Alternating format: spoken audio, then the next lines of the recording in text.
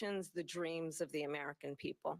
And that is why I imagine and have actually a plan to build what I call an opportunity economy.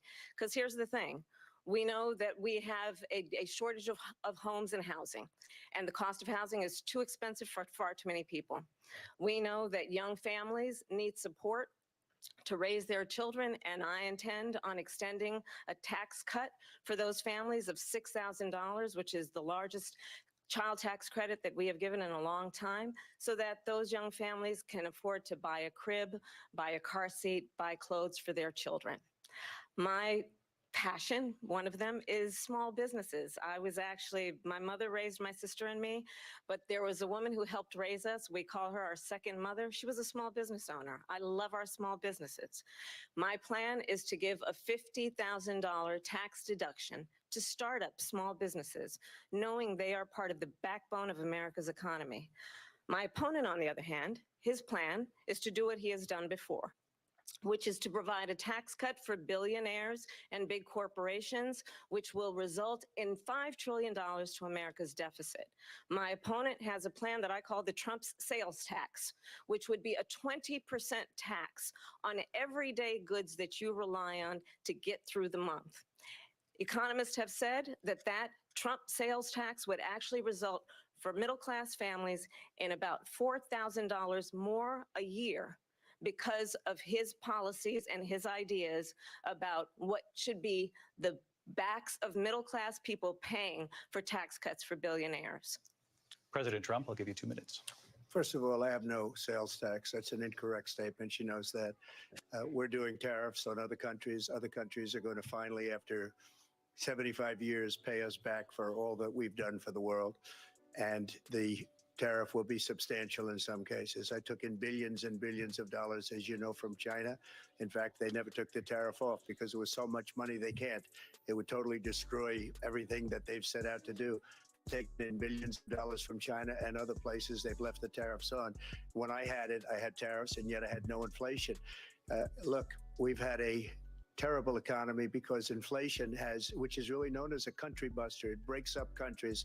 We have inflation like very few people have ever seen before, probably the worst in our nation's history.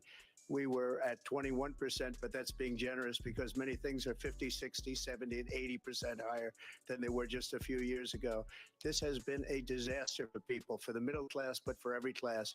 On top of that, we have millions of people pouring into our country from prisons and jails, from mental institutions and insane asylums, and they're coming in and they're taking jobs that are occupied right now by African Americans and Hispanics, and also unions. Unions are going to be affected very soon. And you see what's happening. You see what's happening with towns throughout the United States. You look at Springfield, Ohio. You look at Aurora in Colorado. They are taking over the towns. They're taking over buildings. They're going in violently. These are the people that Xi and Biden led into our country, and they're destroying our country. They're dangerous. They're at the highest level of criminality, and we have to get them out. We have to get them out fast. I created one of the greatest economies in the history of our country. I'll do it again and even better. We are going to get to immigration and border security during this debate, but I would like to let Vice President Harris respond on the economy here. Well, I would love to. Let's talk about what Donald Trump left us. Donald Trump left us the worst unemployment since the Great Depression. Donald Trump left us the worst public health epidemic in a century. Donald Trump left us the worst attack on our democracy since the Civil War. And what we have done is clean up Donald Trump's mess. What we have done and what I intend to do is build on what we know are the aspirations and the hopes of the American people. But I'm going to tell you all in this debate tonight, you're going to hear from the same old tired playbook, a bunch of lies, grievances, and name calling. What you're going to hear tonight is a detailed and dangerous plan called Project 2025 that the former president intends on implementing if he were elected again. I believe very strongly that the American people want a president who understands the importance of bringing us together, knowing we have so much more in common than what separates us.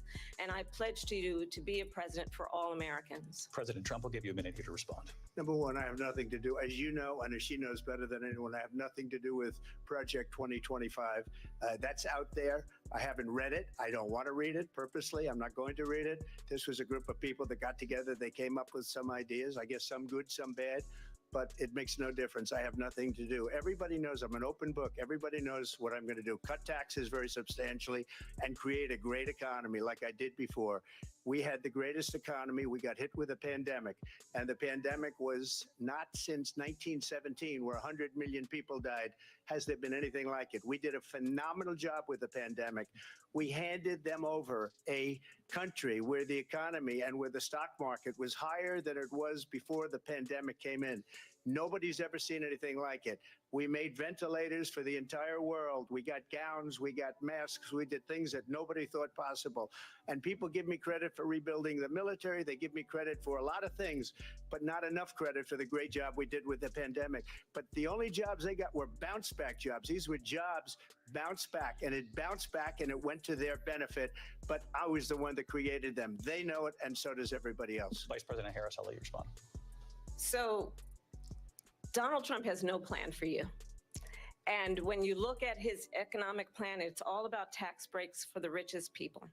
I am offering what I describe as an opportunity economy, and the best economists in our country, if not the world, have reviewed our relative plans for the future of America.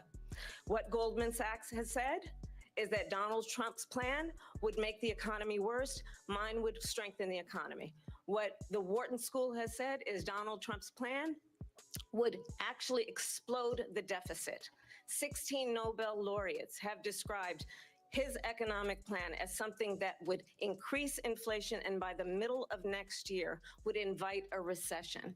You just have to look at where we are and where we stand on the issues. And I'd invite you to know that Donald Trump actually has no plan for you, because he is more interested in defending himself than he is in looking out for you. That's just a soundbite. They gave her that to say. Look, I went to the Wharton School of Finance, and many of those professors, the top professors, think my plan is a brilliant plan. It's a great plan. It's a plan that's going to bring up our worth, our value as a country. It's going to make people want to be able to go and work and create jobs and create a lot of good, solid money for our country. And just to finish off, she doesn't have a plan. She copied Biden's plan, and it's like 4 sentences, like run, spot, run. 4 sentences that are just, oh, we'll try and lower taxes. She doesn't have a plan. Take a look at her plan. She doesn't have a plan. Mr. President, I do want to drill down on something you both brought up.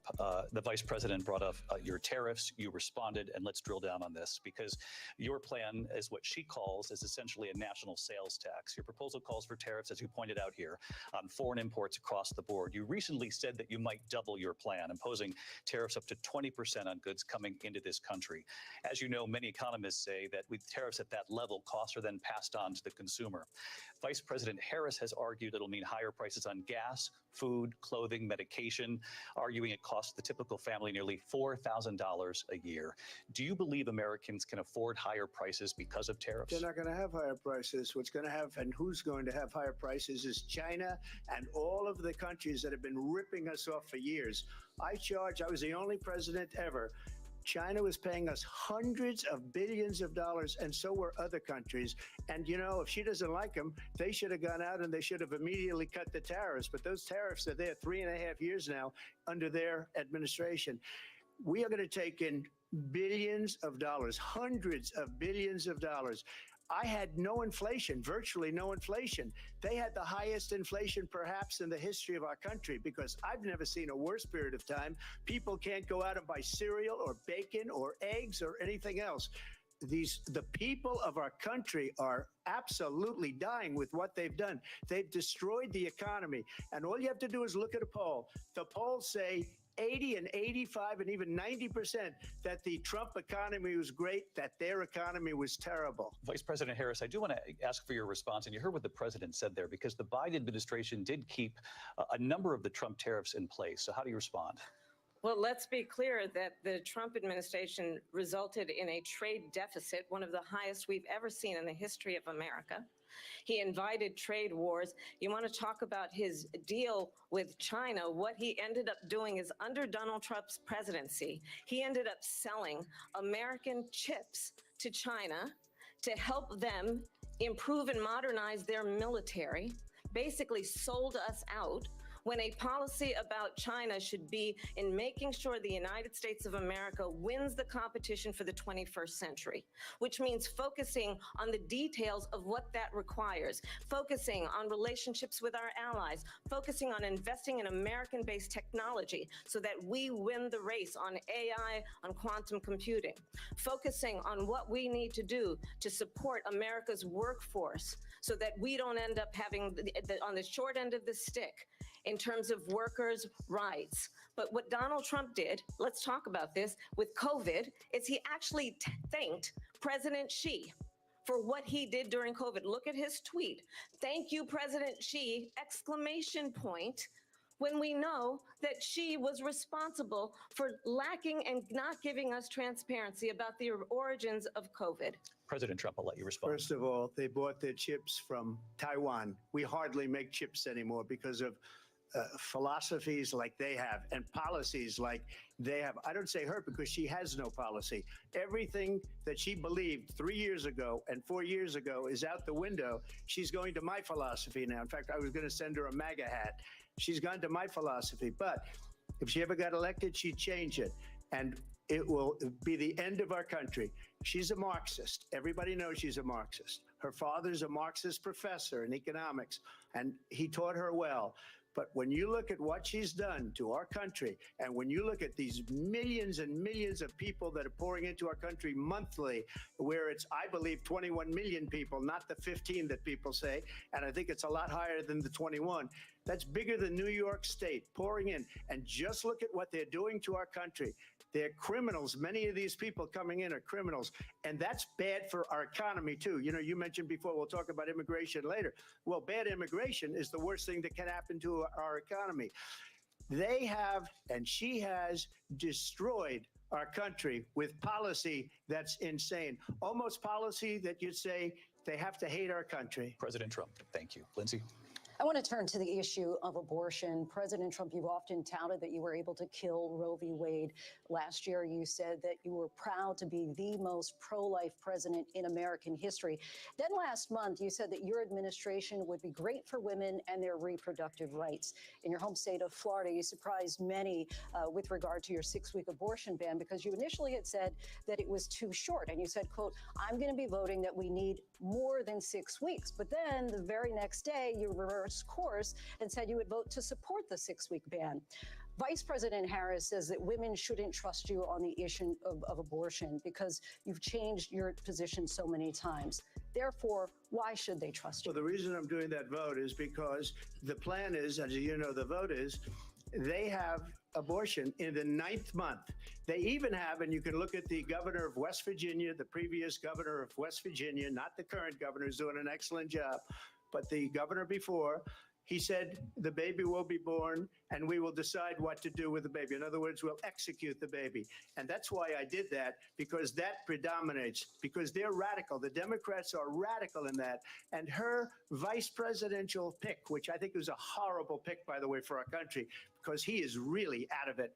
But her vice presidential pick says abortion in the 9th month is absolutely fine. He also says execution after birth. It's execution, no longer abortion, because the baby is born, is okay. And that's not okay with me, hence the vote. But what I did is something for 52 years. They've been trying to get Roe v. Wade into the states. And through the genius and heart and strength of 6 Supreme Court justices, we were able to do that. Now, I believe in the exceptions for rape, incest, and life of the mother. I believe strongly in it. Ronald Reagan did also. 85% of Republicans do. Exceptions, very important. But we were able to get it, and now states are voting on it. And for the first time, you're going to see, look, this is an issue that's torn our country apart for 52 years. Every legal scholar Every Democrat, every Republican, liberal, conservative, they all wanted this issue to be brought back to the states where the people could vote. And that's what happened. And now, Ohio, the vote was somewhat liberal. Kansas, the vote was somewhat liberal, much more liberal than people would have thought. But each individual state is voting. It's the vote of the people now. It's not tied up in the federal government. I did a great service in doing it. It took courage to do it. And the Supreme Court had great courage in doing it. And I give tremendous credit to those 6 justices. There is no state in this country where it is legal to kill a baby after it's born. Madam Vice President, I want to get your response to President Trump. Well, as I said, you're going to hear a bunch of lies, and that's not actually a surprising fact. Let's understand how we got here. Donald Trump hand-selected 3 members of the United States Supreme Court with the intention that they would undo the protections of Roe v. Wade. And they did exactly as he intended. And now in over 20 states, there are Trump abortion bans, which make it criminal for a doctor or nurse to provide health care. In one state, it provides prison for life. Trump abortion bans that make no exception even for rape and incest, which understand what that means. A survivor of a crime of violation to their body does not have the right to make a decision about what happens to their body next. That is immoral. And one does not have to abandon their faith or deeply held beliefs to agree. The government, and Donald Trump certainly, should not be telling a woman what to do with her body. I have talked with women around our country. You want to talk about this is what people wanted? Pregnant women who want to carry a pregnancy to term, suffering from a miscarriage, being denied care in an emergency room because the healthcare providers are afraid they might go to jail, and she's bleeding out in a car in the parking lot. She didn't want that. Her husband didn't want that. A 12 or 13-year-old survivor of incest being forced to carry a pregnancy to term. They don't want that. And I pledge to you, when Congress passes a bill to put back in place the protections of Roe v. Wade, as President of the United States, I will proudly sign it into law. But understand, if Donald Trump were to be reelected, he will sign a national abortion ban. Understand, in his Project 2025, there would be a national abortion, a monitor that would be monitoring your pregnancies, your miscarriages. I think the American people believe that certain freedoms, in particular the freedom to make decisions about one's own body, should not be made by the government. Thank you, Vice President Harris. Well, there she goes again. It's a lie. I'm not signing a ban, and there's no reason to sign a ban because we've gotten what everybody wanted. Democrats, Republicans, and everybody else, and every legal scholar wanted it to be brought back into the states, and the states are voting. And it may take a little time, but for 52 years, this issue has torn our country apart, and they've wanted it back in the states. And I did something that nobody thought was possible. The states are now voting. What she says is an absolute lie. And as far as the abortion ban, no, I'm not in favor of abortion ban, but it doesn't matter because this issue has now been taken over by the states. Would you veto a national abortion ban if it came to Well, I your won't desk? have to because, again, 2 things. Number one, she said she'll go back to Congress. She'll never get the vote. It's impossible for her to get the vote, especially now with the 50-50, essentially 50-50 in both Senate and the House. She's not going to get the vote. She can't get the vote. She won't even come close to it. So it's just talk. You know what it reminds me of? When they said they're going to get student loans terminated, and it ended up being a total catastrophe. The student loans, and then I think probably her boss, if you call him a boss, he spends all his time on the beach. But look, her boss went out and said, we'll do it again. We'll do it a different way. And he went out, got rejected again by the Supreme Court. So all these students got taunted with this whole thing about this whole idea, and how unfair that would have been. Part of the reason they lost to the millions and millions of people that had to pay off their student loans. They didn't get it for free, but they were saying it's the same way that they talked about that they talk about abortion. But if I could just get a yes or no, because your running mate, J.D. Vance, has said that you would veto it if it did come to your desk. Well, I didn't discuss it with J.D. in all fairness. J.D., and I don't mind if he has a certain view, but I think he was speaking for me, but I really didn't. Look, we don't have to discuss it because she'd never be able to get it, just like she couldn't get student loans. They couldn't get student loans. They didn't even come close to getting student loans. They taunted young people and a lot of other people that had loans. They can never get this approved. So it doesn't matter what she says about going to Congress. Well, wonderful. Let's go to Congress, do it. But the fact is that for years, they wanted to get it out of Congress and out of the federal government. And we did something that everybody said couldn't be done. And now you have a vote of the people on abortion. Vice President Harris, I want to give you your time to respond, but I do want to ask, would you support any restrictions on a woman's right to an abortion? I absolutely support reinstating the protections of Roe v. Wade. And as you rightly mentioned, nowhere in America is a woman carrying a pregnancy to term and asking for an abortion. That is not happening. It's insulting to the women of America. And understand what has been happening under Donald Trump's abortion bans. Couples who pray and dream of having a family are being denied IVF treatments. What is happening in our country? Working people, working women who are working 1 or 2 jobs, who can barely afford childcare as it is, have to travel to another state to get on a plane sitting next to strangers to go and get the health care she needs. Barely can afford to do it, and what you are putting her through is unconscionable. And the people of America have not, the majority of Americans believe in a woman's right to make decisions about her own body. And that is why in every state where this issue has been on the ballot, in red and blue states both, the people of America have voted for freedom. Vice President Harris, excuse me, I have to respond. Another lie. It's another lie. I have been a leader on IVF, which is fertilization. The IVF, I have been a leader. In fact, when they got a very negative decision on IVF from the Alabama courts, I saw the people of Alabama and the legislature 2 days later voted it in. I've been a leader on it. They know that, and everybody else knows it. I have been a leader on fertilization, IVF. And the other thing, you should ask, will she allow abortion in the 8th month, 9th month, 7th month? Come on. Okay, would you do that?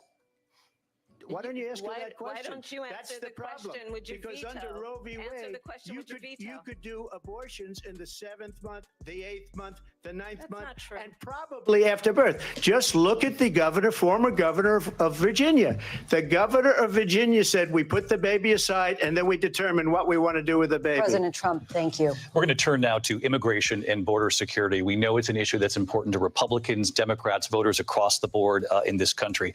Vice President Harris, you were tasked by President Biden with getting to the root causes of migration from Central America. We know that illegal border crossings reached a record high in the Biden administration. This past June, President Biden imposed tough new asylum restrictions. We know the numbers since then have dropped significantly. But my question to you tonight is, why did the administration wait until 6 months before the election to act? And would you have done anything differently from President Biden on this? So I'm the only person on this stage who has prosecuted transnational criminal organizations for the trafficking of guns, drugs, and human beings. And let me say that the United States Congress, including some of the most conservative members of the United States Senate, came up with a border security bill, which I supported. And that bill would have put 1,500 more border agents on the border to help those folks who are working there right now overtime, trying to do their job. It would have allowed us to stem the flow of fentanyl coming into the United States.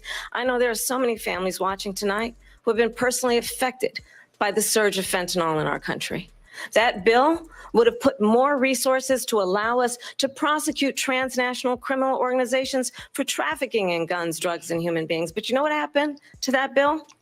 Donald Trump got on the phone, called up some folks in Congress and said, kill the bill. And you know why?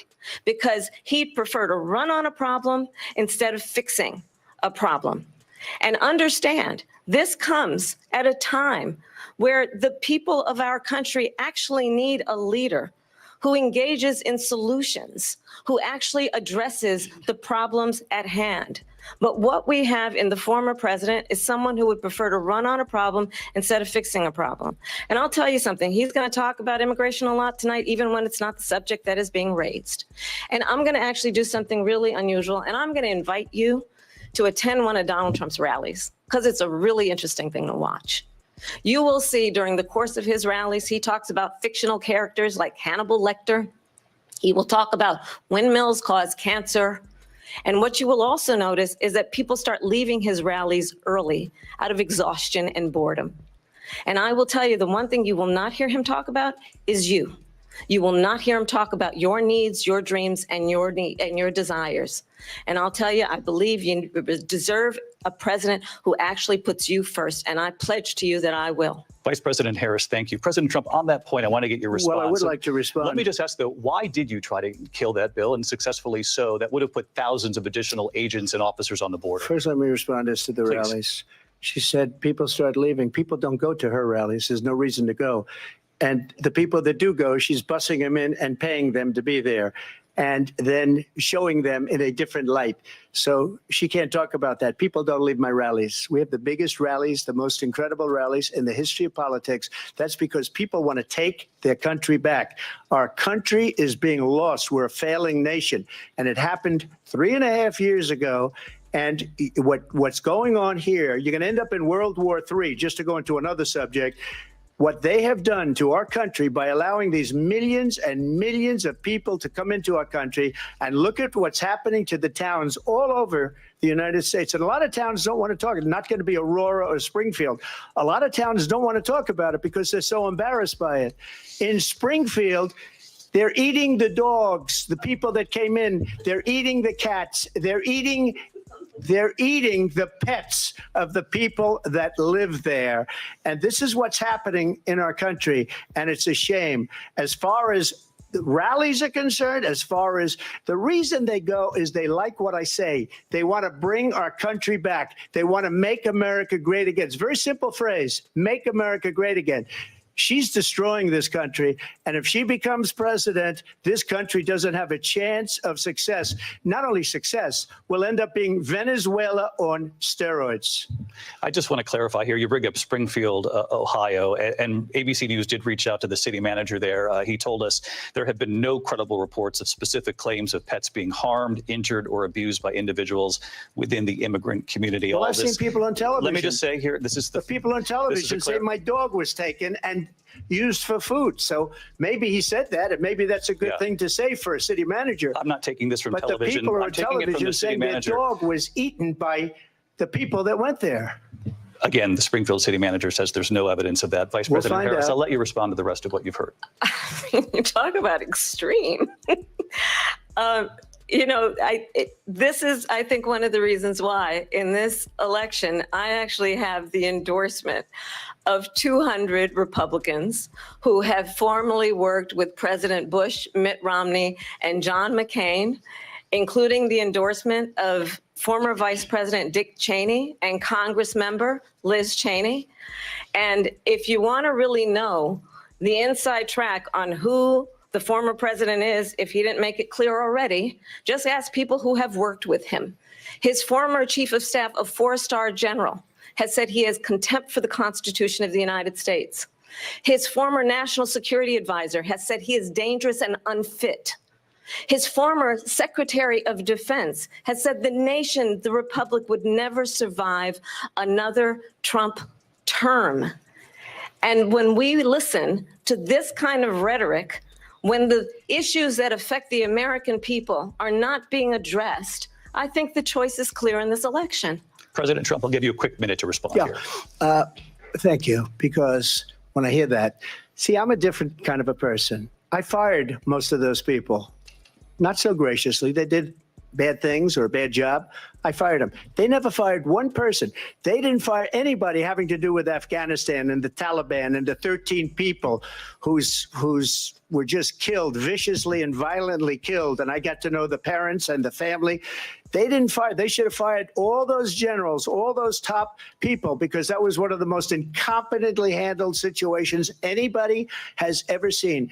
So when somebody does a bad job, I fire him. And you take a guy like Esper, he was no good, I fired him, so he writes a book. Another one writes a book, because with me they can write books, with nobody else can they. But They have done such a poor job, and they never fire anybody. Look at the economy. Look at the inflation. They didn't fire any of their economists. They have the same people. That's a good way not to have books written about you. But just to finish, I got more votes than any Republican in history by far. In fact, I got more votes than any sitting president in history by far. Let me continue on immigration. It was what you wanted to talk about earlier. So let's get back to your deportation proposal that the vice president has reacted to as well. President Trump, you call this the largest domestic deportation operation in the history of our country. You say you would use the National Guard. You say if things get out of control, you'd have no problem using the U.S. military. Police, yes. You also said you would use local police. How would you deport 11 million undocumented immigrants? I know you believe that number is much higher. Take us through this. What does this look like? Will authorities be going door to door in this country? Yeah, it is much higher because of them. They allowed criminals, many millions of criminals. They allowed terrorists. They allowed common street criminals. They allowed people to come in, drug dealers to come into our country. And they're now in the United States and told by their countries like Venezuela, don't ever come back or we're going to kill you. Do you know that crime in Venezuela and crime in countries all over the world is way down? You know why? Because they've taken their criminals off the street and they've given them to her to put into our country. And this will be one of the greatest mistakes in history for them to allow. And I think they probably did it because they think they're going to get votes, but it's not worth it because they're destroying the fabric of our country by what they've done. There's never been anything done like this at all. They've destroyed the fabric of our country. Millions of people let in, and all over the world, crime is down all over the world except here. Crime here is up and through the roof. Despite their fraudulent statements that they made, crime in this country is through the roof. And we have a new form of crime. It's called migrant crime. And it's happening at levels that nobody thought possible. President Trump, as you know, the FBI says overall violent crime is actually coming down in this country. But excuse me, the FBI they were defrauding statements. They didn't include the worst cities. They didn't include the cities with the worst crime. It was a fraud, just like their number of 818,000 jobs that they said they created turned out to be a fraud. President Trump, thank you. I'll let you respond, Vice President Harris. Well, I think this is so rich coming from someone who has been prosecuted for national security crimes, economic crimes, election interference, has been found liable for sexual assault, and his next big court appearance is in November at his own criminal sentencing. And let's be clear where each person stands on the issue of what is important about respect for the rule of law and respect for law enforcement. The former vice president called for defunding federal law enforcement, 45,000 agents, get this, on the day after he was arraigned on 34 felony counts. So let's talk about what is important in this race. It is important that we move forward, that we turn the page on this same old tired rhetoric and address the needs of the American people, address what we need to do about the housing shortage, which I have a plan for, address what we must do to support our small businesses, address bringing down the price of groceries. But frankly, the American people are exhausted with this same old tired playbook. Vice President Harris, thank you. Excuse me. Every one of those cases was started by them against their political opponent. And I'm winning most of them, and I will win the rest on appeal. And you saw that with the decision that came down just recently from the Supreme Court. I'm winning most of them. But those are cases, it's called weaponization. Never happened in this country. They weaponized the Justice Department. Every one of those cases was involved with the DOJ, from Atlanta and Fani Willis to the Attorney General of New York and the DA in New York, every one of those cases. And then they say, oh, he's a criminal. They're the ones that made them go after me. By the way, Joe Biden was found essentially guilty on the documents case. And what happened in my documents case? They said, oh, that's the toughest of them all. A complete and total victory. 2 months ago, it was thrown out. It's weaponization, and they used it, and it's never happened in this country. They used it to try and win an election. They're President Trump, fake cases. President Trump, thank you. A really quick response here, Vice President Harris, on this notion of weaponization of the Justice Department. Well, let's talk about extreme and understand the context in which this election in 2024 is taking place. The United States Supreme Court recently ruled that the former president would essentially be immune from any misconduct if he were to enter the White House again.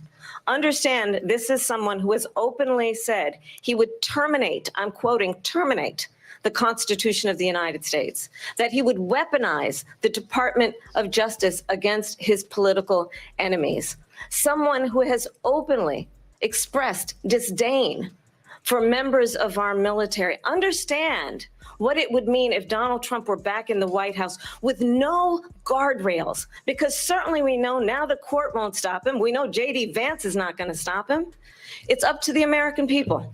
Vice President stop Harris, him. Thank you. Lindsay? Vice President Harris, in your last run for president. This is the one that weaponized, not me. She weaponized. I probably took a bullet to the head because of the things that they say about me. They talk about democracy. I'm a threat to democracy. They're the threat to democracy with a fake Russia investigation that went nowhere. We have a lot to get to. Lindsay? Vice President Harris, in your last run for president, you said you wanted to ban fracking. Now you don't. You wanted mandatory government buyback programs for assault weapons. Now your campaign says you don't. You supported decriminalizing border crossings. Now you're taking a harder line. I know you say that your values have not changed. So then why have so many of your policy positions changed? So my values have not changed, and I'm going to discuss at least every point that you've made. But in particular, let's talk about fracking because we're here in Pennsylvania. I made that very clear in 2020.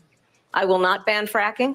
I have not banned fracking as Vice President of the United States. And in fact, I was the tie-breaking vote on the Inflation Reduction Act, which opened new leases for fracking.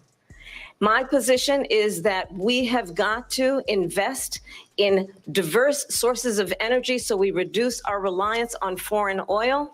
We have had the largest increase in domestic oil production in history because of an approach that recognizes that we cannot over-rely on foreign oil. As it relates to my values, let me tell you, I grew up a middle-class kid raised by a hardworking mother who worked and saved and was able to buy our first home when I was a teenager. The values I bring to the importance of home ownership, knowing not everybody got handed $400 million on a silver platter and then filed bankruptcy 6 times, is a value that I bring to my work to say we are going to work with the private sector and home builders to increase 3 million homes, increase by 3 million homes by the end of my first term. My work that is related to having a friend when I was in high school who was sexually assaulted by her stepfather. And my focus then on protecting women and children from violent crime is based on a value that is deeply grounded in the importance of standing up for those who are most vulnerable. My work that is about protecting Social Security and Medicare is based on long-standing work that I have done, protecting seniors from scams. My values have not changed. And what is important is that there is a president who actually brings values and a perspective that is about lifting people up and not beating people down and name calling. The true measure of the leader is the leader who actually understands the strength is not in beating people down, it's in lifting people up. I intend to be that president. President Trump, your Well, response? first of all, I wasn't given $400 million. I wish I was. My father was a Brooklyn builder, Brooklyn, Queens, and a great father, and I learned a lot from him. But I was given a fraction of that, a tiny fraction, and I built it into many, many billions of dollars, many, many billions. And when people see it, they are even surprised. So we don't have to talk about that. Fracking, she's been against it for 12 years.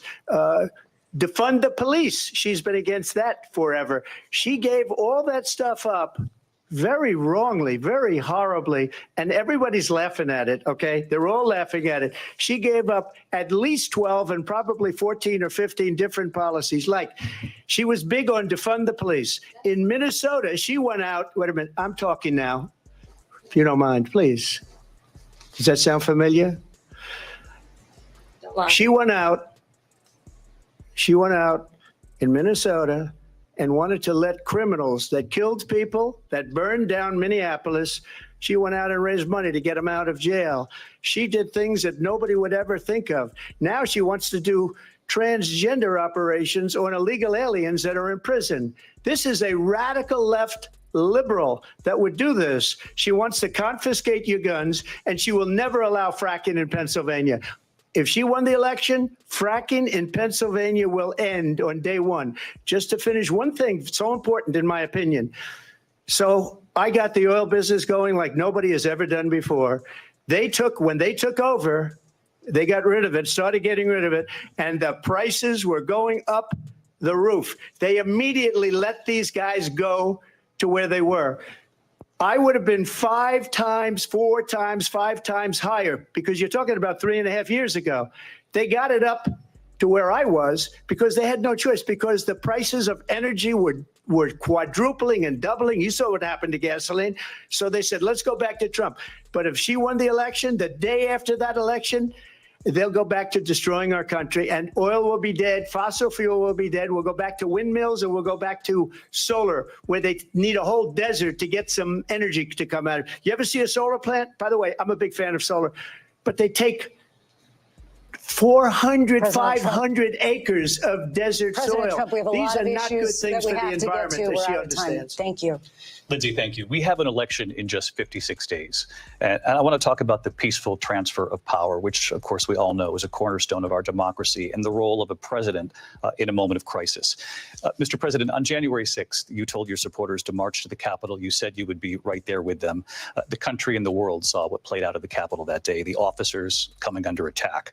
Aides in the West Wing say you watched it unfold on television off the Oval Office.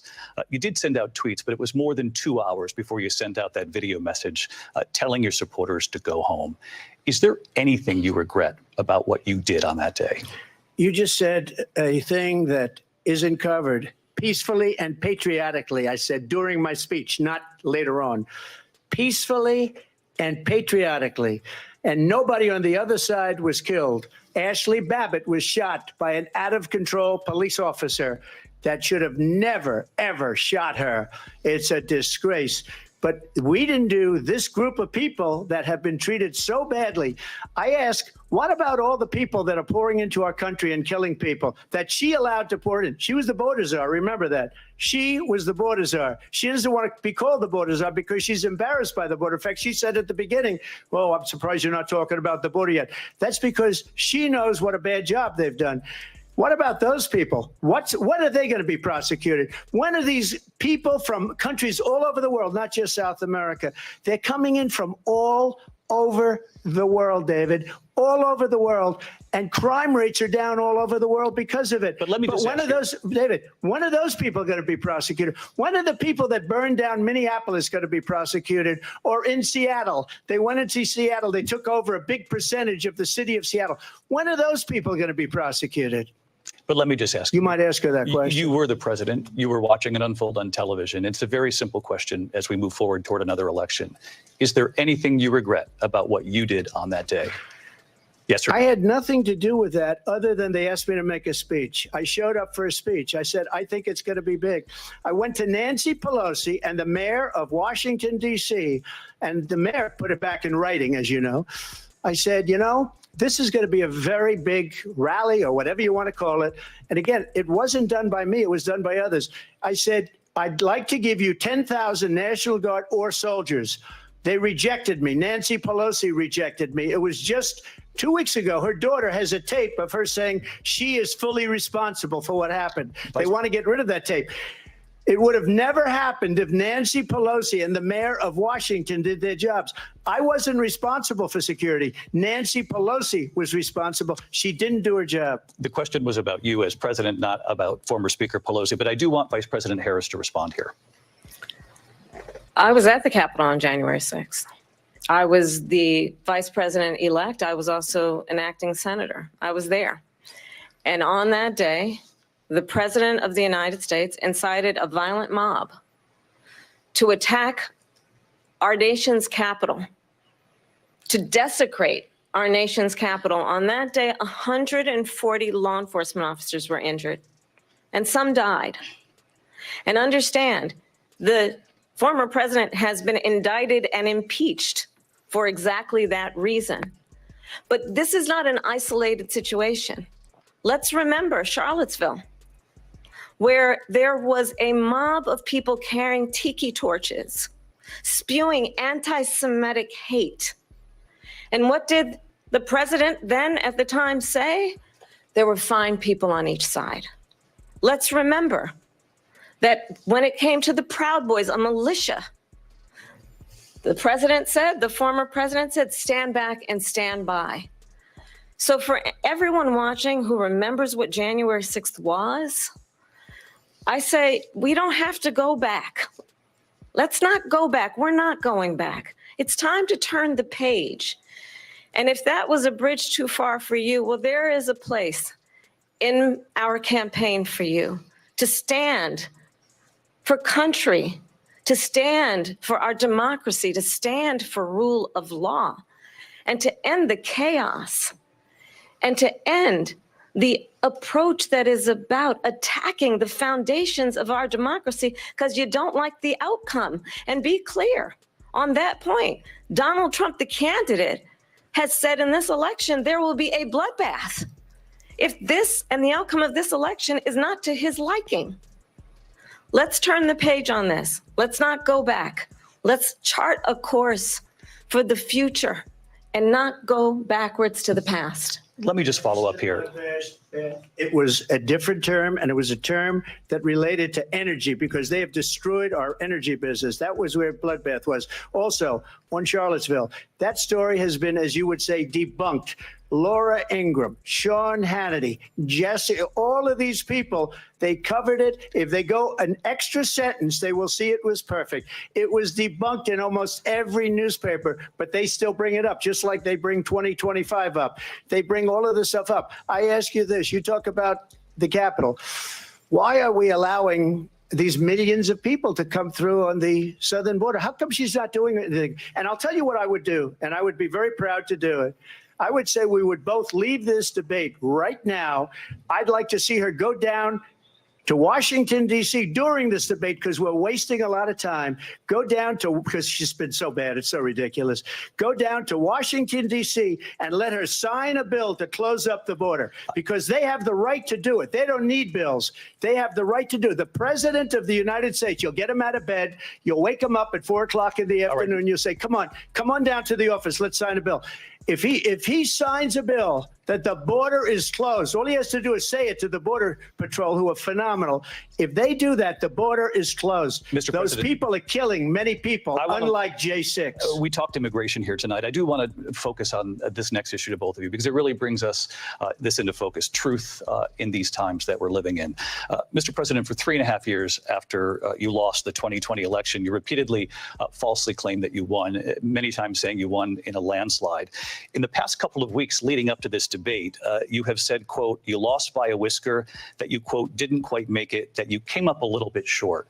I said that? Are you now acknowledging that you lost in 2020? No, I don't acknowledge that at all. But I said that sarcastically. You know that. It was said, oh, we lost by a whisker. That was said sarcastically. Look, there's so much proof. All you have to do is look at it. And they should have sent it back to the legislatures for approval. I got almost 75 million votes, the most votes any sitting president has ever gotten. I was told if I got 63, which was what I got in 2016, you can't be beaten. The election, people should never be thinking about an election as fraudulent. We need two things. We need walls. And we have to have it. We have to have borders. And we have to have good elections. Our elections are bad. And a lot of these illegal immigrants coming in, they're trying to get them to vote. They can't even speak English. They don't even know what country they're in practically. And these people are trying to get them to vote. And that's why they're allowing them to come into our country. I did watch all of these pieces of video. I didn't detect the sarcasm, lost by a whisker. We didn't quite make it. And we should just point out here as clarification, and you know this, you and your allies, 60 cases in front of many judges, many of them Republican. No judge looked at it. And said they said we didn't have standing. That's the other thing. They said we didn't have standing, a technicality. Can you imagine a system where a person in an election doesn't have standing? The president of the United States doesn't have standing.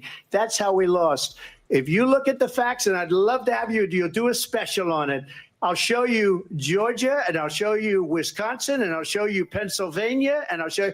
We have so many facts and statistics, but you know what? That doesn't matter, because we have to solve the problem that we have right now. That's old news.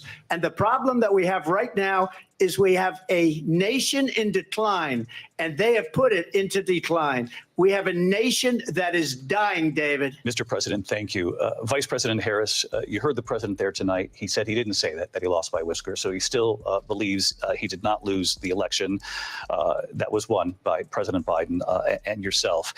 But I do want to ask you about something that's come up in the last couple of days. This was a post from President Trump about this upcoming election just weeks away. He said, when I win, those people who cheated, and then he lists donors, voters, election officials, he says will be prosecuted to the fullest extent of the law, which will include long-term prison sentences. One of your campaign's top lawyers responded saying, we won't let Donald Trump intimidate us. We won't let him suppress the vote. Is that what you believe he's trying to do here? Donald Trump was fired by 81 million people. So let's be clear about that. And clearly he is having a very difficult time processing that. But we cannot afford to have a president of the United States who attempts, as he did in the past, to upend the will of the voters in a free and fair election. And I'm going to tell you that I have traveled the world as Vice President of the United States, and world leaders are laughing at Donald Trump. I have talked with military leaders, some of whom worked with you, and they say you're a disgrace. And when you then talk in this way in a presidential debate and deny what over and over again are court cases you have lost because you did in fact lose that election, it leads one to believe that perhaps we do not have in the candidate to my right the temperament or the ability to not be confused about fact. That's deeply troubling, and the American people deserve better. I'll give you 1 minute to respond, Mr. President. Let me just say about world leaders. Viktor Orban, one of the most respected men, they call him a strong man. He's a tough person, smart. Prime Minister of Hungary. They said, why is the whole world blowing up? 3 years ago, it wasn't. Why is it blowing up? He said, because you need Trump back as president. They were afraid of him. China was afraid, and I don't like to use the word afraid, but I'm just quoting him. China was afraid of him. North Korea was afraid of him. Look at what's going on with North Korea, by the way. He said Russia was afraid of him. I ended the Nord Stream 2 pipeline, and Biden put it back on day one, but he ended the XL pipeline.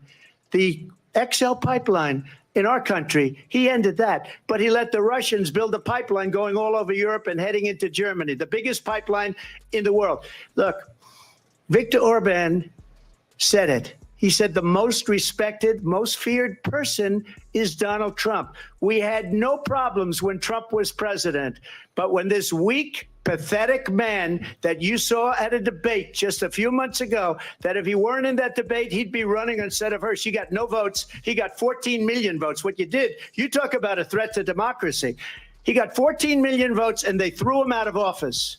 And you know what? I'll give you a little secret. He hates her. He can't stand her.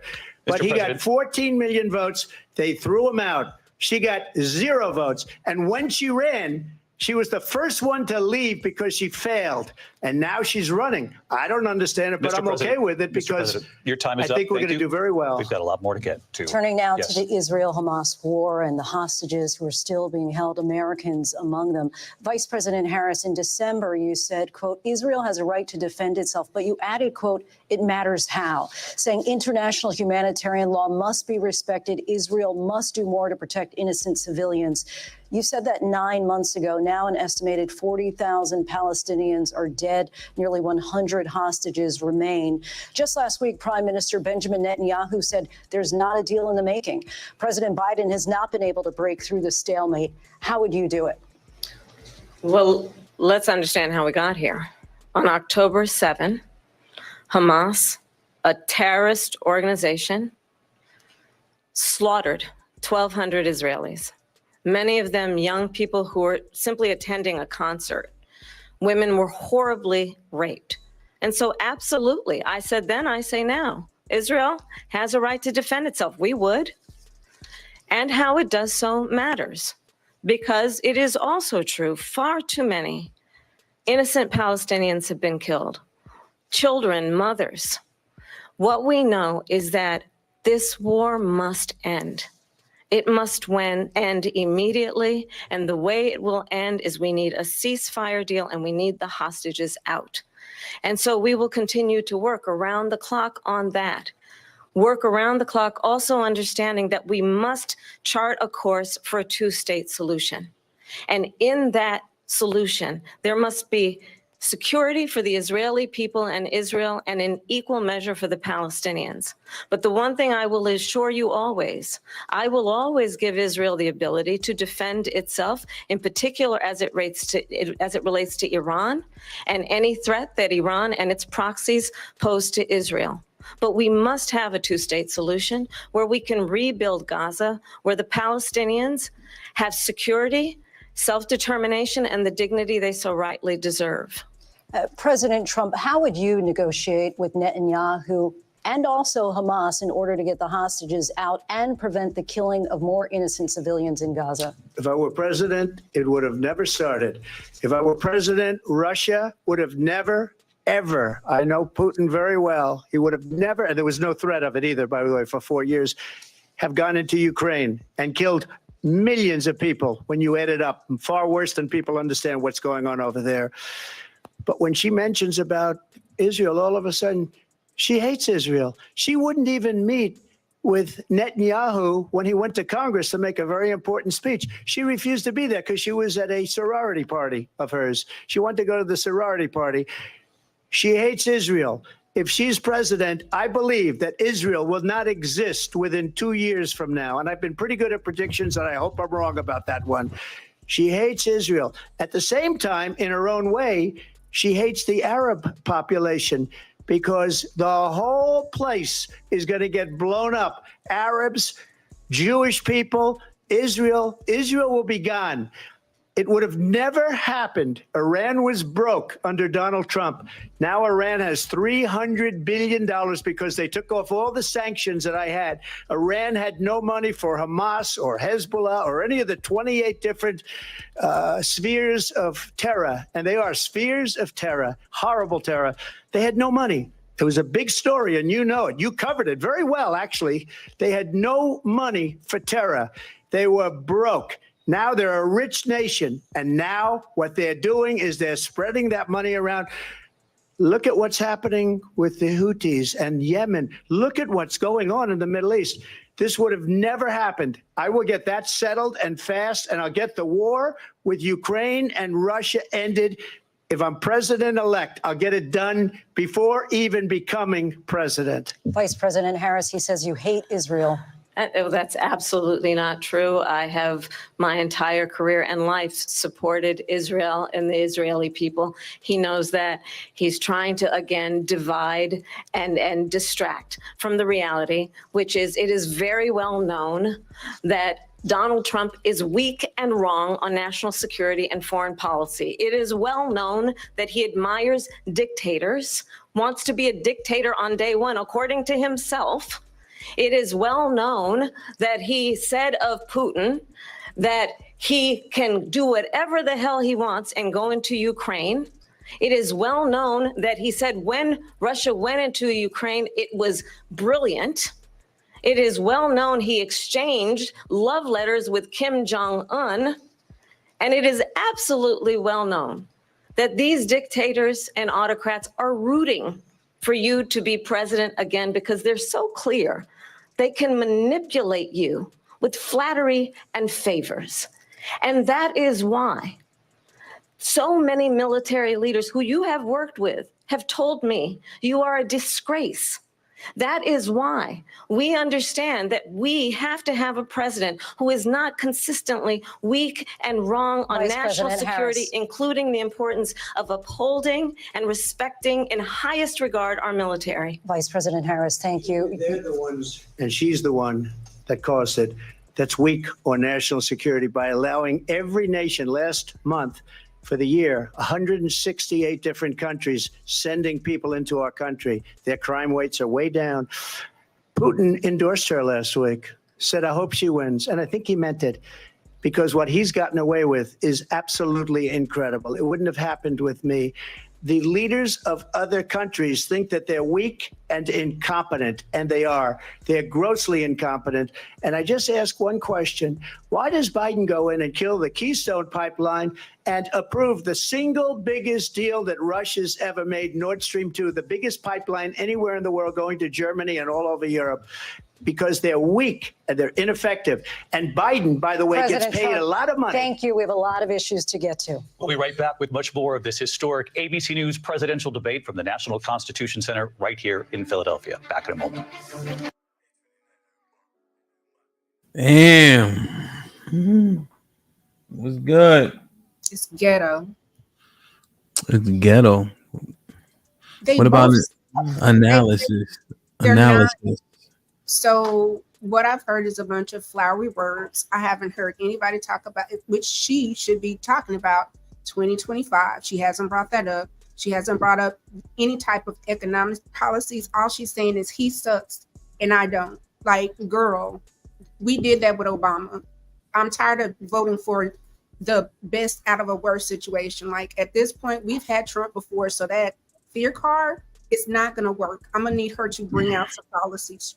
Drop it out, because we can check what she did in California.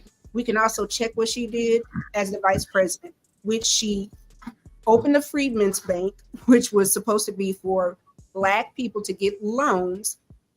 She literally said, "I'm never going to do anything." Come on, Tiff, move the mic. Move the mic. This is commercial break.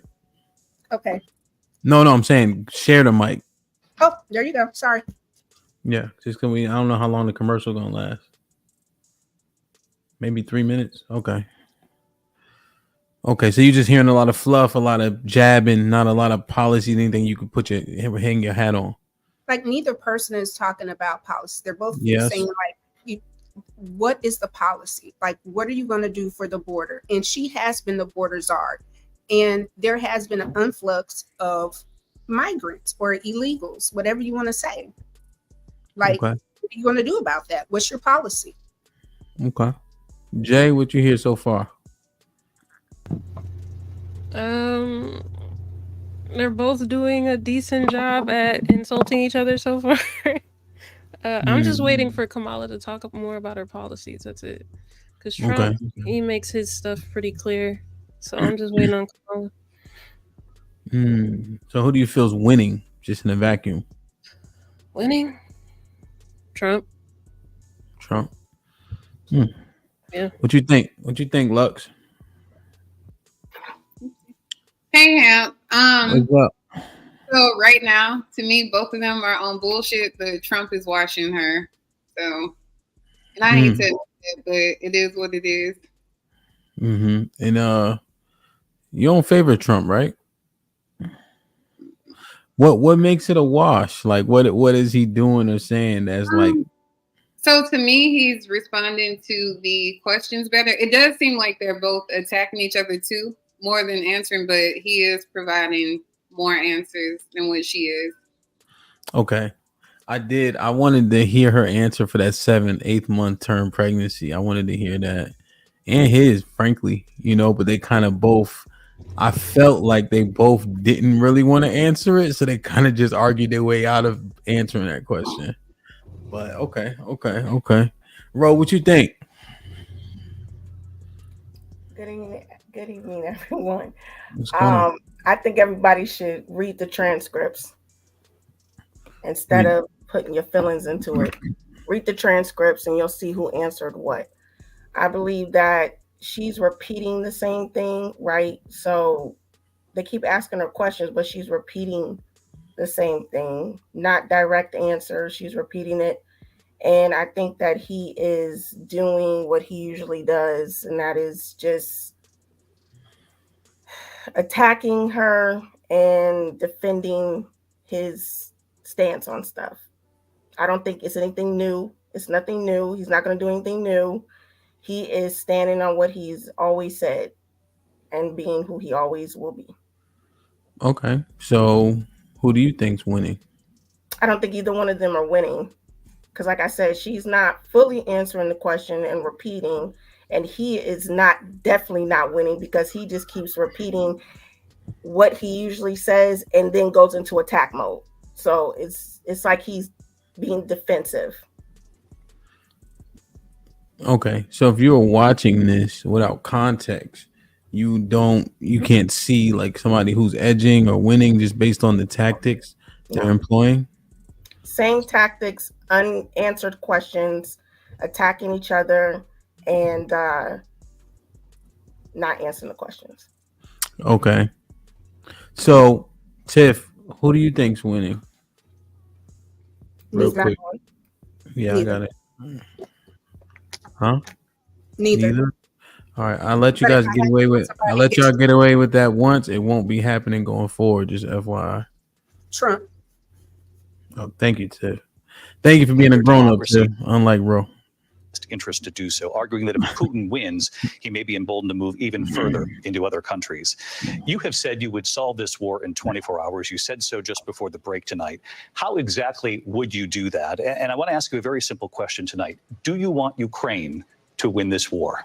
I want the war to stop. I want to save lives that are being uselessly, people being killed by the millions. It's the millions. It's so much worse than the numbers that you're getting, which are fake numbers. Look, we're in for 250 billion or more because they don't ask Europe, which is a much bigger beneficiary to getting this thing done than we are. They're in for $150 billion less because Biden and you don't have the courage to ask Europe like I did with NATO. They paid billions and billions, hundreds of billions of dollars when I said, either you pay up or we're not going to protect you anymore. So that's maybe one of the reasons they don't like me as much as they like weak people. But you take a look at what's happening. We're in for 250 to 275 billion. They're into 100 to 150. They should be forced to equalize. With that being said, I want to get the war settled. I know Zelensky very well, and I know Putin very well. I have a good relationship, and they respect your president, okay? They respect me. They don't respect Biden. How would you respect him? Why? For what reason? He hasn't even made a phone call in 2 years to Putin, hasn't spoken to anybody. They don't even try and get it. That is a war that's dying to be settled. I will get it settled before I even become president. If I win, when I'm president-elect, and what I'll do is I'll speak to one, I'll speak to the other, I'll get them together. That war would have never happened. And in fact, when I saw Putin after I left, unfortunately left because our country has gone to hell. But after I left, when I saw him building up soldiers, he did it after I left. I said, oh, he must be negotiating. It must be a good, strong point of negotiation. Well, it wasn't, because Biden had no idea how to talk to him. He had no idea how to stop it. And now you have millions of people dead, and it's only getting worse, and it could lead to World War III. Don't kid yourself, David. We're playing with World War III, and we have a president that we don't even know if he's. Where is our president? We don't even know if he's a president. And just to clarify they here, threw him out of a campaign like a dog. We don't even know. Is he our president? But we have a president, Mr. President, that doesn't know he's alive. Your time is up.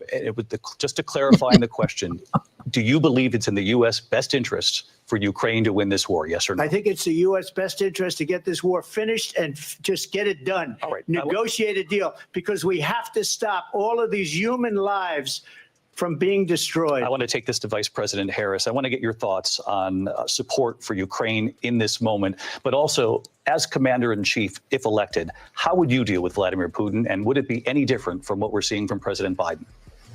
Well, first of all, it's important to remind the former president, you're not running against Joe Biden, you're running against me. I believe the reason that Donald Trump says that this war would be over within 24 hours is because he would just give it up.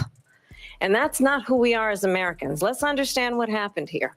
I actually met with Zelensky a few days before Russia invaded, tried through force to change territorial boundaries, to defy one of the most important international rules and norms, which is the importance of sovereignty and territorial integrity.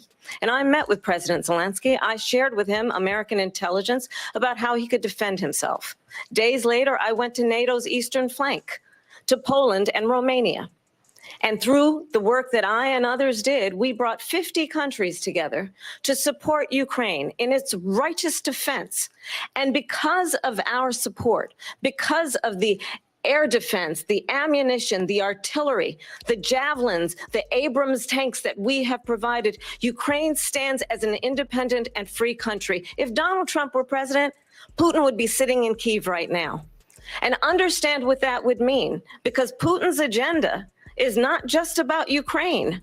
Understand why the European allies and our NATO allies are so thankful that you are no longer president, and that we understand the importance of the greatest military alliance the world has ever known, which is NATO, and what we have done to preserve the ability of Zelensky and the Ukrainians to fight for their independence.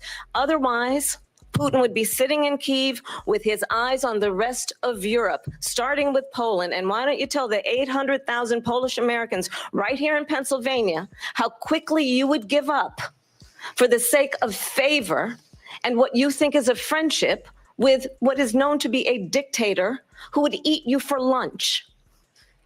Vice President Harris, thank you. We've heard from both of you on Ukraine tonight. Afghanistan came up in the last hour. I wanted her to respond to something you said earlier, and I'll give you a minute here. Putin would be sitting in Moscow, and he wouldn't have lost 300,000 men and women, but he would have been sitting in Moscow. Quiet, please. He would have been sitting in Moscow, much happier than he is right now. But eventually, you know, he's got a thing that other people don't have. He's got nuclear weapons. They don't ever talk about that. He's got nuclear weapons. Nobody ever thinks about that. And eventually, maybe he'll use them, and maybe he hasn't been that threatening. But he does have that, something we don't even like to talk about. Nobody likes to talk about it. But just so you understand, they sent her to negotiate peace before this war started.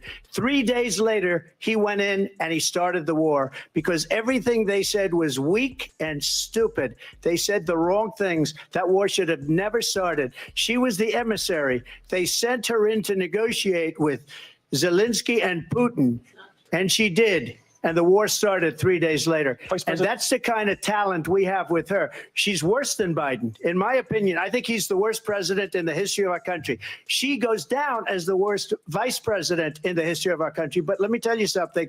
She is a horrible negotiator. They sent her in to negotiate. As soon as they left, Putin did the invasion. President Trump, thank you. You did bring up something. You said she went to negotiate with Vladimir Putin. Vice President Harris, have you ever met Vladimir Putin? Can you clarify tonight? Yet again, I said it at the beginning of this debate, you're going to hear a bunch of lies coming from this fellow. And that is another one. When I went to meet with President Zelensky, I've now met with him over 5 times. The reality is it has been about standing as America always should, as a leader upholding international rules and norms, as a leader who shows strength, understanding that the alliances we have around the world are dependent on our ability to look out for our friends and not favor our enemies because you adore strongmen instead of caring about democracy. And that is very much what is at stake here. The President of the United States is commander-in-chief. And the American people have a right to rely on a president who understands the significance of America's role and responsibility in terms of ensuring that there is stability and ensuring we stand up for our principles and not sell them for the benefit of personal flattery. We've talked about Ukraine and Vladimir Putin. I do want to talk about Afghanistan. It came up in the first hour of this debate. I want to move on to Afghanistan. Stoltenberg said Trump did the most amazing thing I've ever seen. He got these countries, the 28 countries at the time, to pay up. He said, I've never seen. He's the head of NATO. He said, I've never seen. For years, we were paying almost all of NATO. We were being ripped off by European nations, both on trade and on NATO. I got them to pay up by saying one of the statements you made before, if you don't pay, we're not going to protect you. Otherwise, we would have never gotten it. He said it was one of the most incredible jobs that he's ever seen done. Thank you. I want to turn to Afghanistan. It came up in the first hour of the debate, and we witnessed a poignant moment today on Capitol Hill, honoring the soldiers who died in the chaotic withdrawal from Afghanistan. I do want to ask the Vice President, do you believe you bear any responsibility in the way that withdrawal played out? Well, I will tell you, I agreed with President Biden's decision to pull out of Afghanistan. 4 presidents said they would, and Joe Biden did. And as a result, America's taxpayers are not paying the $300 million a day we were paying for that endless war. And as of today, there is not one member of the United States military who is in active duty in a combat zone in any war zone around the world, the first time this century. But let's understand how we got to where we are. Donald Trump, when he was president, negotiated one of the weakest deals you can imagine. He calls himself a deal maker. Even his national security advisor said it was a weak, terrible deal. And here's how it went down. He bypassed the Afghan government. He negotiated directly with a terrorist organization called the Taliban. The negotiation involved the Taliban getting 5,000 Taliban terrorists released. And get this, and the president at the time invited the Taliban to Camp David, a place of storied significance for us as Americans, a place where we honor the importance of American diplomacy, where we invite and receive respected world leaders. And this former president, as president, invited them to Camp David because he does not, again, appreciate the role and responsibility of the President of the United States to be commander-in-chief with a level of respect. And this gets back to the point of how he has consistently disparaged and demeaned members of our military, fallen soldiers, and the work that we must do to uphold the strength and the respect of the United States of America around the world. Vice President Harris, thank you. President Trump, your response to her saying that you began the negotiations with the Taliban. So if you take a look at that period of time, the Taliban was killing our soldiers, a lot of them, with snipers. And I got involved with the Taliban because the Taliban was doing the killing. That's the fighting force within Afghanistan. They don't bother doing that because, you know, they deal with the wrong people all the time. But I got involved.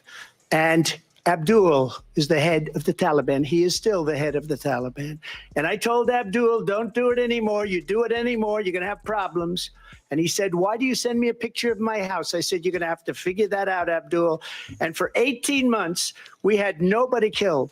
We did have an agreement negotiated by Mike Pompeo. It was a very good agreement. The reason it was good, it was we were getting out. We would have been out faster than them, but we wouldn't have lost the soldiers. We wouldn't have left many Americans behind, and we wouldn't have left $85 billion worth of brand new, beautiful military equipment behind. And just to finish, they blew it.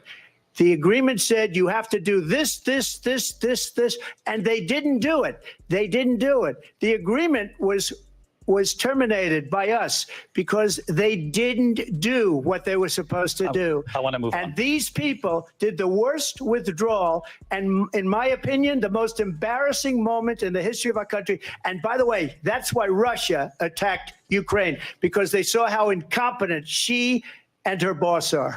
President Trump, thank you.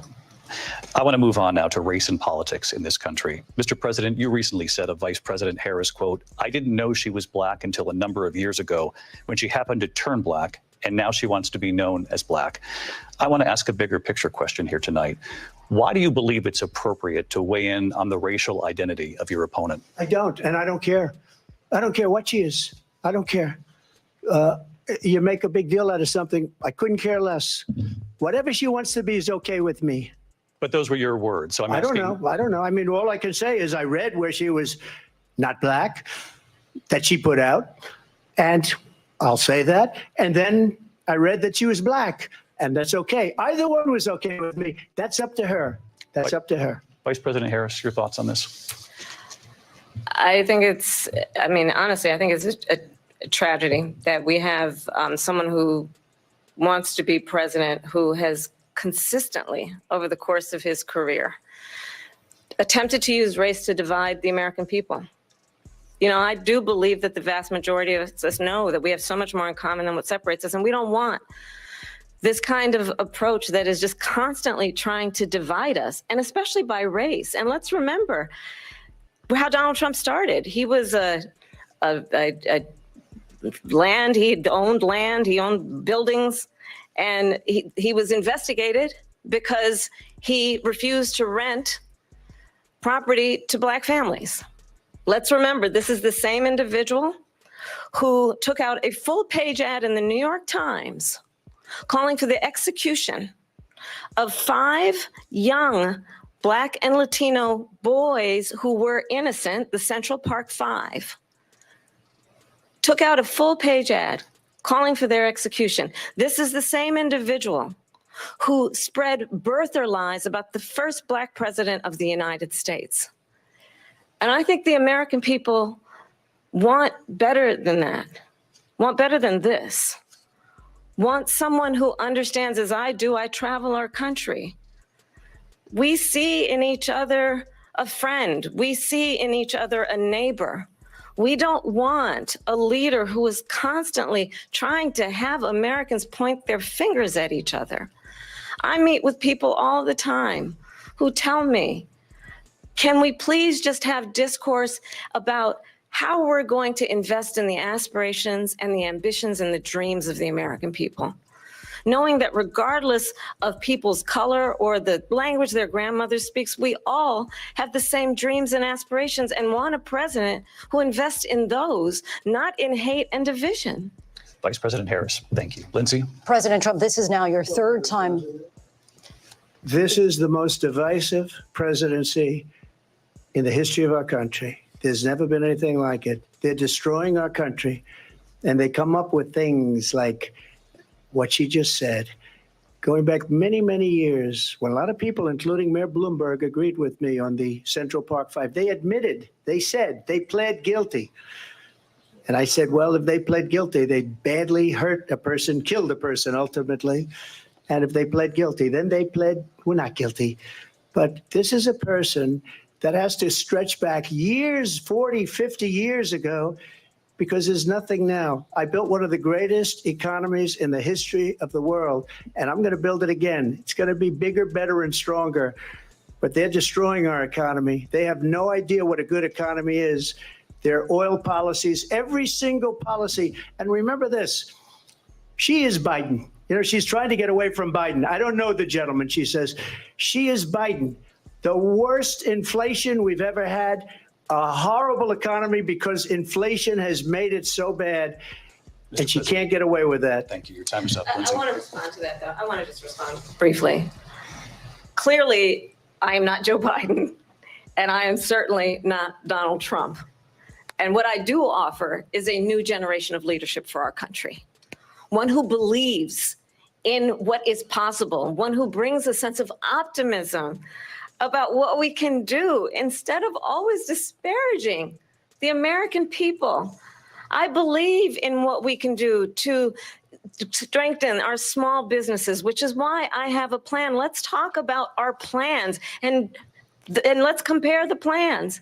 I have a plan to give startup businesses $50,000 tax deduction, to pursue their ambitions, their innovation, their ideas, their hard work. I have a plan, $6,000 for young families for the first year of your child's life to help you in that most critical stage of your child's development. I have a plan that is about allowing people to be able to pursue what has been fleeting in terms of the American dream by offering a help with down payment of $25,000 down payment assistance for first-time home buyers. That's the kind of conversation, I believe, David, that people really want tonight, as opposed to a conversation that is constantly about belittling and name-calling. Let's turn the page. Vice President and move Harris, forward. thank you. Let's turn to policy. President Trump, we have to move on. President Trump. Let's turn to policy, please. She has a plan to defund the police. She has a plan to confiscate everybody's gun. President Trump, she has we do a have to plan move on to to not other allow issues. fracking in Pennsylvania or anywhere else. Okay. That's what her plan is until just recently. I just need Lindsay, to respond President because Trump, the President former Trump. president has said No, I'm something sorry. twice that I need to respond No, to. I'm sorry. We're I gonna just need to move on, respond Vice one President time Harris. to what he has President said Trump, this is multiple now your Yes. third time running for president. You have long vowed to repeal and replace the Affordable Care Act, also known as Obamacare. You have failed to to accomplish that. You now say you're going to keep Obamacare, quote, unless we can do something much better. Correct. Last month, you said, quote, we're working on it. So tonight, 9 years after you first started running, do you have a plan, and can you tell us what it is? Obamacare was lousy health care, always was. It's not very good today. And what I said, that if we come up with something, and we are working on things, we're going to do it and we're going to replace it. But remember this, I inherited Obamacare because Democrats wouldn't change it. They wouldn't vote for it. They were unanimous. They wouldn't vote to change it. If they would have done that, we would have had a much better plan than Obamacare. But the Democrats came up, they wouldn't vote for it. I had a choice to make when I was president. Do I save it and make it as good as it can be, never going to be great, or do I let it rot? And I felt I had an obligation, even though politically it would have been good to just let it rot and let it go away. I decided, and I told my people, the top people, and they're very good people. I have a lot of good people in that administration. We read about the bad ones. We had some real bad ones too, and so do they. They have really bad ones. The difference is they don't get rid of them. But let me just explain. I had a choice to make. Do I save it and make it as good as it can be, or do I let it rot? And I saved it. I did the right thing. But it's still never going to be great, and it's too expensive for people. And what we will do is we're looking at different plans. If we can come up with a plan that's going to cost our people, our population, less money and be better health care than Obamacare, then I would absolutely do it. But until then, I'd run it as good as it can be run. So just a yes or no, you still do not have a plan? I have concepts of a plan.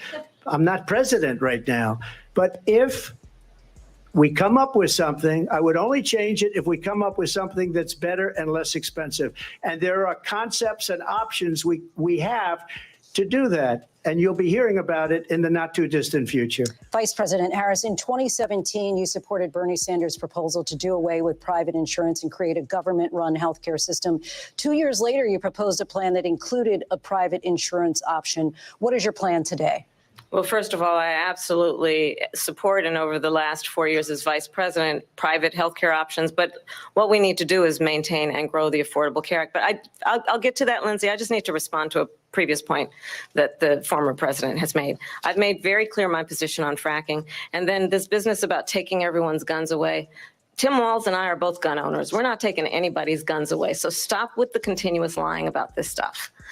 As it relates to the Affordable Care Act, understand, just look at the history to know where people stand. When Donald Trump was president, 60 times he tried to get rid of the Affordable Care Act. 60 times. I was a senator at the time when I will never forget the early morning hours when it was up for a vote in the United States Senate. And the late, great John McCain, who you have disparaged as being, you don't like him, you said at the time, because he got caught. He was an American hero. The late, great John McCain, I will never forget that night, walked onto the Senate floor and said, no, you don't. No, you don't. No, you don't get rid of the Affordable Care Act. You have no plan. And what the Affordable Care Act has done is eliminate the ability of insurance companies to deny people with pre-existing conditions. I don't have to tell the people watching tonight, you remember what that was like? Remember when an insurance company could deny if a child had asthma, if someone was a breast cancer survivor, if a grandparent had diabetes? And thankfully, as I've been vice president and we over the last 4 years have strengthened the Affordable Care Act, we have allowed for the first time Medicare to negotiate drug prices on behalf of you, the American people. Donald Trump said he was going to allow Medicare to negotiate drug prices. He never did. We did. And now we have capped the cost of insulin at $35 a month. Since I've been vice president, we have capped the cost of prescription medication for seniors at $2,000 a year. And when I am president, we will do that for all people, understanding that the value I bring to this is that access to health care should be a right and not just a privilege of those who can afford it. And the plan has to be to strengthen the Affordable Care Act, not get rid of it. Pass this prologue in terms of where Donald Trump stands on that. I want to move to an issue that's important for a lot of... You made a mistake. Number one, John McCain fought Obamacare for 10 years. But it wasn't only him. It were all of the Democrats that kept it going. And you know what? we can do much better than Obamacare, much less money, but she won't improve private insurance for people, private medical insurance. That's another thing she doesn't want to get. People are paying privately for insurance that have worked hard and made money, and they want to have private. She wants everybody to be on government insurance where you wait 6 months for an operation that you need immediately. President Trump, thank you. We have another issue that we'd like to get to that's important for a number of Americans, in particular younger voters, and that's climate change. President Trump, with regard to the environment, you say that we have to have clean air and clean water. Vice President Harris, you call climate change an existential threat. The question to you both tonight is, what would you do to fight climate change? And Vice President Harris, we'll start with you. 1 minute for you each. Well, the former president had said the climate change is a hoax. And what we know is that it is very real. You ask anyone who lives in a state who has experienced these extreme weather occurrences, who now is either being denied home insurance or being jacked up. You ask anybody who has been the victim of what that means in terms of losing their home, having nowhere to go. We know that we can actually deal with this issue. The young people of America care deeply about this issue. And I am proud that as vice president over the last 4 years, we have invested $1 trillion in a clean energy economy, while we have also increased domestic gas production to historic levels. We have created over 800,000 new manufacturing jobs while I have been vice president. We have invested in clean energy to the point that we are opening up factories around the world. Donald Trump said he was going to create manufacturing jobs. He lost manufacturing jobs. And I'm also proud to have the endorsement of the United Auto Workers and Sean Fain, who also know that part of building a clean energy economy includes investing in American-made products, American automobiles. It includes growing what we can do around American manufacturing and opening up auto plants, not closing them like happened under Donald Trump. Vice President Harris, thank you. That didn't happen under Donald Trump. Let me just tell you, they lost 10,000 manufacturing jobs this last month. It's going, they're all leaving. They're building big auto plants in Mexico, in many cases owned by China. They're building these massive plants, and they think they're going to sell their cars into the United States because of these people. What they have given to China is unbelievable, but we're not going to let that. We'll put tariffs on those cars so they can't come into our country, because they will kill the United Auto Workers and any auto worker, whether it's in Detroit or South Carolina or any other place. What they've done to business and manufacturing in this country is horrible. We have nothing because they refuse. You know, Biden doesn't go after people because supposedly China paid him millions of dollars. He's afraid to do it. Between him and his son, they get all this money from Ukraine. They get all this money from all of these different countries. And then you wonder, why is he so loyal to this one, that one, Ukraine, China? Why is he? Why did he get $3.5 million from the mayor of Moscow's wife? Why did she pay him $3.5 million? This is a crooked administration, and they're selling our country down the tubes. President Trump, thank you. Thank you. We'll be right back with closing statements from both of our candidates. An historic night, this ABC News presidential debate from Philadelphia. Back in a moment.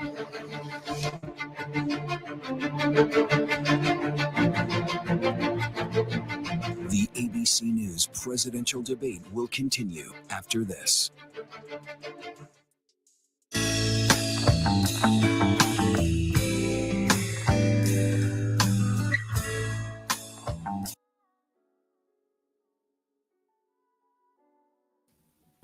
Can y'all hear me?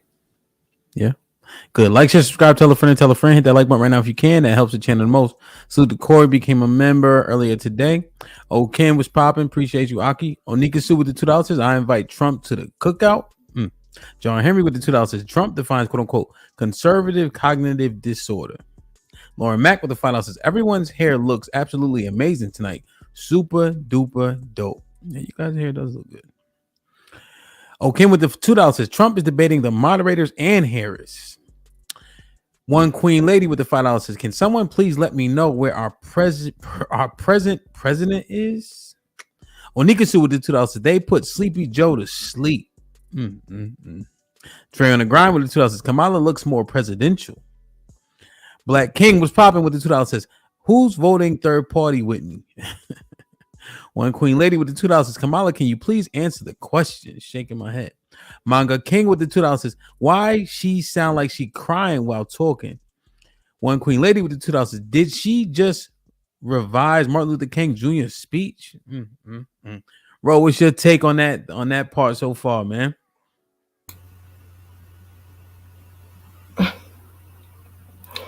This is not a good debate. It's I think somebody put ghetto. It's not a good debate because she's not answering the questions. She's not answering the questions. And number 45 is just, to me, he's kind of losing it. He's not even, he's just rambling on, like I said, as he usually does. I can't give an educated thought process because the debate is looking ghetto. It's sounding ghetto. No one's let's do this. Let's do this. We don't want to add to the ghetto nature of the debate. So since we're trying to give an analysis of just listening, a ghetto is a people of the same culture, is a place where the people of the same culture reside in poverty. So as opposed to using okay, I think they are understood, but they're not, right? So I know it's a colloquial term, but what would the appropriate term be to try to characterize it more properly? I think it is not traditional. It is untraditional. They're talking over each other. She's, giving faces, and she's giving faces, and he is talking crazy. So it's just if I was a teacher and I made this assignment for a kid, I wouldn't even know how to address this. I probably would ask them, do y'all think that this is the way it's supposed to be? And it's just not. So that's my opinion. Lux, 20 seconds. What you think? Hey, so my response is still the same. It's still like BS. Basically, too, what Rose said, they're both talking over each other, both are making faces. So I don't know. It just looks catastrophic, honestly, and it's disheartening that these are the only two people that we have to look forward to. Jay, 20 seconds. I guess whoever coached her for this debate told her to appeal to emotions because that's all she's trying to do when she's formulating a response. I don't think that's effective when you're trying to do a debate, even a presidential debate. It's a very weak refutation to have. And Trump is attacking her left and right. Literally. Tiff, real quick. We'll see what happens when they do closing, but neither one of them are. I will give Trump right now, because even if the policies are flawed, there are policies, and she's appealing to emotion and not one policy. Moments, our team will break it down. Okay. Sprint to election day. We'll go back to. Okay, so they just talking about what they're gonna do. Okay, what was that last point? I said it just seems like they're both hyperbolic, and because they're both hyperbolic, it's like you can't get it even. I mean, when he brought up Central Park 5, President Harris, hold on to it. So I think you've heard tonight two very different visions for our country. One that is focused on the future, and the other that is focused on the past, and an attempt to take us backward. But we're not going back. And I do believe that the American people know we all have so much more in common than what separates us. And we can chart a new way forward. And a vision of that includes having a plan, understanding the aspirations, the dreams, the hopes, the ambition of the American people, which is why I intend to create an opportunity economy, investing in small businesses, in new families, in what we can do around protecting seniors, what we can do that is about giving hardworking folks a break and bringing down the cost of living. I believe in what we can do together that is about sustaining America's standing in the world and ensuring that we have the respect that we so rightly deserve, including respecting our military, and ensuring we have the most lethal fighting force in the world. I will be a president that will protect our fundamental rights and freedoms, including the right of a woman to make decisions about her own body and not have her government tell her what to do. I'll tell you, I started my career as a prosecutor. I was a DA, I was an attorney general, a United States senator, and now vice president. I've only had one client, the people. And I'll tell you, as a prosecutor, I never asked a victim or a witness, are you a Republican or a Democrat? The only thing I ever asked them, are you okay? And that's the kind of president we need right now. Someone who cares about you and is not putting themselves first. I intend to be a president for all Americans and focus on what we can do over the next 10 and 20 years to build back up our country by investing right now in you, the American people. Vice President Harris, thank you. President Trump. So she just started by saying she's going to do this, she's going to do that, she's going to do all these wonderful things. Why hasn't she done it? She's been there for 3.5 years. They've had 3.5 years to fix the border. They've had 3.5 years to create jobs and all the things we talked about. Why hasn't she done it? She should leave right now, go down to that beautiful White House, go to the Capitol, get everyone together and do the things you want to do, but you haven't done it and you won't do it because you believe in things that the American people don't believe in. You believe in things like we're not going to frack. We're not going to take fossil fuel. We're not going to do things that are going to make this country strong, whether you like it or not. Germany tried that, and within 1 year, they were back to building normal energy plants. We're not ready for it. We can't sacrifice our country for the sake of bad vision. But I just ask one simple question. Why didn't she do it? We're a failing nation. We're a nation that's in serious decline. We're being laughed at all over the world. All over the world, they're laughed. I know the leaders very well. They're coming to see me. They call me. We're laughed at all over the world. They don't understand what happened to us as a nation. We're not a leader. We don't have any idea what's going on. We have wars going on in the Middle East. We have wars going on with Russia and Ukraine. We're going to end up in a third world war, and it'll be a war like no other because of nuclear weapons, the power of weaponry. I rebuilt our entire military. She gave a lot of it away to the Taliban. She gave it to Afghanistan. What these people have done to our country, and maybe toughest of all, is allowing millions of people to come into our country. Many of them are criminals, and they're destroying our country. The worst president, the worst vice president in the history of our country. President Trump, thank you. And that is our ABC News presidential debate from here in Philadelphia at the National Constitution Center. I'm Lindsay Davis. And I'm David Muir. Thank you for watching here in the U.S. and all over the world, and from all of us here at ABC News. Good night. Wow.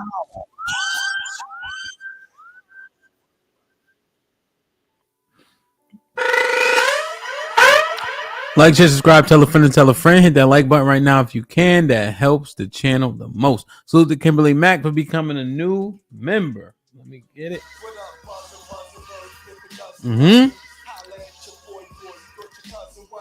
Salute. Welcome to the family. Oh, shit. Aaron with the $2 says, we need to know what's with all the food recalls. Thanos, what's popping? Thanos with the 20 ball says, smoking that Kamala pack tonight. So the Thanos for the first 20 ball of the evening. Get my mans out the way.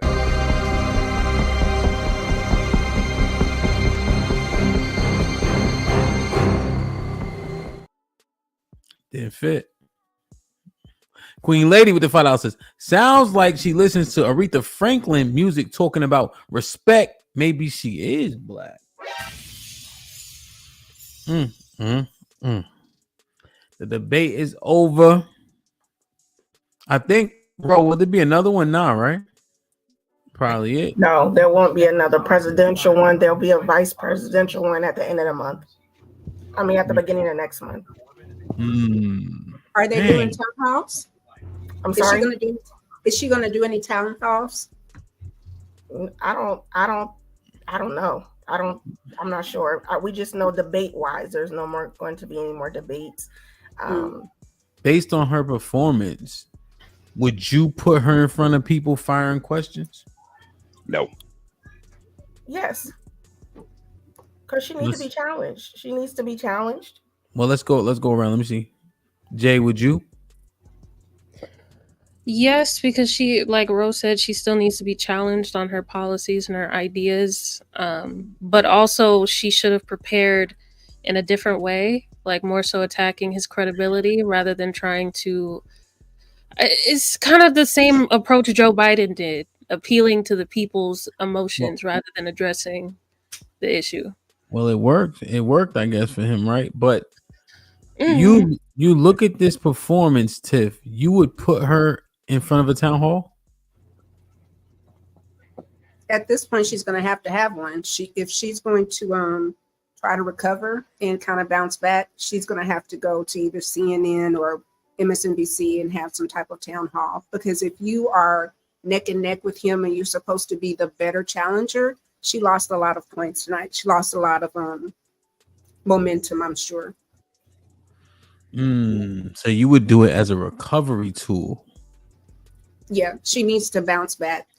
We didn't get a lot of answers. So when they got to Black American policies, they didn't have that. Obamacare was kind of like, oh, well, I wouldn't do it. We didn't hear anything about the border changes. We heard I will do something, but no one really gave distinctive answers of how they could solve the problem. Okay. I heard it a little. I'm sorry. And knowing Trump, the only thing is Trump will be able to get Fox, so he can call in tomorrow and answer. She doesn't have that kind of connection, so she's going to have to do some type of mass ready. Yep. You don't think that Kamala can call MSNBC and like, hey, I want to be on the whole day? No, because if that commercial was free and they wouldn't do it? No. So when she did the speech at I want to say at one of the colleges, they didn't even air it. Like Trump, literally, they played his speech over and over again. She doesn't have the same amount of momentum that she believes that she has. They just had a debate. And nobody seems like, oh my God, she outperformed him. Does anybody feel like it was an outperformance? So think about it. If you're of the ilk and Jay is of the ilk and Ro is of the ilk that she needs a town hall, any news station she calls is going to be the first one to jump on that because of the performance or lack thereof. So yeah, no, she can do what she can walk in there, right? She could sleep in the damn building if she wanted to. Yeah, no, yeah. But I understand your initial. I didn't say she couldn't do it. I'm saying because of her performance, she is going to have to do it. Well, she didn't clear out win. He's been the president before, so it was hers to win. He didn't have to lose. We've already been with him for 4 years. She did not out and out win this debate. So what is the difference? I don't really know what you're saying, Tiff. I ain't gonna lie to you. It's just you're saying a couple of different things. So I'm trying to see where you reside at in your point. So my point is she didn't discuss policies. My point is that she was not an outright victor. And because she is the person going against the person that's been a president before, she needed to win this, not be like, okay. All right. That's a clear point. Okay. Yeah. And you do agree that she can walk in any news station and do the weather if she wanted to at this point. If she's smart and she's bold, she go to Fox. My question, you now agree that she can walk into any news station she wants to and do the weather if she wants to? That would just be more of the same. No policies, but the weather. But you agree that she could? Sure. All right, cool. I understand your point, though. I think, I think she. Okay, well, let me see. Lux, what you think? Would you put her in front of a town hall? Not until she's had more practice answering questions and I guess forming her policies. So not right now. No. And DeMarcus, you said no? No. And I agree with. Go ahead. I agree with Lux on that. Like she definitely didn't move any needles tonight, and the preparation that she did before then, it looked like it didn't even show. So as Jay and Tiff said, she was just appealing to emotions.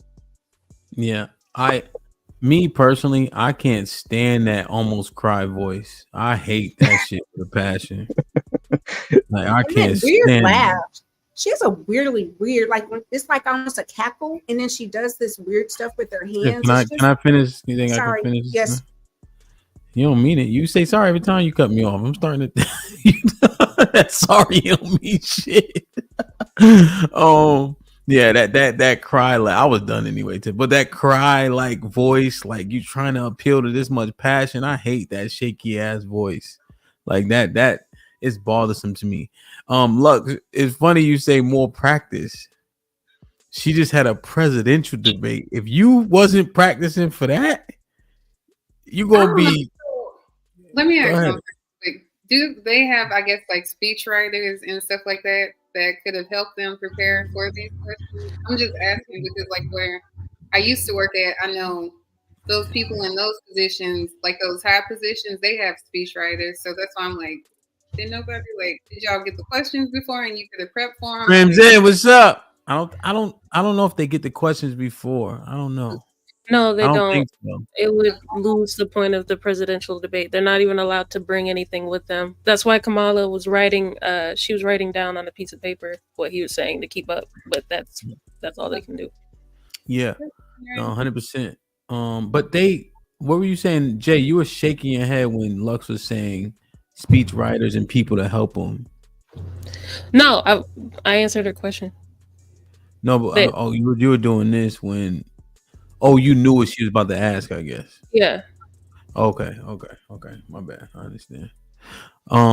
Yeah, no, I think they practiced like hell. I think Tiff was correct in saying he just can't lose. She had to win, right? He can get out of there in a particular way because, to her point, we are more familiar. She got to get over shit like having sex to get to the top. I don't know. Marcus, who you think won, bro? What's popping?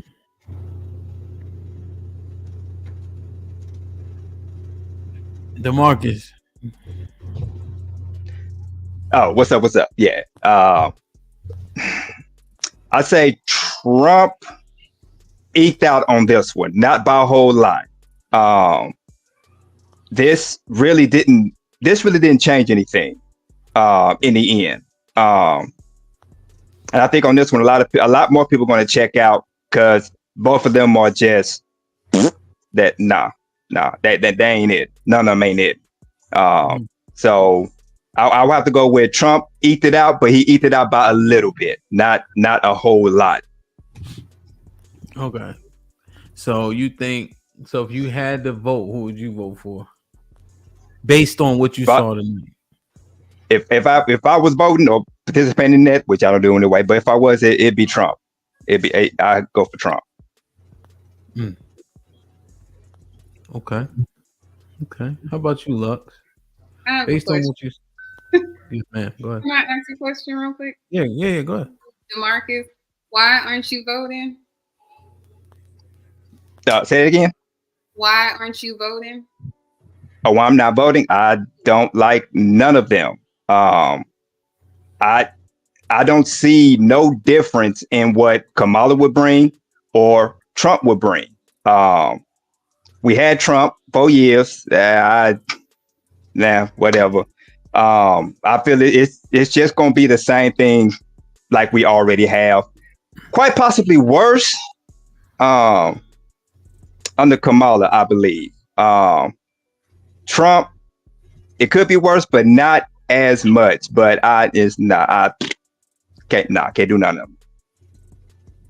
You keep making a fart sound. What word would you substitute in for the fart sound? Well, I say POS. Both of them. Political wise, like I said, I don't know them as a person, but political wise, POS.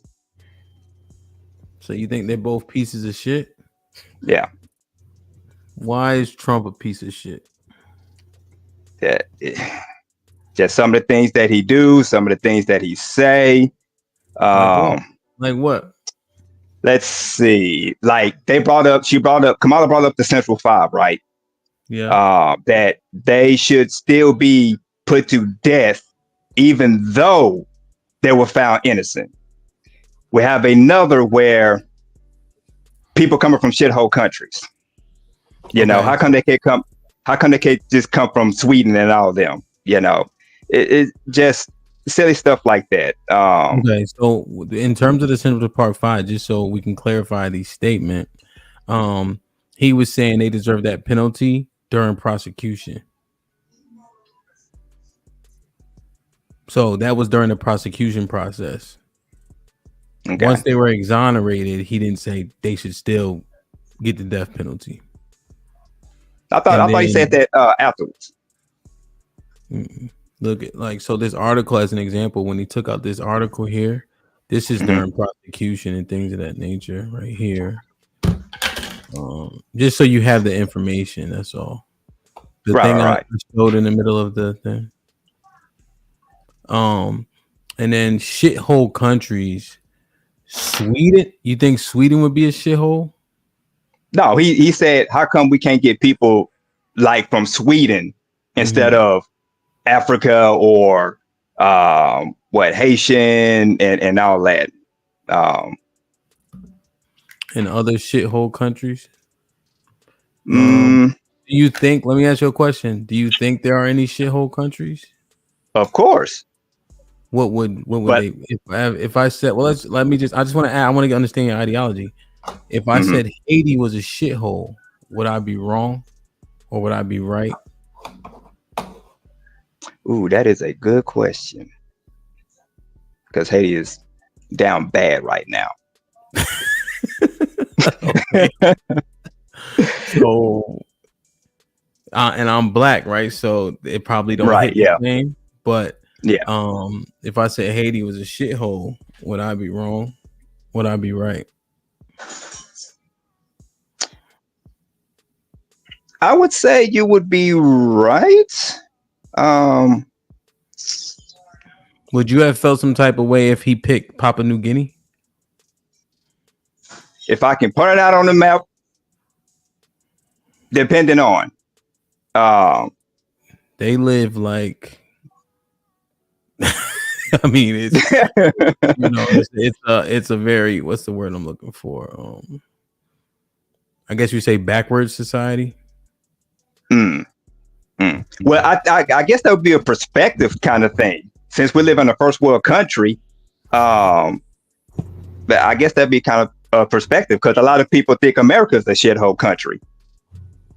Oh, well, I think, in context though, I think that they look at like how we conduct ourselves, right? They'll look at us as like heathenists, right? But then when you give a motherfucker a chance to come over here, see how they start talking. You see what I'm saying? So they'll look at our policies and procedures and how we do things, but make no mistake, they can talk that shit if they want to. People want to come to the United States. You know what I'm saying?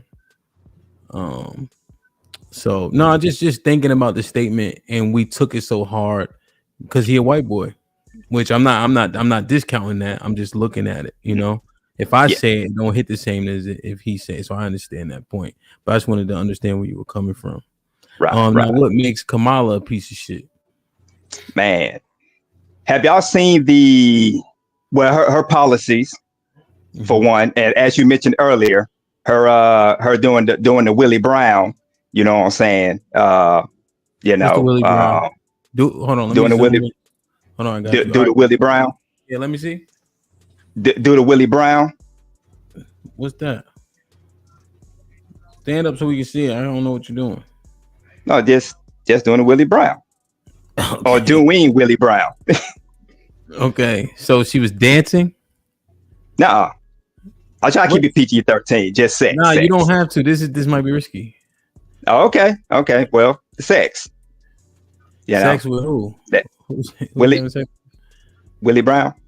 Okay. I thought it was a dance for. So I'm bugging. I'm like, it Uh-uh. wasn't registering with me. It wasn't a dance. Now, was that for her to gain ground, or was that a relationship she had? That was a relationship and her to gain ground. And so it was a double. She had two benefits from it. I mean, that's how she came to power. Okay. And so remember, she started. And you think that that makes her a piece of shit? Yeah, one, and then two, her policies. Do you think a lot of women are shitty? Hell no. Well, I'm just wondering, like, do you think that's a rare thing? That women, based on how they looked at, they used their bodies. You ever seen players? Remember, Ronnie said, "Use what you got to get what you want." From the Players Club, but yeah, I heard that term. But you think the fact that she did it makes her shitty? Okay. What was the other one? Her policies. There was one, and there's a debate between her and Tulsi. That she brought up a lot of stuff. Like she kept a innocent man on death row, and a judge had to basically tell her to get him off of it. You know, that's just one of them. And there's many, and there's many more. But I remember that from the Tulsi Kamala debate when she tried to run in 2016. Yeah, 2016. So if y'all watch that Kamala versus Tulsi debate, you'll see why. Okay. All right. So some of the things that you think they are pieces of shit for are personal. In a sense, yeah. Okay. Anybody got any commentary for DeMarcus?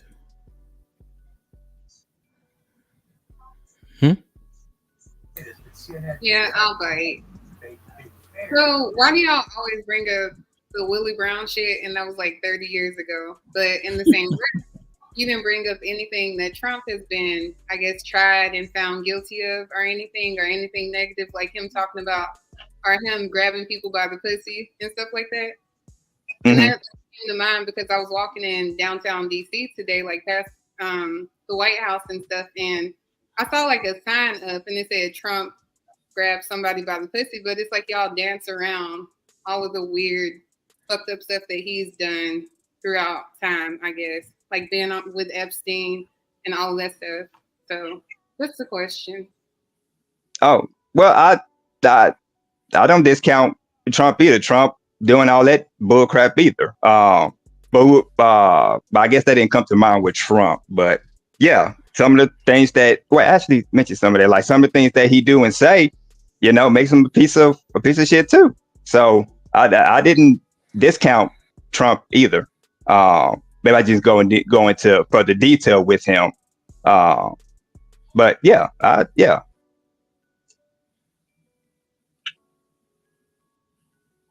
So you're saying you also deduct points for his conduct in terms of that type of stuff also? Yes.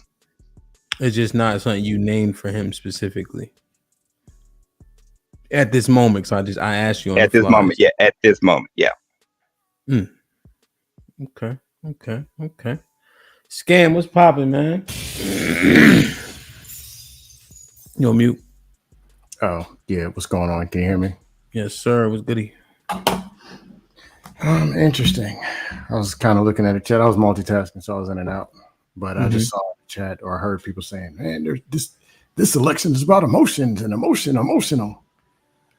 So is entertainment. So is 90% of the reality of what you see in America.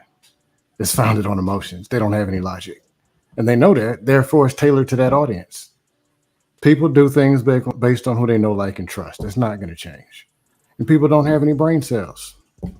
They barely didn't have any physical sales. Look at them.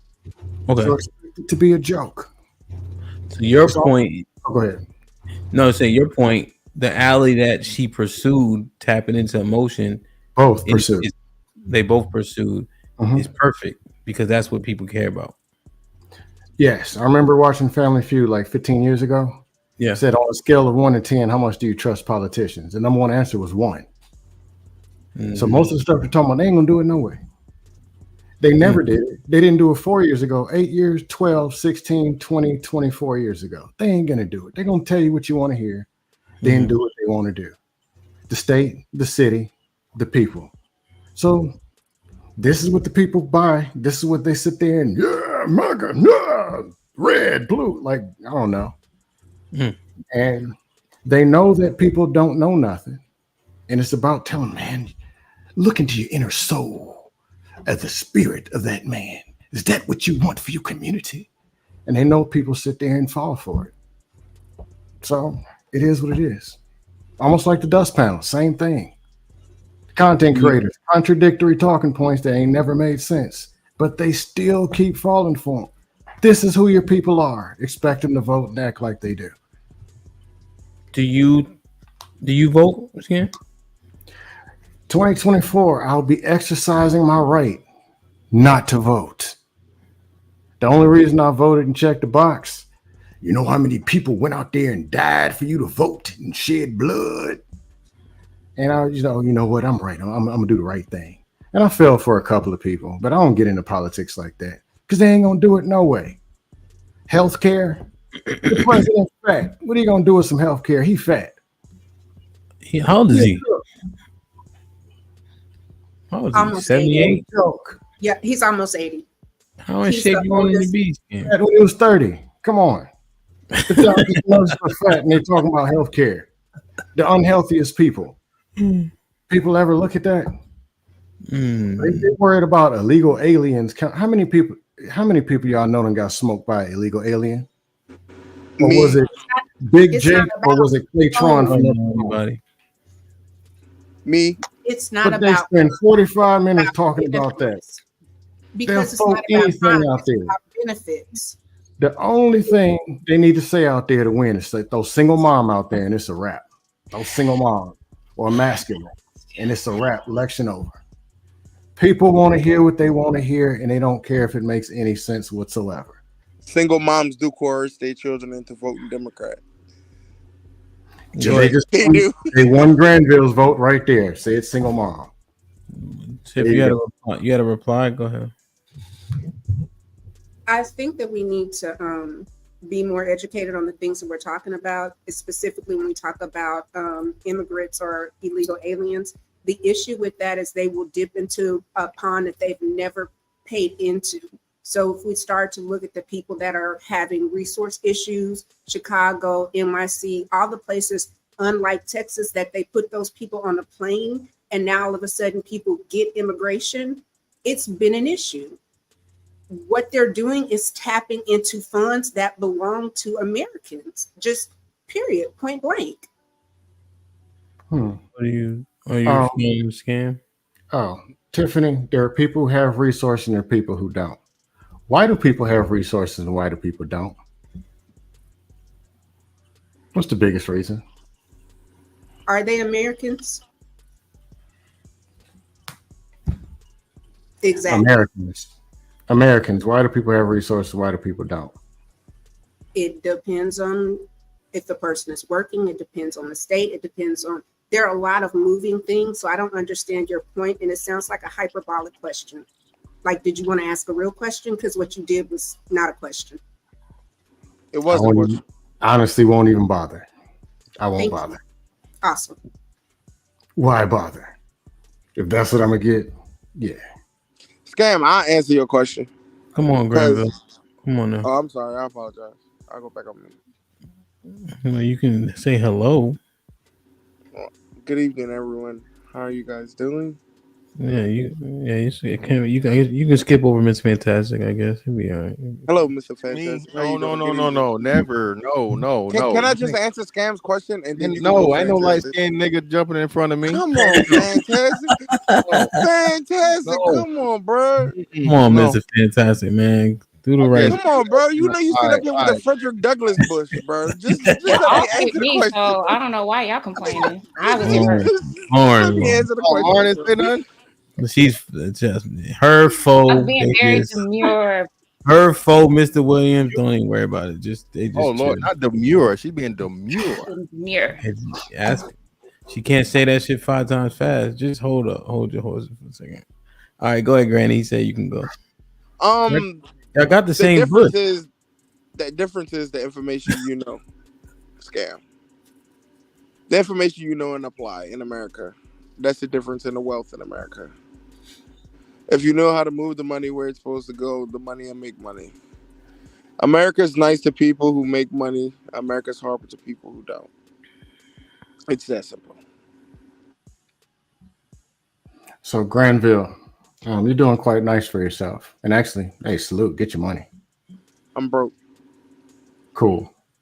So how many illegals is it going to take for you to be out on the side of the road with nothing? Probably about a million. I'm moving in the neighborhood, probably. So they can afford to just walk right in your neighborhood. Just going to cruise on in there. I mean, but it'll probably work better because then you could probably buy trucks and pay them half the wage of some of you blacks, and they'll do the work. Yeah, you're proving. So I probably never go broke. Something changes, you adapt, and you're gonna be all right regardless of what happens. Oh yeah, that's a fact. Kind of like what a lot of people do. They just adjust. The only problem that I have with the illegals is they get to step above the people who actually do it the right way. That's the problem I have with it. If a person takes 5 years to get here and a person takes 5 days to get here and they end up with the same shit, that's wild to me. Don't jump the line. I'm sorry, Mr. Fantastic. I jumped the line. You could go. Yeah, man. So first off, Fantastic went through Border Patrol and I went through the border. You see, shout out to everybody. Yeah. Bro, we're gonna talk about politics, man. Let's have a honest, genuine conversation.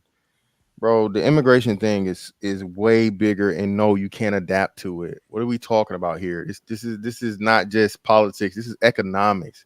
This is simple economics, bro. Okay, you have a certain influx of people, and we're literally seeing this here in Chicago and New York that have hundreds of $1 million budgets, and I think New York may be in the billions of budget that is somehow taken from taxpayers and given to people that are not supposed to be here, hence illegal, which drives up the prices of everything for the citizen who is already being taxed, and then their things, necessities of life, food, gas, shelter go up exponentially. As they, at the same time, if you are infested with enough of these people or whatever, they lose property value. So to try and say that, like, oh, you just adjust to illegal immigrants, bro, that's irresponsible and just, bro, it doesn't line up with anything of just logical. Now, outside of that, bro, like I said, the debate was had. You want to get a response though? Get a response to that? Did anybody want to respond to that? Or Scam specifically? Because I look like everybody else kind of agreed. Hemp, question. You got a moving company and some other things. Are you going to be on the side of the road because they're bringing illegals in? Or are you going to be good? We've been good, and we're in Texas. So you're going to be good, or you're going to be on the side of the road and illegals going to just whoop your ass? Yeah, I think I'm going to be good. Cool. Yeah. Can I ask you a question? Who? And it's rhetorical. When you had the storm and you needed somebody to go and help you fix things, who helped you?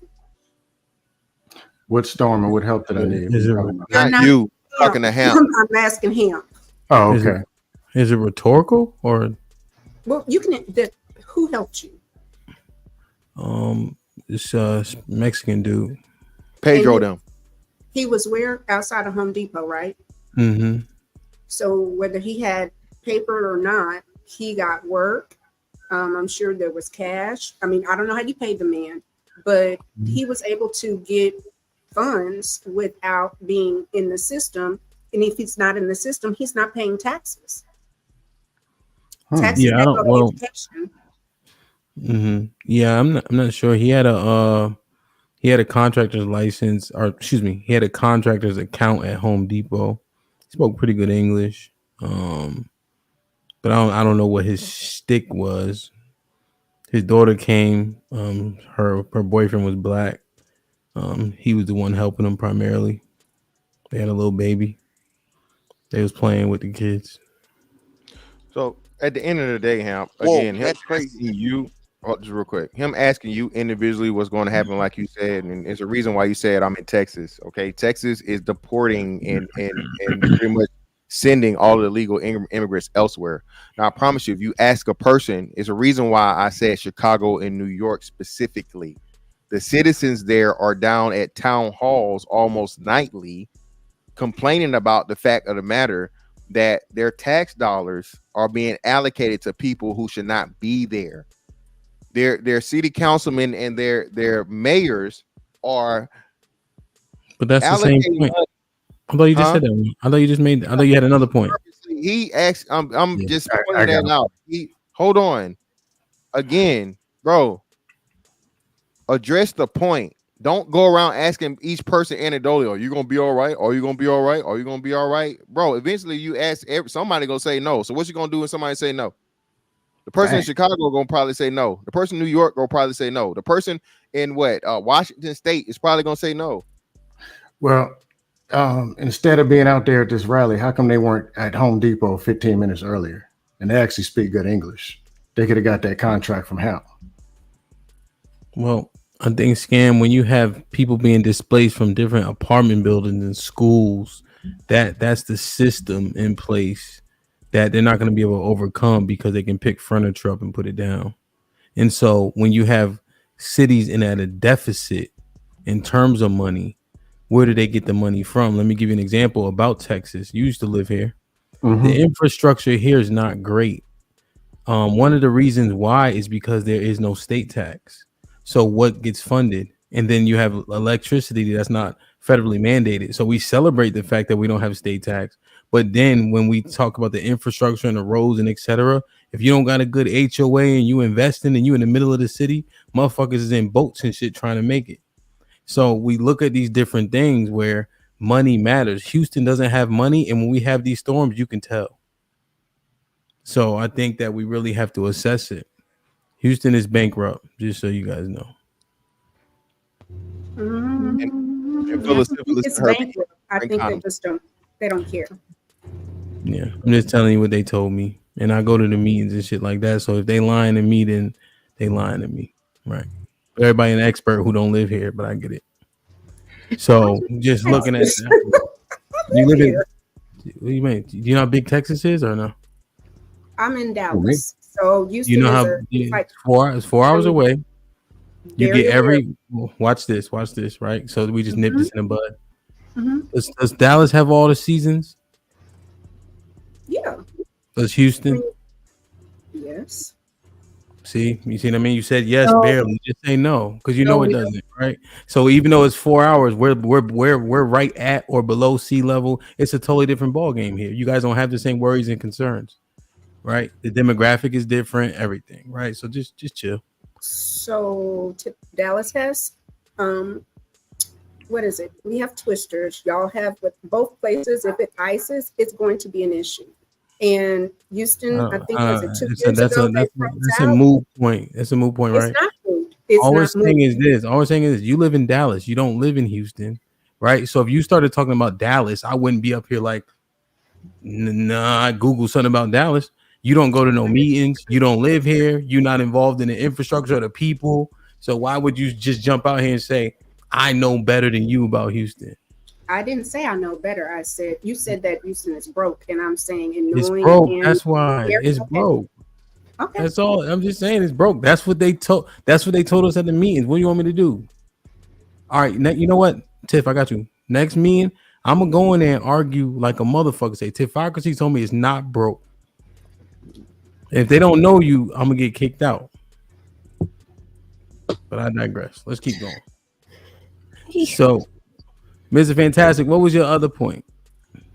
Oh, yeah, Lux wasn't counting up at the time. Like, Lux, pussies are made to be grabbed, love, as long as they're being grabbed consensually. He didn't grab. He didn't say he didn't take no pussies. He just say he grabbed them. Okay, and they loved it. So one of them was a porn star. So I'm just saying. I mean, hey, listen, I'm not saying none of you lovely ladies up here like to have your pussy grabbed, but I know some women that love that. You know what I'm saying? He has 34 counts. He has 34 counts. I got big hands. 34 counts. 34. 34 counts of what? He's got pending felonies, and he has to be. He literally has. Most of y'all got felonies up here. Oh, first off, wait, Tiff, hold on. You know wait. You No, but Tiff, you're correlating. You said that after 34 counts of him with sexual misconduct. We are not going to talk about the women on top of women that have talked about him. On top of one of the reasons that he has got to be in court is because he paid Stormy Daniels after he had sex with her. So let's not talk about sexuality and who has the right hand. They both have issues. That's not going to work. They both have issues. Okay, well, Tiff, hold on, just real quick. Let me respond to her. So, Tiff, first off, again, no, he doesn't have 34 counts for taking pussies or you know what I'm saying, unlawfully touching pussies. For one, all right, one. Two, again, the Stormy Daniels thing should have never been brought up because for some strange reason they allowed for him for fucking what do you call it? Said an NDA to be just completely totally ignored and somehow, you know what I'm saying, given out to the public. I think that case also is in appeals or so on and so forth. But then all the cases where he have been quote unquote found guilty are either in appeals or in the process of being appealed. So nothing has been finalized as to if and where, you know what I'm saying, the stuff you're talking about. Now, the only case I think you could be talking about is the one in New York City where the crazy Arthur lady said that he did something to her with absolutely no evidence and none of these things. But at the same time, 30, yeah, let's see, the hush money thing. So the 34 counts wasn't sexual misconduct. It was somebody got feedback. Everybody mute. That's yeah. So it's not. It was about the money, Tiff, not about sexual misconduct. It was more so about the misappropriation of campaign funds. So when you say that. That was the money that he paid to Stormy Daniels. He took money out of a political fund. He should not have done that. So he misappropriated funds, and he's been charged for that. Now, we'll see what happens, but we're not going to act like he's coming into the game with clean hands. Both of them have a bit of baggage. Could we agree to that? I mean, every politician has baggage. Every politician has baggage. Okay. There's never been a clean politician, like even like you said, Obama, when you really look into his background and see a lot of the things that he was involved with. It's again, a politician, like if you go, was it him? I think what Politico or whatever, what Latin, the roots of it is like liar, has something to it associate politicians is literally like associated with like lying to people. So yeah, that's correct. Tiff? If we're agreeing that all parties lie, then all parties lie. It again breaks even. Both of them have had some conduct that's not necessarily becoming of people that are quote unquote in leadership. Both of them have their own. That's the issue with that. It's like you can find something on both sides. And it's turning into like, I think, a personality thing, like who you like personally versus who's good for the country. And I just like for them to like get their policies out so we can confirm or see what's going on. Like I don't need y'all to argue with each other. I need to see your politics. I need to see your policies. Well, Trump actually addressed policies. When they asked the questions about policies in the midst of, accosting or pointing out the flaws of your opponent. Again, all politicians have done this forever. This isn't a new concept between Trump and Harris. All presidents have done this, right? So, understanding that, Trump corrected a lot of the lies and actually educated the public to a lot of things we talk about all the time. They're trying to take credit for oil production when they purposely not day one, but very, very soon into the administration, cut that same oil production that they were talking about, immediately spiked up the gas prices. I'm sorry, go ahead. Somebody said that same oil. My bad. Oh, you got YouTube playing in the background, girl. Stop. Hey, it's a broadcast. You ain't no rookie. What's going on here? So yeah, so they immediately, so that's what I'm saying. You get to play this pretty much shell game to where you try to take credit for something that the other administration did when, you know what I'm saying, it lingers over into yours. But then when you change something to cut off it, you want to give them all the bad credit or the bad press for the stuff that you ended that was working. So Harris, like Donald Trump said, they're in office now. And all the stuff she's talking about, oh, we can do it when I'm president. Why is she not doing it now? Another great question, like you said. I've not heard from Joe Biden since he pretty much did his release speech. This man's no press, no nothing, no pictures, no cameras. So she's by all accounts, she's the acting president as of now. So being the fact that she doesn't have any legislation actually written already to say, hey, look, it's drafted. That if she really wanted to win, she would say, hey, look, all the shit I'm talking about right now, I have it drafted. She is not the acting president. Do not put that out there because that is not true. Okay? Huh? She's not the acting president. So don't say that because that's not true. You know what I mean. Don't get hold on. Wait. Let's not get overly technical. Because you're putting it out there like it's facts and it's not facts. Let's not be overly technical. I spoke this out. That's the issue. The issue is people just talk. I think we have to be technical, and they're not being truthful. She's not the acting president. He has not given anything out. He's not unavailable. Okay, so hold on. Wait. So I'm gonna ask you then. So when's the last time you heard from Joe Biden? I don't have to hear from Joe Biden until they. No, yes, you do. I don't. So how you don't? Until his press secretary says that he has handed over his position because he's incapable or he is voted out by his administration. He is still the president. So she's not acting anything. Okay, so all right. So I'm gonna say it again. Being that Joe Biden has not been heard of or heard from since he did the passing over, let you know that he's no longer going to be running for president. Kamala Harris has been at the forefront. So even if she's not acting president, the administration and the government entirely is treating her as such. Hold on. Well, I didn't interrupt. Is not treating our vice president as if she is an acting president. Stop saying that because that's not true. Okay, so the wonderful thing about this role is that's your opinion. I'm telling you mine, and not only mine. It's not only mine, And again, you're trying to be technical. I'm not saying that she has power. So y'all gotta stop telling lies and making people seem like she is in an acting role. She is not in an acting role. He is still the president of these United States of America. In your opinion, because like you said, I've not seen him. I don't have to see him. As in my role, unless I see that they say that he is giving his responsibilities to her because he is indisposed right now or not disposable, then we have to act as he is the president, whether you see him on the news or not.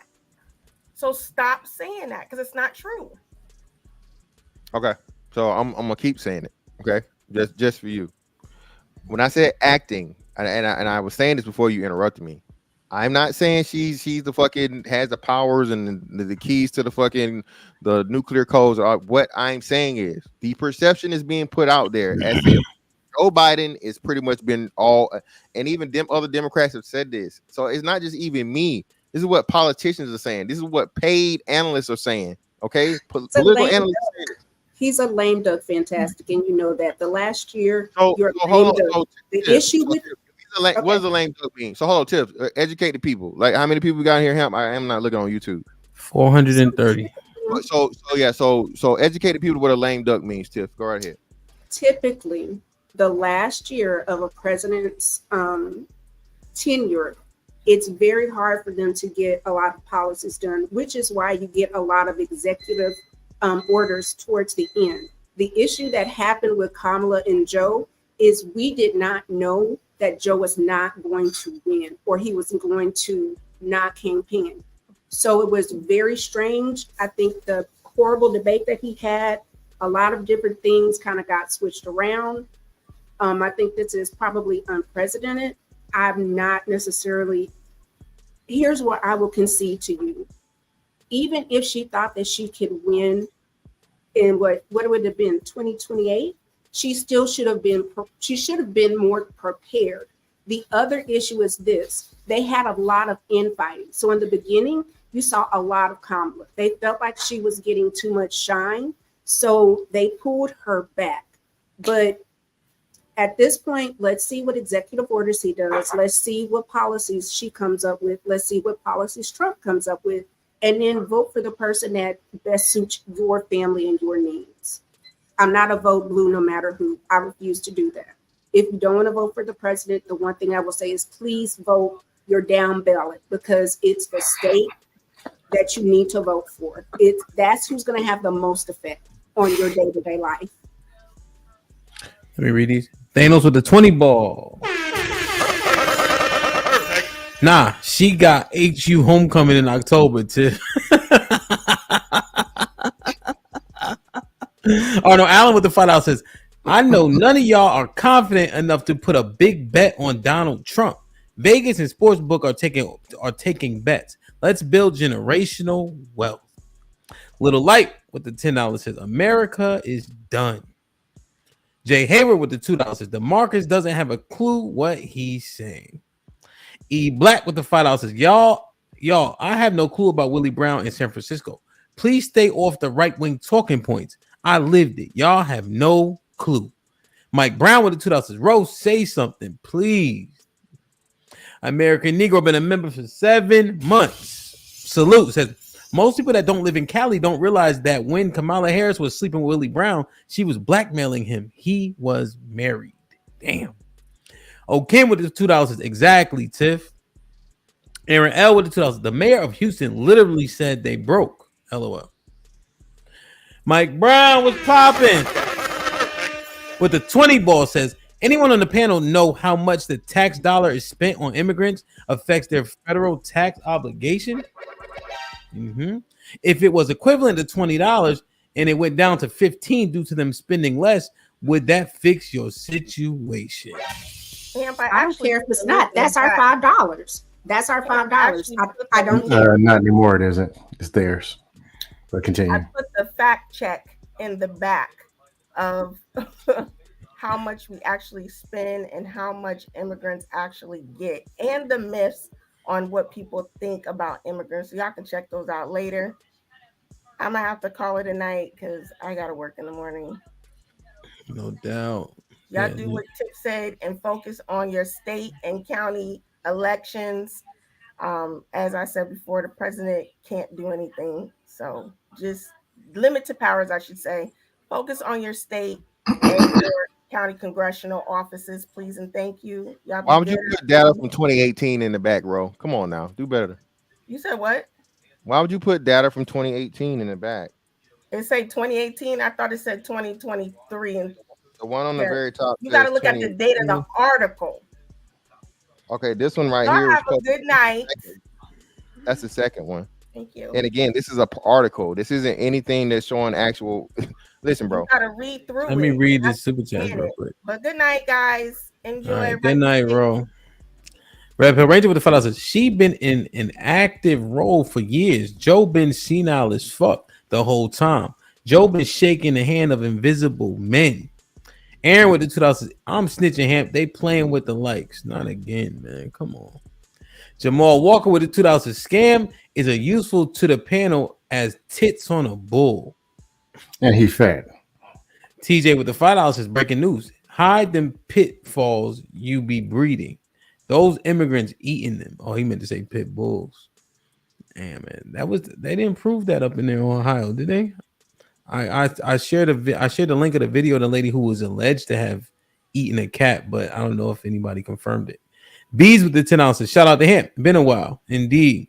If you vote for a Democratic, you're a fool. Ellipsis. Now, one person voted in for her to be in this position. That does not mean vote Trump. Just understand what you sign up for. John Henry with the $5 says, unless Biden discharges the powers of the president directly to Harris, he's still in charge. Red Pill Ranger with the $5 says, Kamala's main talking point is fighting for women's rights to murder babies as a form of birth control. So you know sis is going to vote for her. Haunted coochie. Like, share, subscribe, tell a friend and tell a friend. Hit that like button right now if you can. That helps the channel. Put him in the fucking bedroom. Get him out of here. Come on. Wait a minute. Whoa, my money here. Get the fuck out of here. Get him the fuck out of here. Put him in the bedroom.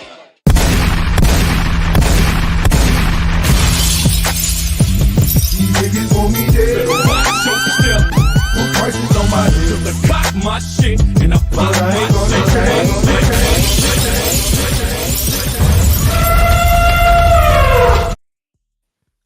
E Black was popping. Yo, what's good, y'all?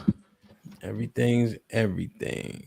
Salute to you, man. Thank you for giving me that info so I can put that good old promotion out. Feel me? E Black been putting in work, man. All right, Lauren, what's popping, man? What you got? First, I have a few questions. Mm-hmm.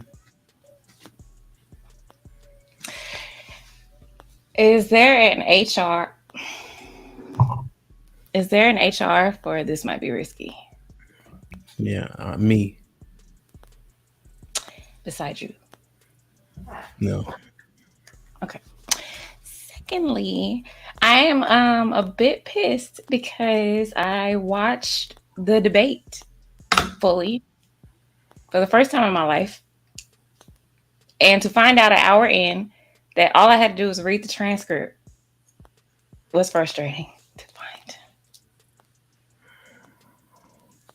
find. What was the point of this pageantry? I'm just confused.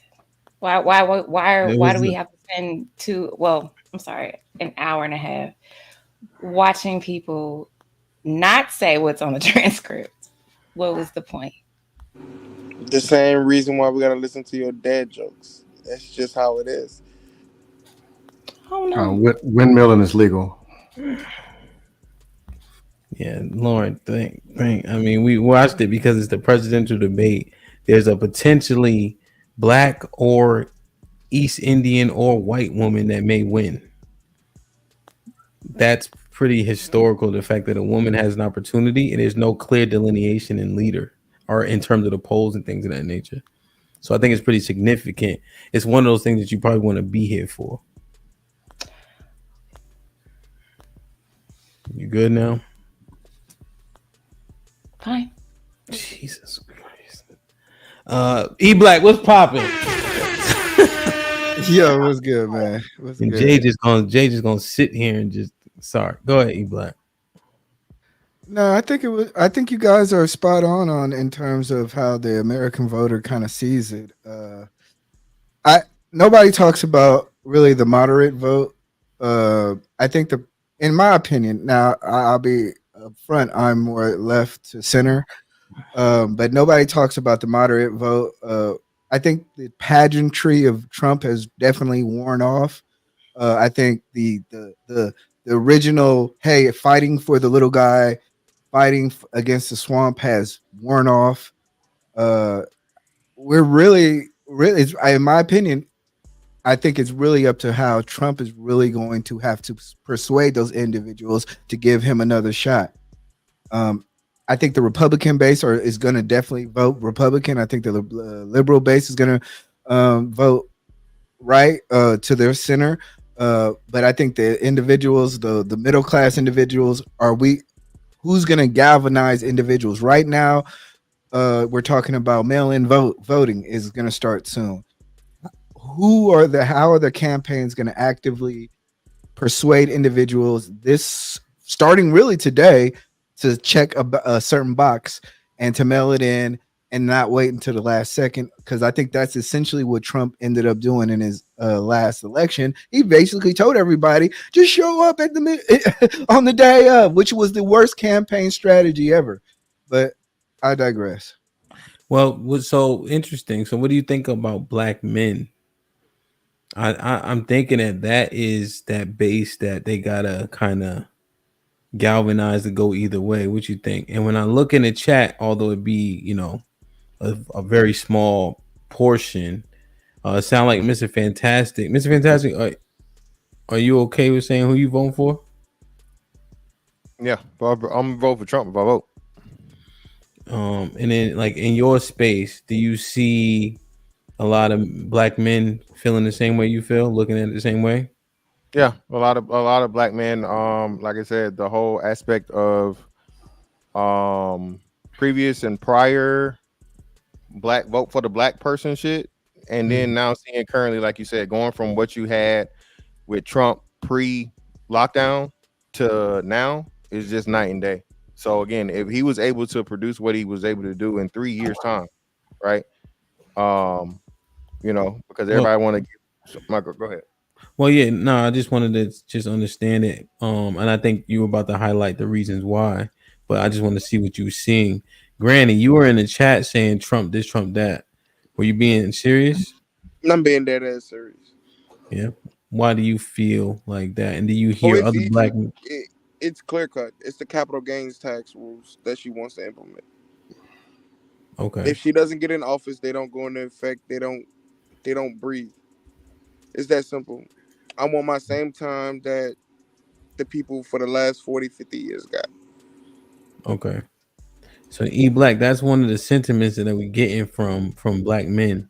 Like even my dad, he got a Trump hat.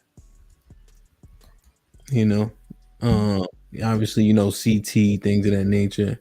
So what do you think? Do you think that's a real movement, or are we just seeing it in our small microcosm? In my opinion, I think it's trolling, internet trolling. I think there's certain individuals, of course, they're more conservative in base. But the fact of the matter is that overwhelmingly black men vote democratically. We still understand the Southern strategy. This whole idea that we're going to all of a sudden switch, even if it goes up 2-3%. I mean, you got to understand, last election was the largest election that there was in American history. More people voted. So, of course, all races, whether men, women, sex, they're going to switch the needle a little bit. But even then, that needle didn't switch very much. So if you're asking me, do I feel that the average black man is still going to vote Democratic? Yes. Okay. Just based on history? Based on history, based on data, based on what's going on in these streets, based on how registration to vote is, based on the historical factors, based on how just in general black people vote. You think the internet trolling is cute? It's cute. Like, I get it. That's why you can sway certain individuals who are a little special needs, and they're emotional, and they put their Trump hat on, and it sounds cool, and it gets you clicks and likes and views. But for the most part, middle class individuals don't give a damn about what's YouTube talking points. We're talking about actual jobs. There's also coalitions of individuals who are on the ground campaigning. I know I've talked to Camila every freaking day on my damn I get a text from her every day. Let's just be honest about the machine that we're talking about the U.S. Voting system is. No, she texted me too, but I asked her, so are you black or not? She didn't respond. Hey, Black, got a question. Go ahead, Mr. Impeach me. Impeach me, because I know that they're gonna get me. The people they're gonna pay, they're gonna kick me off. I got about I'm speaking into existence. So far, so good. No, they're gonna get me. But it wasn't add to the hemp funds. But E-Black, the world been looking the same way. They've been saying the same thing. The same Democrats, same Republicans, same voters, same internet, the same advertisement. And most of it don't mean nothing about nothing. Kind of like what I've been hearing up here for the last hour, which is the very point that I made when I came up here. They talking about eating. These supposed to be the best debaters in the world. They talking about eating cats. Are you serious? And talking about the average voter in America, the middle class man is really eating cats. That's at the top level what they talking about. And these people vote for anything. And people are emotional, and they've shown you that. Do you see what's going on? Yeah. But has it been any different 8 years ago, 12 years ago? Once again, we're talking about galvanizing people, the boots on the ground. We're talking about mail-in votes. We're talking about register to vote rallies. You have to show yourself worthy to galvanize a group of people to fight for yourself. So if this is what it looks like, this is what it looks like. Do we want to have more educated debates? Yes. But let's be honest. We're talking about galvanizing young people, galvanizing a base of individuals to say, hey, I'm going to take time out of my day and I'm going to try to register people to vote. I'm going to galvanize my time and I'm going to do my part to participate in the American system. This is who the candidate I represent. So when you're seeing this kind of stuff, yeah, you're essentially representing, and you're seeing people getting galvanized to do the dirty work. Most people don't have a good representation of their own self. That stuff don't have enough confidence in self-esteem, mental health to even function today. That stuff don't matter. What matters is the boots on the ground. What matters is the boots on the ground. People who are actually right now going door to door, hanging the little leaflets on the thing. The people who are scheduling appointments, donors, putting their money together to get galvanized people together. That's what's the American voting system is. And it's not about this. It's not about eating cats. They will vote for anything. They've been doing it since I've been alive. They won't stop. Is why you have two people talking about eating cats on a nationwide platform. Okay. So again, bro, yeah, he mentioned eating cats. Why? Because what's the overlaying point of it? You have people that shouldn't be here in the fucking country that are doing things that aren't socially acceptable to this culture. That was the point of that. So it wasn't just, oh, they're eating cats, motherfucker. No, goddamn it. So what is acceptable to this culture? Y'all say camel ain't nothing, and you got another dude who's a criminal. What is acceptable? What's the standard? Well, not eating cats isn't. Can we accept that? Eating pets, eating domestic pets in America is not culturally acceptable. Can we start there? I'm not going to get into the health thing about it, but I could. Of course we can't with you. Cool. So moving away from that again to E-Black's point. Listen, bro, you're right. It's about galvanizing people and so on and so forth, but you're leaving out a most important part. Cali not changing shit. Like you said, no matter how many niggas, it can be 100% of niggas stop fucking voting for Republican in California. California's gonna be blue. All the delegates are gonna go fucking Democratic. Okay. Same thing like if you go to fucking a traditionally red state, Idaho, Montana, some shit or whatever state has been red for years upon years upon years. Okay. The only ones that matter are the swing states. That's where it matters the most. And the ones as to where he won, like Pennsylvania, and I think it was like Michigan or whatever, those people had some funny shit going on with their voting laws, especially you're talking about mail-in ballots. Okay. So we're not going to take this serious and to scam, I guess, like voting shouldn't matter at all. Nobody should fucking do it because nothing has changed in my whole lifetime, which is, again, man, I don't know what we saying, bro. We grown motherfuckers, dog. Are we going to have a serious conversation or we just going to say... And Mr. Fantastic, California elected a Republican governor before. Yeah, Reagan, right? No, Arnold Schwarzenegger. Or was Arnold? Well, again, Arnold Schwarzenegger had no chance of winning presidency because he's don't frown, brother. But you said that California is always going to vote blue, but we're talking gubernatorial. We're talking presidential, brother. That's what we're talking about. We're not talking about governor. We're talking about presidential. When was the last time that they were a red state presidential wise? Black educators. I think Nixon. Yeah, so the 70s, right? Cool. So we're talking. It's a presidential debate, and we're talking about presidential votes. So that's what we're talking about. So, like I said, the number of swayed people are irrelevant in places like that. The swing states are different. Now, to your point of where black men are quote unquote trolling, black men aren't trolling. Do you have some, I'm trolling. Supporters? Okay, well, that's cool for you. We're not talking about you. But do you have people that have spoken against? And like you said, it's not just black men, it's black women also. There's a slew of black women that are speaking out against this whole vote for Kamala because she's black. This whole, Simple Simon, uneducated, uninformed. We can just get your vote with the same old racism, voting suppression, and they're gonna lock you up and we gonna put you back in chains.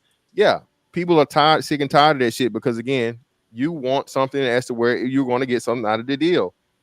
All the Democratic Party do is motherfucking promote welfare shit and free shit, which the majority of people do not qualify for. I think when you talk about all of this government assistance and housing assistance and stuff, that may be 30% of Americans max.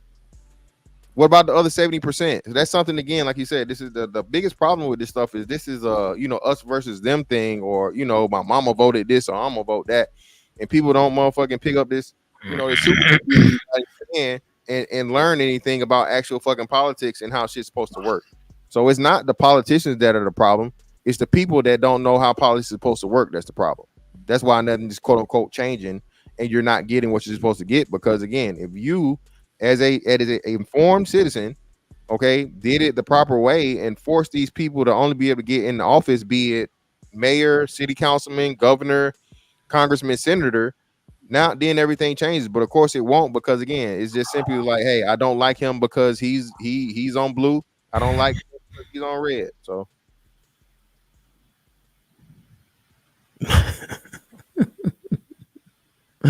man, oh man. So let me ask a question. Well, go ahead, E. Go ahead, E. What's popping? I want to say hey to you guys on the panel. Yeah, talking to you, E. Hey, Lutz. How you doing, Lutz? Make sure I speak to Lutz. So yeah, it's interesting. Interesting. Because I realized that E Black is talking about boots on the ground, right? And I think that we talk about immigrants, and the first thing we go to is the guy at Home Depot. Just to let you guys know, the guy at Home Depot has been here for the last 15 years. He's not the new immigrant that's typically coming into the country. And then, so I work at I partner with a DHS, and I kind of have saw what immigrants have done to the food stamp system. I've seen what they did to the Medicaid system. And I've seen a lot of Americans get put on hold to house immigrants, right? There's something in Washington, we have something called refugee cash. So that's people actually, getting a cash payment from the government just because they are a foreigner. And so I just seen a lot of Americans get put on hold to take care of other people. And I know a lot of people don't think it's a big deal because, everybody on YouTube makes six figures. And we're not that group of individuals maybe who's truthfully and honestly going through those problems. But the biggest thing that when Kamala talks about the middle class can't find homes, the questions that you ask is, where did the homes go? Who took them? Because the homes was here we wasn't having this conversation back in 2016 that we couldn't find houses, right? That wasn't a conversation. You might couldn't afford it, but we really weren't having that conversation that you couldn't find a house, right? So yeah, I think, not to dive too deep into it, I think she did a great job tonight, by the way. I know a lot of guys might feel that. She found a way to connect with people's hearts. Now, some men didn't see that because they ain't got no heart. But when she started talking about if your daughter, got taken advantage of, and would she be able to get rid of the baby? And she started talking about your grandma not being able to pay for her diabetes medicine. That touched a lot of people's hearts tonight, regardless if we like it or not. So I definitely think it's going to be an interesting polls going a couple of days forward from this debate. On one of those points, what is Trump's stance on like rape and molestation? I thought I heard him say before that he's for abortion rights in those instances. Yeah, so even tonight, if you're listening to debate, he started saying that he understands the extremes. He understands incest. Yeah. Okay. He understands these different things. He understands that. But what they got to do is we need to keep this on the books for the 1%. Regardless of the 99% of people that might misuse it, we need to keep it on the books for the 1%. So I think it comes down to I think we all would agree if someone had to, that we understand that, right? But I wanted her to answer questions. What about month 7, 8, and 9? Is it okay for us to be able to talk about getting rid of these babies that late? Yeah, that's the one I wanted too. So that's the key. I think everybody okay with a morning after pill, right? We're not saying that if a person made a bad mistake and they woke up and they wanted a morning after pill. I don't think people are protesting to get rid of that, right? Regardless if you support it or dissupport it. But what we don't address is cool. We get the extremes, but do we believe that child had life at 8 months, 9 months? What do you think about stillborn? What about it? What do you mean?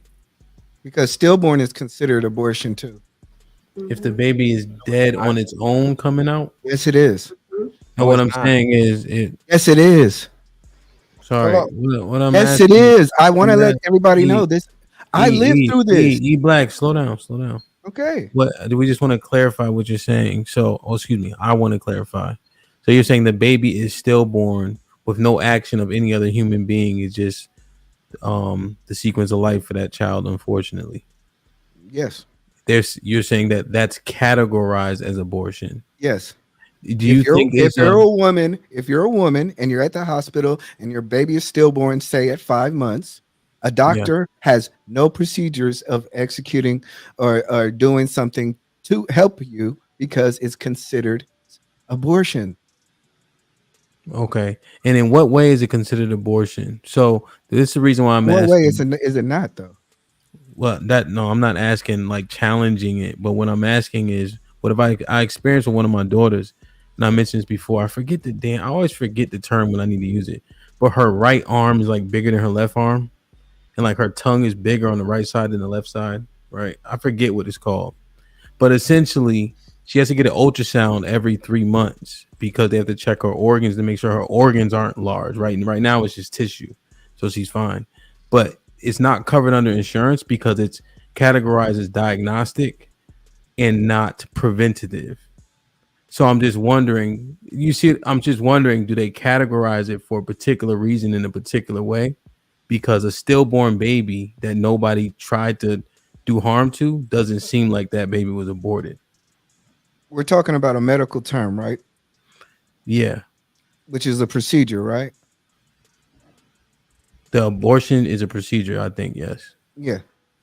The procedure of what? Removing a pregnant woman's fetus. Okay, so just the removal itself makes it an abortion. Yes. No, bro, stop it. No, dog. No. I just read it, and I just read what you're talking. No, what you're talking about was in the situation as if the baby's deemed healthy, okay, and then you're trying to move it before gestation or where it can have survival. Then yes, no, bro. A fucking what's name would be, if anything, considered a miscarriage. A stillborn would be considered more so a miscarriage than abortion, bro. No, abortion is a live child that's alive okay, and it's fully fucking functional, and you say I don't want it to be live anymore. So what are you guys talking about? I hate when y'all do this, bro. Is that your opinion? It's not my opinion. I just looked it up and I seen what you're talking about. Okay. It's some fucking article by some anti-abortion bullshit. How about you live through it? Well, I don't want to do How that, about bro. you had to talk to a doctor and they tell you that because of Texas state law, this woman cannot have any medical health other than aspirin.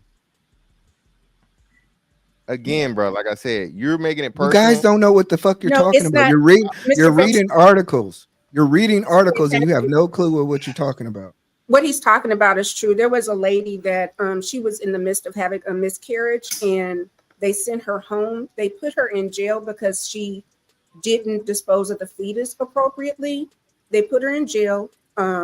They had to kind of work it out. She'd been at the hospital and the nurse reported what had happened. And because when she had the miscarriage, the baby was in the toilet and they got her for, she wasn't supposed to, I guess, what do you say for that? Like she wasn't supposed to flush the toilet or whatever. It's not, it's Mr. Fantastic. I'm not going to argue with you back and forth. It happened. It's not about arguing. It's not about arguing. You again, Tiff. There's a 1 in 1 million chance of everything. The fucking chicks aren't getting locked the fuck up for fucking having fucking miscarriages in the toilet like on the weekly. You guys are talking about one of ones. This is very very rare specific things, bro. So, this is like this is what it looks like. So stillbirth is the delivery after the 20th week of pregnancy of a baby who has died. Loss of a baby before the 20th week pregnancy is called a miscarriage. So it almost sounds like stillbirth is its own category, just like a miscarriage. Yeah, it's not no abortion, bro. Like you said, giving birth to the baby. Stillbirth means just that. Stillbirth means the woman births the child and it comes out unalive.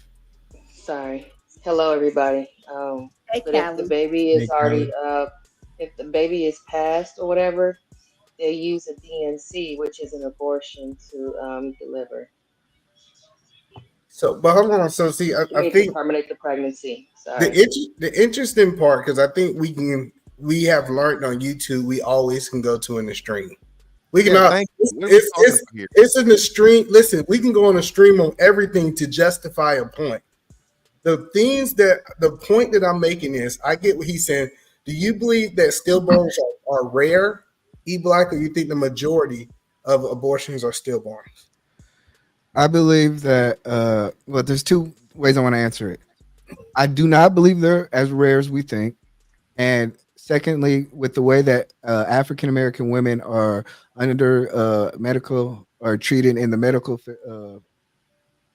I'm sorry, I'm lost at words, but y'all understand what I'm saying. The way Black women are treated in terms of medical procedures, yes, I don't think it's as rare as you think. I think as a census, I think as a group, we all would agree if the baby is no longer alive and there's no chance for that baby to actually live, taking that and she removing that baby out of her life is not killing the baby.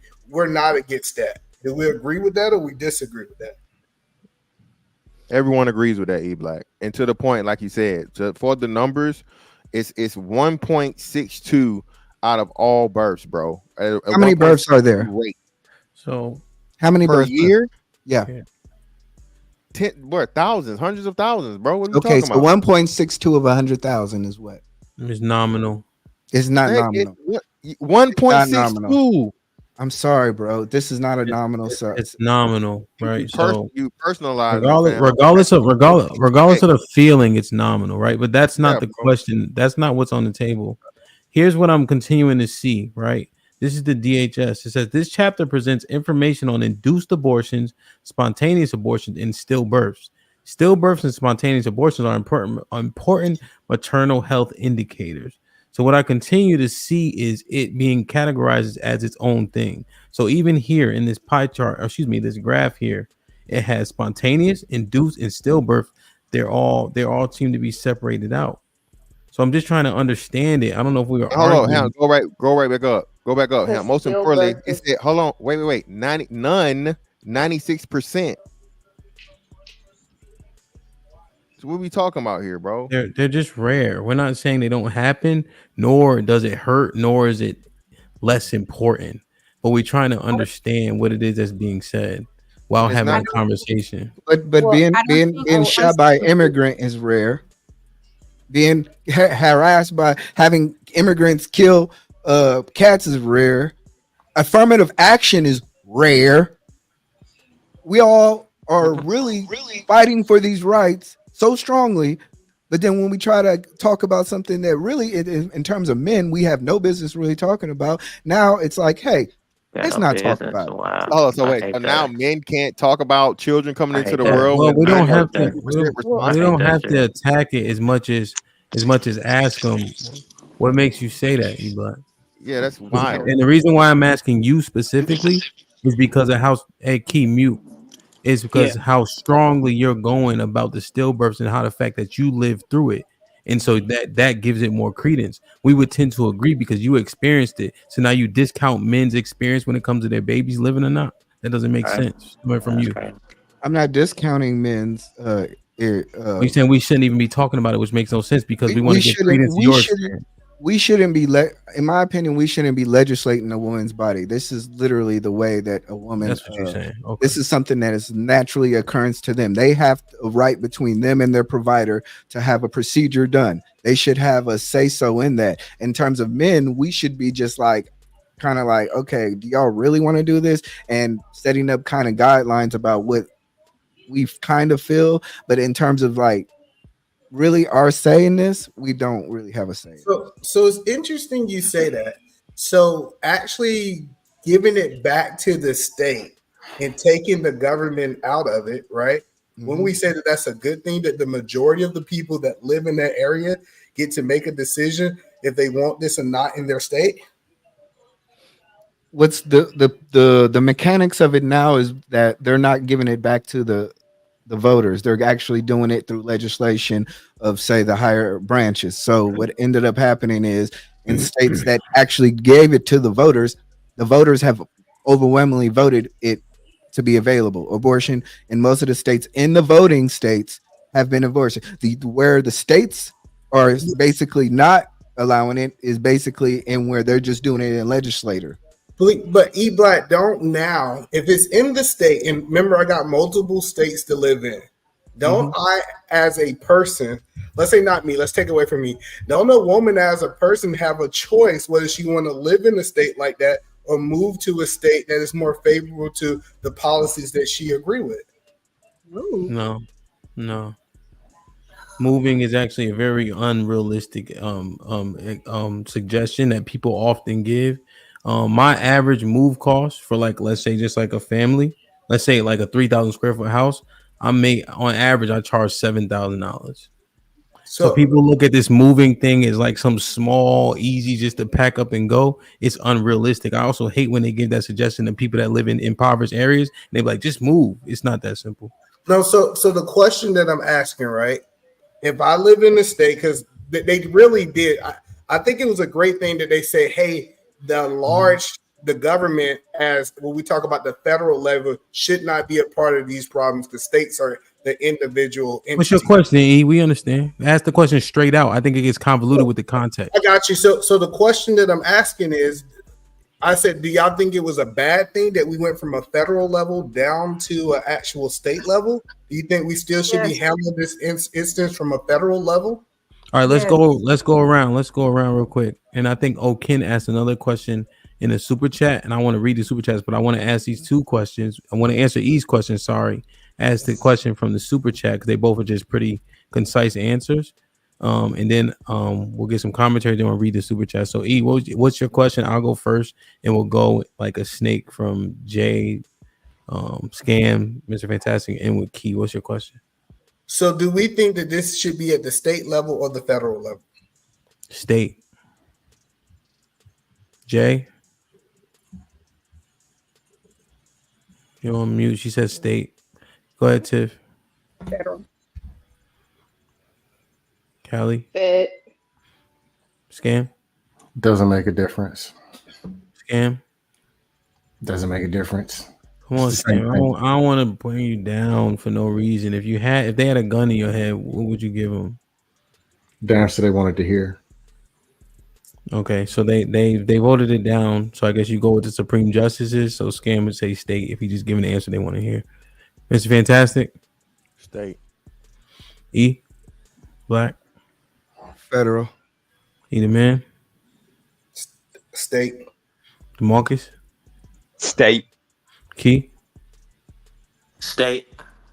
Go ahead, E. What's your commentary on the answers? So I just think that we want the Fed to be more involved than what they should be.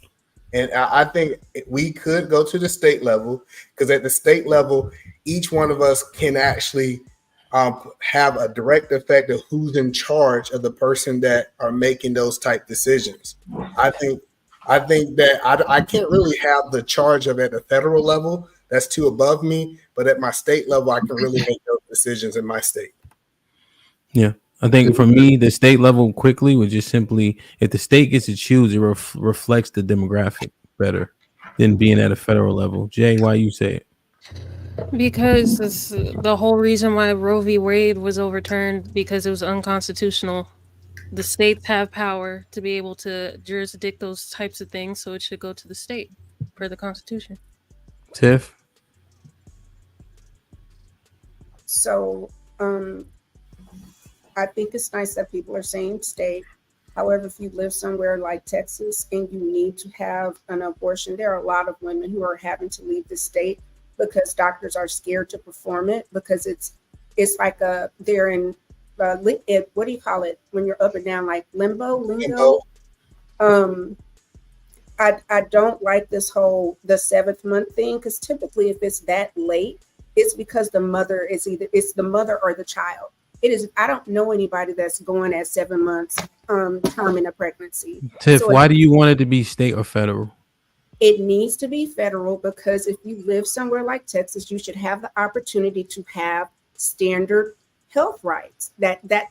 It's a health right.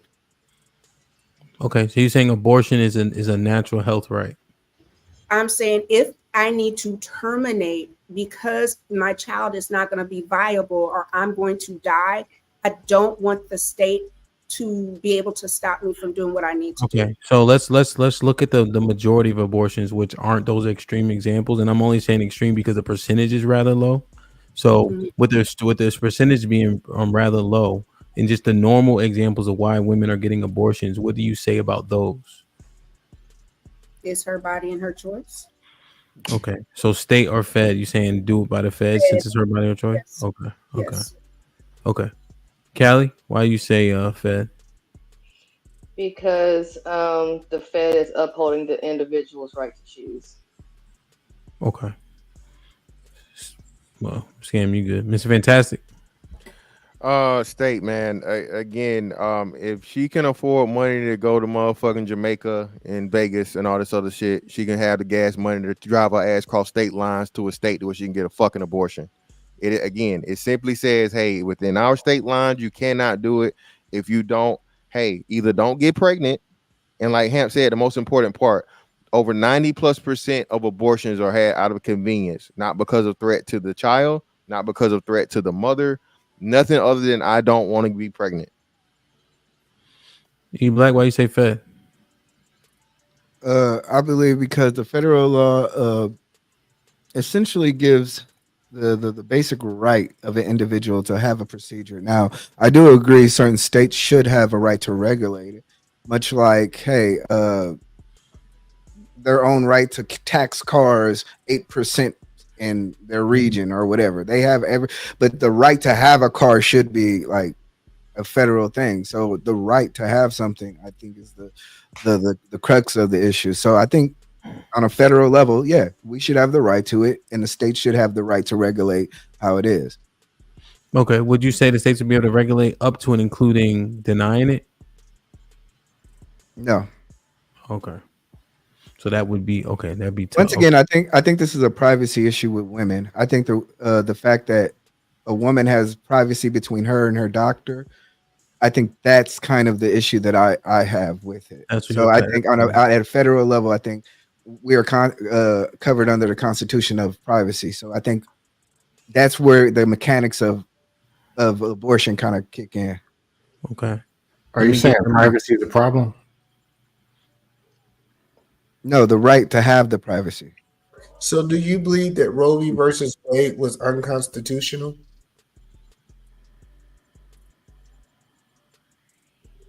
Yeah, well, based on I don't think it was unconstitutional. No.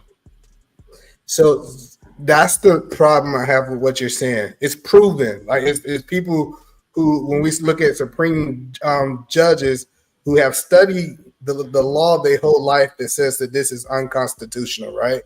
I'm not saying what you're saying is wrong, but you don't have to do it an unconstitutional way.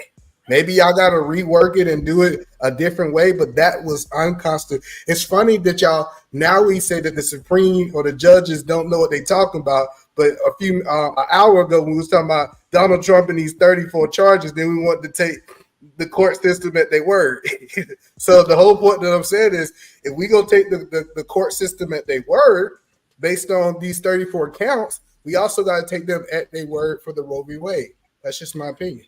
I want you also to understand that Roe v. Wade was deemed constitutional, and then after Trump elected 2 conservative judges, then it was deemed afterwards. So this is not about whether it's that's where it's fuzzy with the constitutionality of it, because it was constitutional, and then because of political powers became unconstitutional, much like your gun rights can be if somebody does. So like, let's be honest about this. Black, I just want to make sure I understand. So you I want to make sure I get DeMarcus and Key, and y'all make it quicker. Yeah, I'm sorry. I'm yapping. I'm sorry. I'll make it quick. So if Donald Trump's cases escalate to the Supreme Court and they say that they're wrong, do we stop talking about these 34 charges that he was charging with in the appeal? You're playing dirty. No, I'm just asking questions because we said that they overturned it and we taking these judges as fact. Once it doesn't paint our narrative, now these judges don't know what they're talking about. I'm sorry. I don't want to take it up, but yeah, go ahead. Anybody wants to answer that question? Go ahead. Well, I think it's slightly rhetorical. Let me just get DeMarcus and Key, and I want to ask y'all. I want to show y'all the super chat question. And it's okay to end it because I think the crowd understands you guys' points. You know, DeMarcus, what you think? It goes back. It belongs to the state. Always have been. And the one thing, again, we have to go by the Constitution. The way the Constitution doesn't state, abortion is protected under the federal level. And when Ruth Bader Ginsburg, hold up. When Ruth Bader Ginsburg, before she died, she even admitted that Roe v. Wade was ruled wrong. You can look this up. She said before she died that Roe v. Wade was ruled unconstitutional before she died. So yes, it goes back to the state. Nowhere in the Constitution does it say abortions are federally protected. Key? I feel like it should be up to state because, like you said, where you live is normally, I say majority of the time, is how you believe in your thoughts, your beliefs. So then it should follow in where you should stay at. Okay, pretty simple. This question. Kim with the $5 says, can you ask everyone on the panel what month and when is it okay for abortion? Straight up answers. Okay, so this is I think I agree with Donald Trump. Donald Trump said he understands the extremes. He understands incest. He understands if it's in the best interest of the mother. He said this tonight, by the way. This is his recent of what he said. He said, I understand the extremes, but if you're doing this recreational, I definitely, if we look at it from a month point of view, I think that you should not be able to do it, period.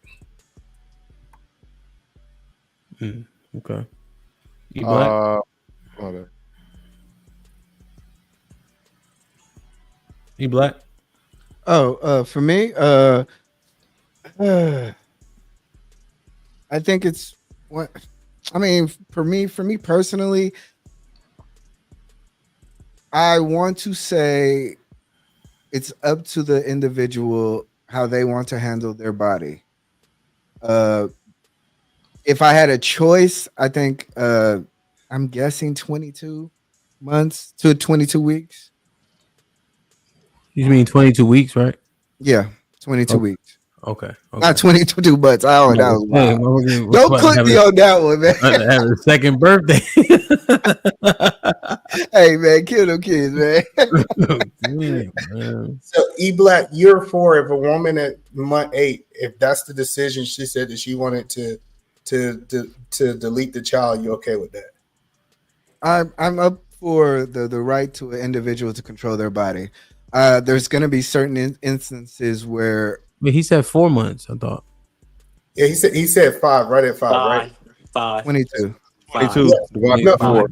That's 5. So no, but he gave a disclaimer. So I'm asking, let's say recreational. Say if a woman at 8 months say, you know what, I just don't want this child anymore. Are you okay with her at 8.5 months saying that's okay? If once again, I think this is where the state regulation kind of comes in. If the state says unless there's a medical emergency or special causality for that, then I think I'm okay with that. So you're for the extremes. You're for the extreme situations where it's medical, life or death, those type things. But I'm gonna ask you the question directly: 8.5 months, and it's not an extreme. Are you for that? Or you think that women should have that right? Personally, no. Personally, no. Okay. But legislatively, I probably would have to make a decision. Mr. Fantastic. I think the thing right now here is like 6 weeks. I would say 2 months because I think they say on average women claim they don't know they're pregnant up until like at least 6 weeks. So I say give it another 2 so that by that time that you know. So without a doubt, hard cutoff 8 weeks. Okay. Scam, you have an opinion on this? I don't know enough about all the extra stuff that goes on with it, so I don't have an opinion. I'm gonna get Scam out of it, man. Callie?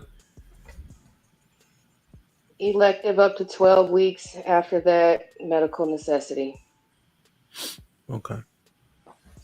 Medical necessity mean like danger to the mother? Yes, danger to the mother or the child's viability is not there, then yeah, medical necessity. What if the child has like abnormalities like down or something like that, or autism? No, that's not medical necessity. Okay. Tiff? I agree with Callie. The 12 weeks, and then if it's a medical emergency, then I think it's going to be case by case. DeMarcus?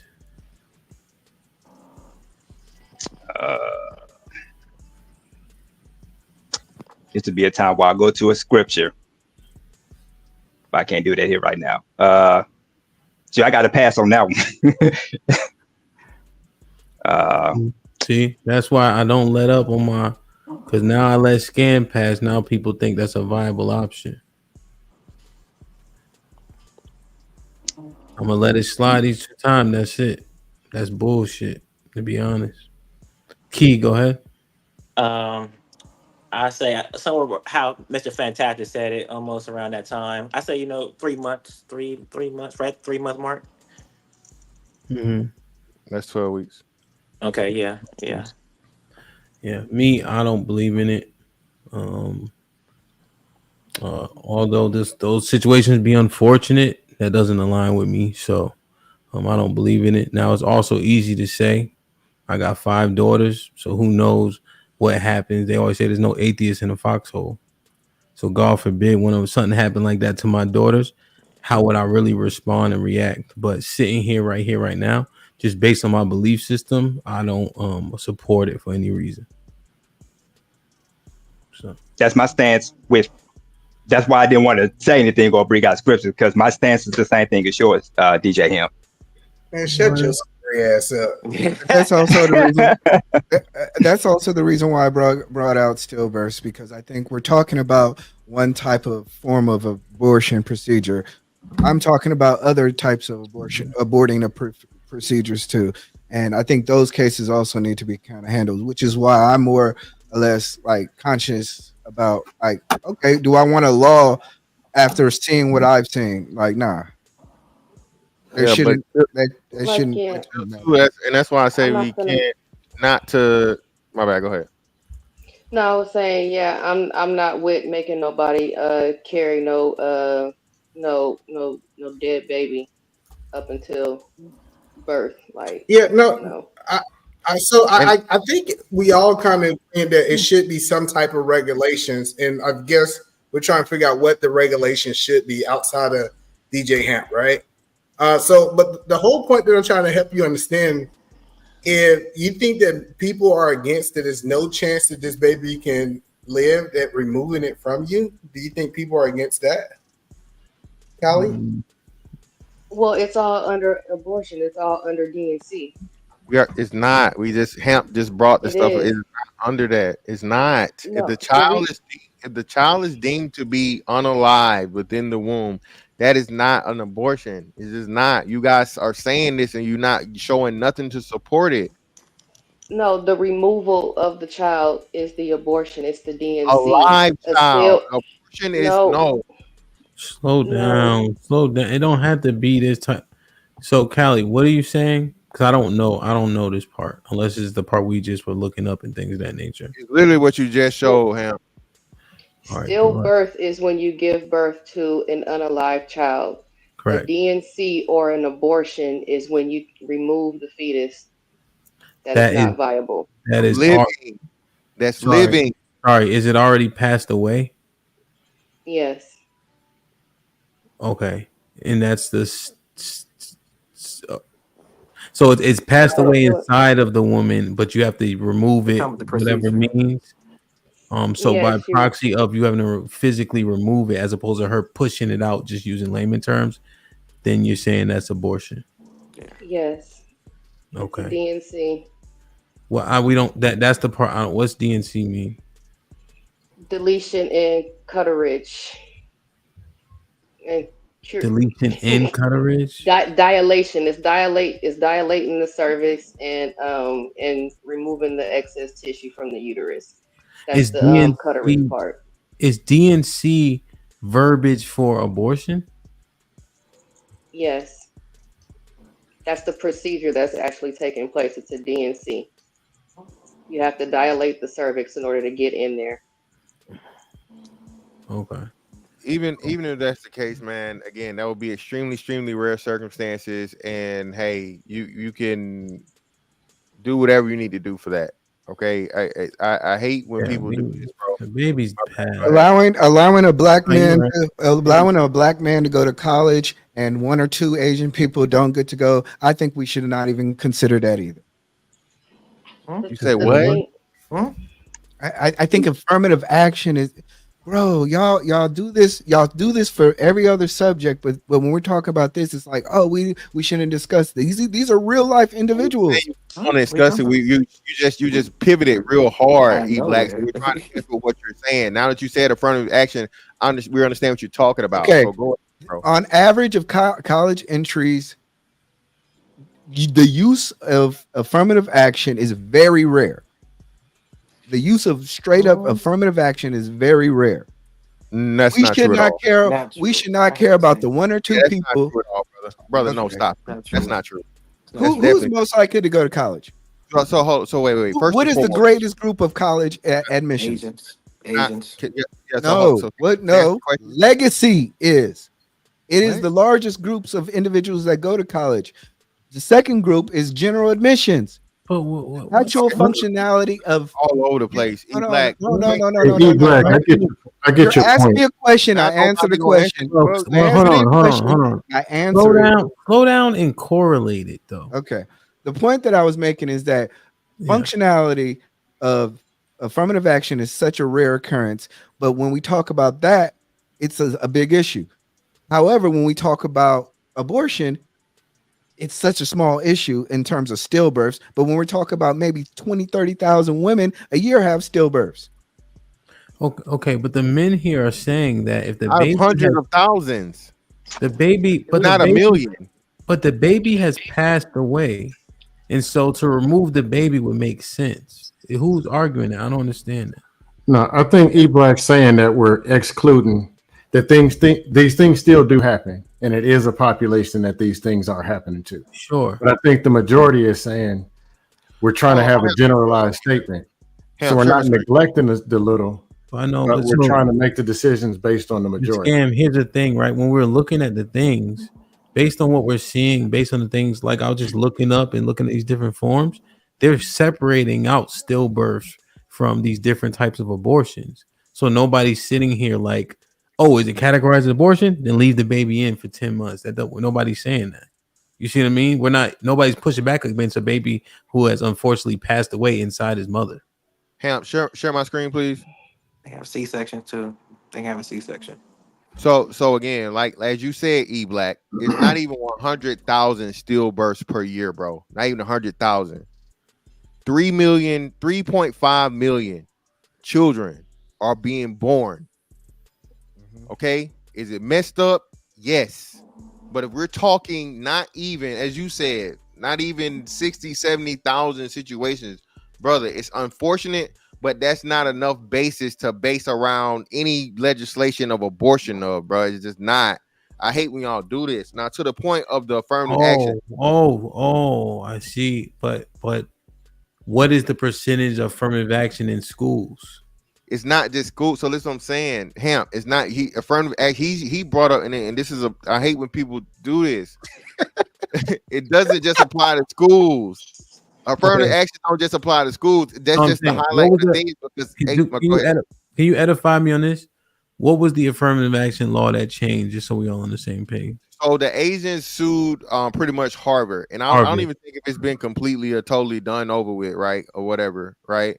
But they sued Harvard because pretty much like Asians were performing at the top of the top, and they were not getting in. Mm-hmm. Yeah, but still not getting in because they had reached the quota of Asians and so on and so forth, and they needed more black people to meet quotas and other whatever. Sure. So it wasn't that the Asians were trying to get more benefit. It was the fact of the matter that the benefits were being taken away for the Asians for lesser qualified people of other races. Yes. So when That's not what happened. That is what happened.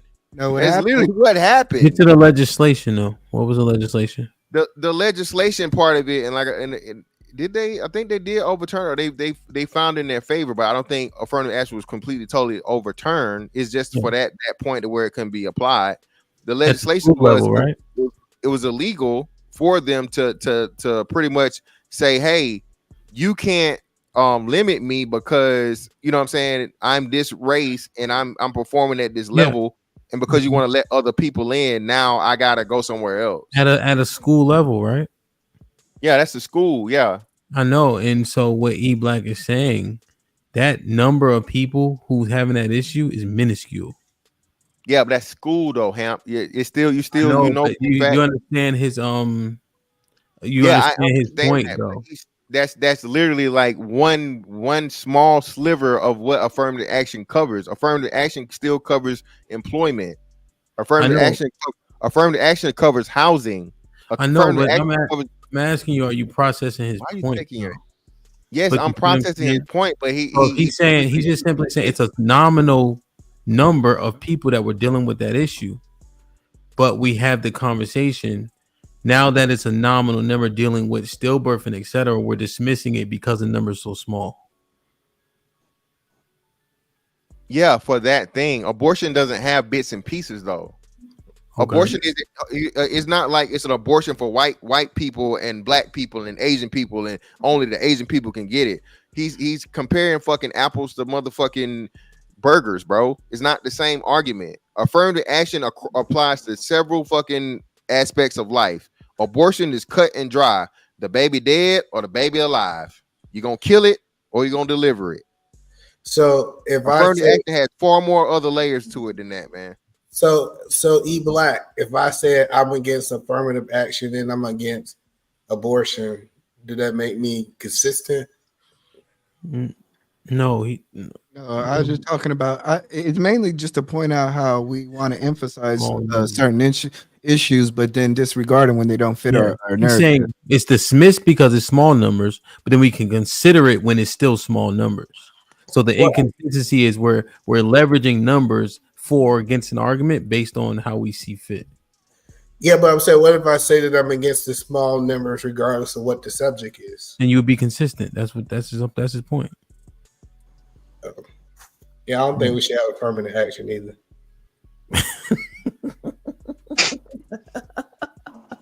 It's just as extreme, like when the left, when they talk about when they try to promote pro-choice and everything like that, and they say, well, what about the great victims and this, that, and the third, when we know that that's a minimal number. And then on the right, the argument is the whole thing about the late-term abortions, as if people are getting those electively. That's well, first of all, the elective part is a non-existent number, but as far as actually getting the procedure done in the late stages, that's a minuscule number as well. Yeah, that late term. Did everybody actually answer? Or as the what? Did everybody answer? Oh, did everybody answer about the 8 months? No. Everybody did? Yeah, I think so. Yeah. Nah, y'all trying to get off. Only person answer was E Black. So let me ask. Everybody answered the distance. Oh, I waited my turn. Nope. It got stuck somewhere. No, Jay, everybody answered. It went from Jay to what's the name to the Key. Key was the last one. Not the 8 months. Not the 8 months. You talking about the term. The direct question was, do you believe that a woman at 8.5 months should be able to have a recreational abortion? Abortion to have nothing to do with her health or the child's health. Elective abortion. Yeah, like recreation. Recreation is crazy. Elective. That's crazy. Saying recreation makes it sound like a hobby, like that. A lot of these hoes it is. No, we're not going there. Nope. So, what do you think? 8 months and no go, Jay, or what? Of course. Anybody don't think 8 months is a no go? That's horrible. That's crazy. Yeah, elective at 8 months is wild. That's crazy. And I had a little pushback for email when he said something. Come on, give it to me. Not email, my bad. Not email. E Black, my bad. E Black. Hold on, everybody been pushing it. E Black. Hold on, give it a second, real quick. Okay, my bad. I got you. Callie, what if? Cause I just want to understand the ideology. So, like, what if a woman is 8 months in, right? But she came from a devastating circumstance. So, like, let's say she was molested or whatever the case is. Is she allowed to come to a conclusion at 8 months? No. Okay. You come to your conclusion within those 12 weeks. You think it's that simple? Yep. See, that's where it starts to break down a little bit for me. Can you see why? Think about how molestation works, right? Like it's right. Some that probably happening to you, just happening. Then that you know, like we saying that she just got to choose or whatever the case is. You think? I just see a little bit of a breakdown. Yeah. There are options after that, like you can give the baby up for adoption or something like that. Okay. But yeah, just having an abortion at eight months, just for the fuck of it, elective, absolutely not. Yeah, you saying that nobody's having an abortion in Reese. You watch the show enough, Reese. You know you gotta say hello. Hey, everybody, I didn't say hi. What's up? Yeah, wait, this is Reese? That's Reese. In the flesh. That's that nigga. Wow. Ham, you to go, Ham. You to go. Now, can I comment? Can I comment on the debate though? Can I comment? Yes, sir. Key had a question for. Go ahead, Reese. Yeah, Kamala easily won this. Trump, he does what he always does. He throws attacks. he said that people want to abort children at 8 months. Nobody's aborting children after 8 months. Like nobody's doing that. Like, and he also tried to question her blackness. Whoever still thinks that she's not black is an idiot. Why? Her father, you can see pictures of her father's family online on the internet. She's obviously black. But Reese, let's have a conversation. Why did she win? Please let me get in that. Hold on, it's first Trump. The 4 years Trump was in office. No, don't tell me about Trump. Right. Tell me why she won. Because she laid out what she wants to do for the country going forward. She laid out. She's a candidate for the future. He's a candidate of the past. That's perfect. Reese, one. What did she lay out? She wants opportunity economy. What does that mean? Okay, she wants to give $6,000 to new families the first year of a child's life. $25,000 on new homeowners. She want to help small business owners. She want to the healthcare. She wants to give tax breaks to people, to low income families. Like, she has an opportunity economy. I got it. So hold on, I want to talk to you, Reese. I'm so happy you came. But Reese, if I don't have any income, what does a tax break does for me? Why wouldn't you have any income? So let me give you an example. If I made 30,000 or 50,000, what do a tax break does for me at 40 to 50,000? Nothing. Okay, all right.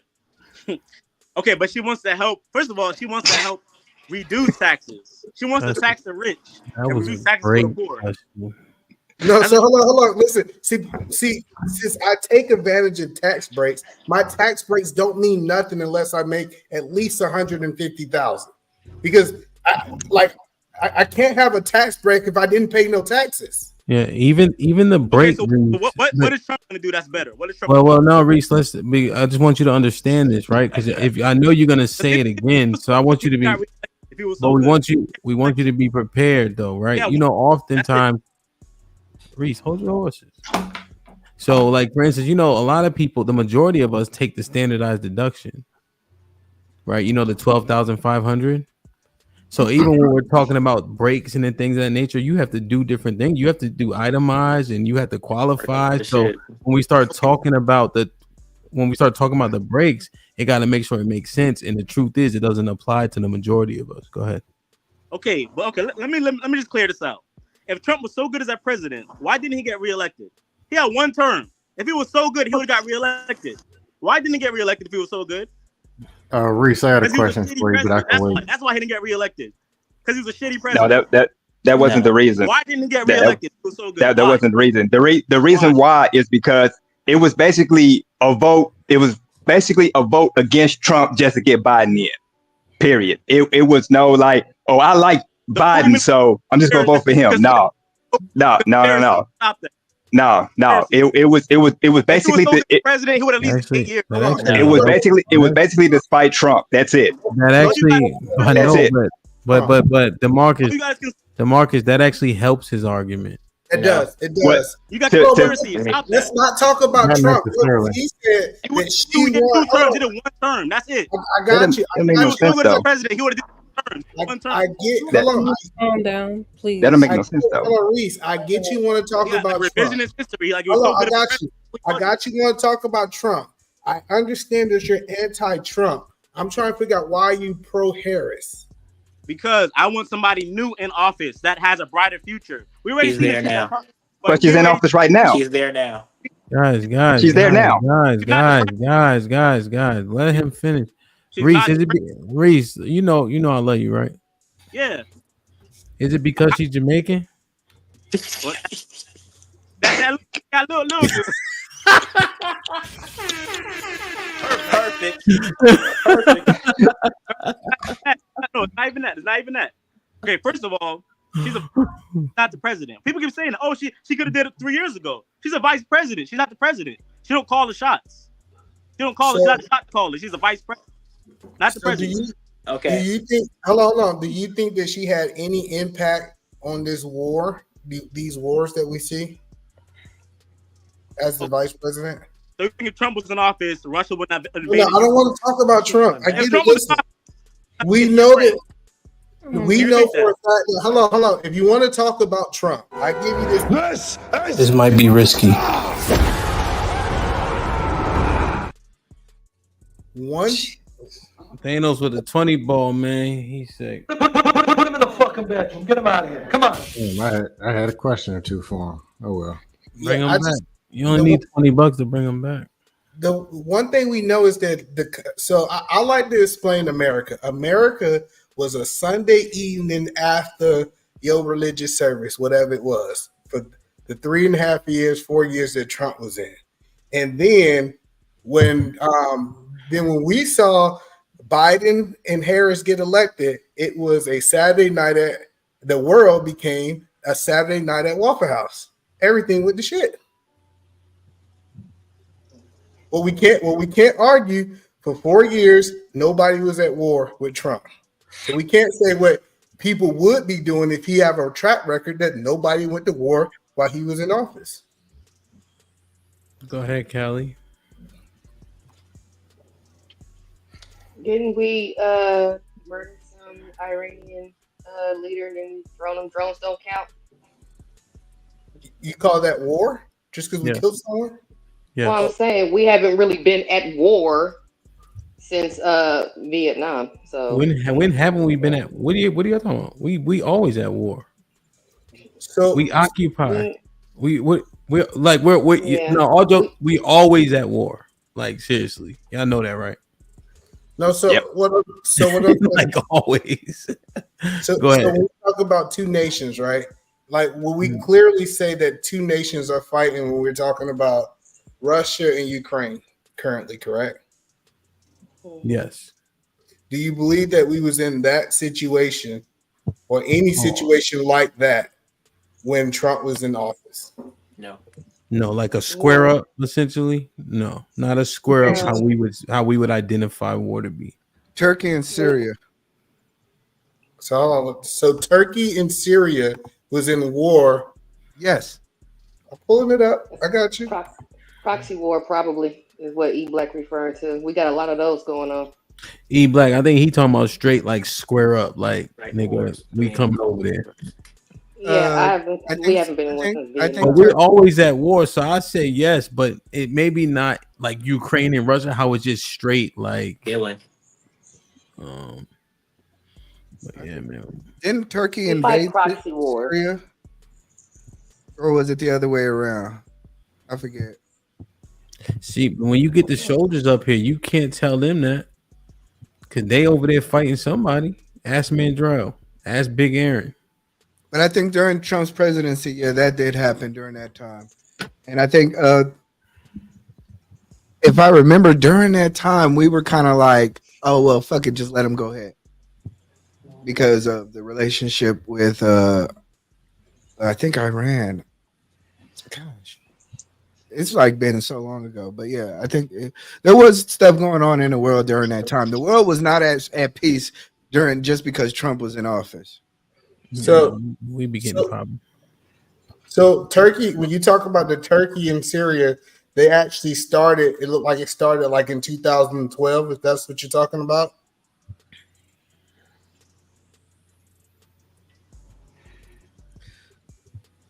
No, the military operation began October 9th, 2019, when Turkish airmen launched an airstrike on border towns.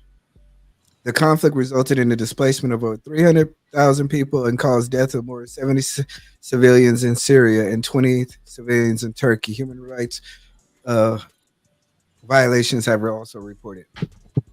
I'm trying to see what you see. Let me get to the Aaron with the 2000s. Put the chat in the bathroom for the likes being down. That's a fact. TJ with the fellas bathroom for Lauren taking 5 for asking for HR. Red Pill Ranger with the fellas. The Democratic Party is the party of deviance and deviant behavior. If you are a Christian or protect kids, don't vote Democrat. So the Ebony said, me out, been a member for 1 month. Income stream was popping with the fellas. What's good, Memphis out here? Salute.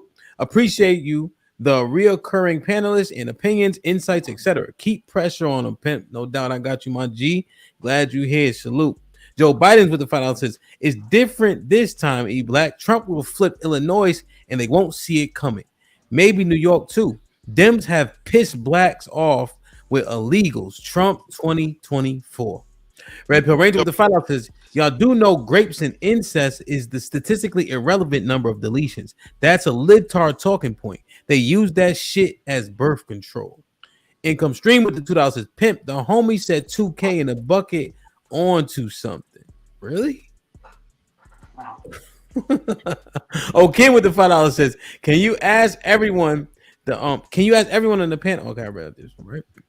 The bell was popping with the $5. If the main excuse for abortion is rape and incest, wouldn't the number of arrests be as high as the abortions? It's a single woman's choice. Damn, that's actually an interesting point. Sean Brewer with the $10 says, man, Kamala did a good on only one thing, and that's to unalive your baby. She didn't answer all the questions at all. Imagine this woman talking to world leaders. God damn, we'd be in trouble. Trump 2024. Rainbow Kid with the $5. I don't give a fuck if its DNC is used. The baby is dead, and it's not because the mom chose to kill it! Exclamation point. Stillbirths are not called abortions. What the fuck is wrong with you idiots? Living humbly with the $10. E Black voted for Biden. He can't tell me nothing. If you don't vote for me, you ain't blackface ass. Aaron with the $2 says, LOL. Lot of personal emotions today. No wonder the likes are down. Hey, y'all mute for me. I'm getting feedback. Joe Biden's with the $2 says, stillborn is a result. Abortion is a procedure. Mama Honcho salute for the $2. Sean Brewer with the $10 says, you can unalive your baby. Stop the bullshit. Shame this shit is on the ballot in the first place. Unaliving your baby is not your birth control. This alone reason why we need men to run a country. Okay, with the $2 says, how is killing a child a right? How is it a right? Red Pill Ranger with the $2 says, some of y'all need a late term deletion. Damn. Jesus Pals with the $2 says, stop looking mad, Callie. Smile. You're still a cool kid. CJ with the $5 says, I thought I just seen you, CJ.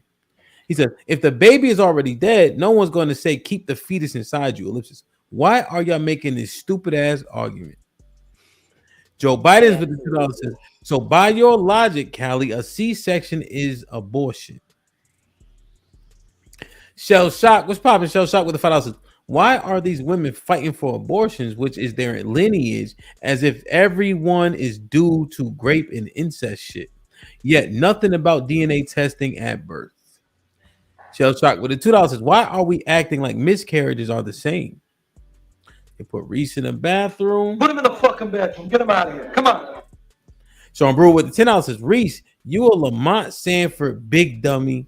They asked him about her race again! Exclamation point. How can you give 50K to small businesses? What the fuck she getting the money? Just like they was going to stop college loans. LOL. Sean Brewer with $2 says, Callie Bev, like what the fuck? Sometimes women just need to cook. Like, share, subscribe, tell a friend, tell a friend. Hit that like button right now if you can. That helps the channel the most. So this incident that you're talking about 90 people died, and it was a single incident. Are you saying that was a war? E Black in your description? It was yes. Turkey took over or invaded Syria, and they actually occupied that territory.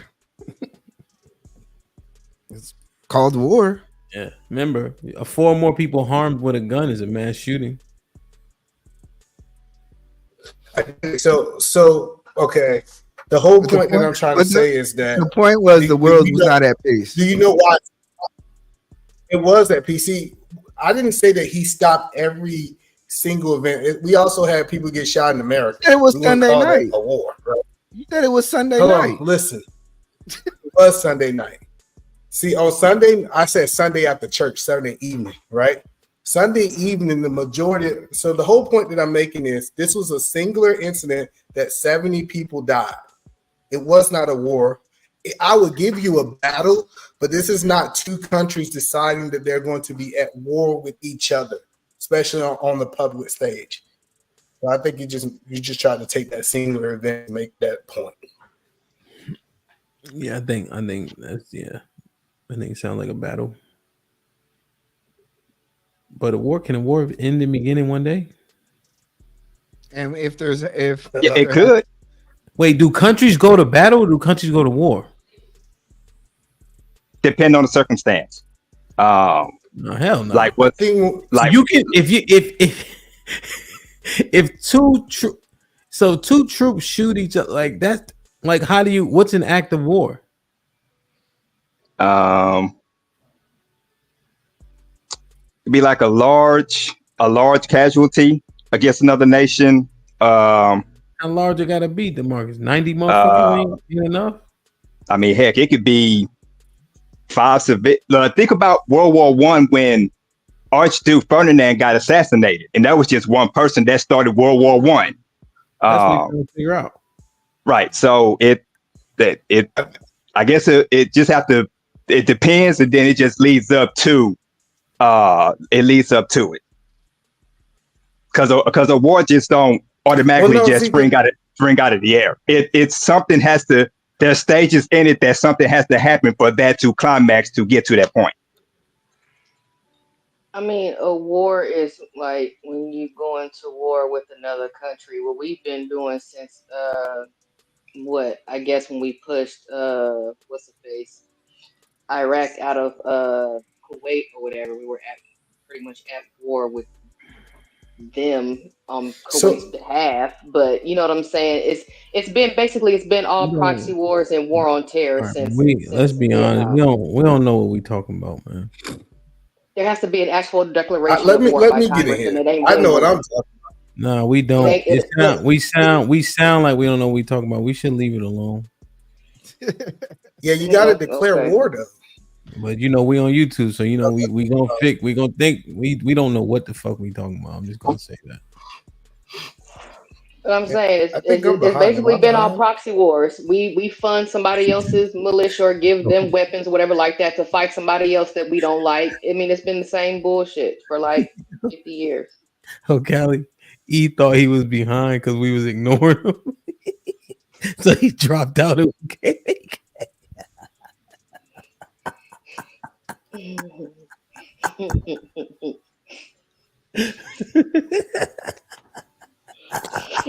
Shut up, Hamp.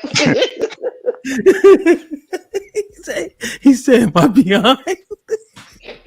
Nobody said nothing.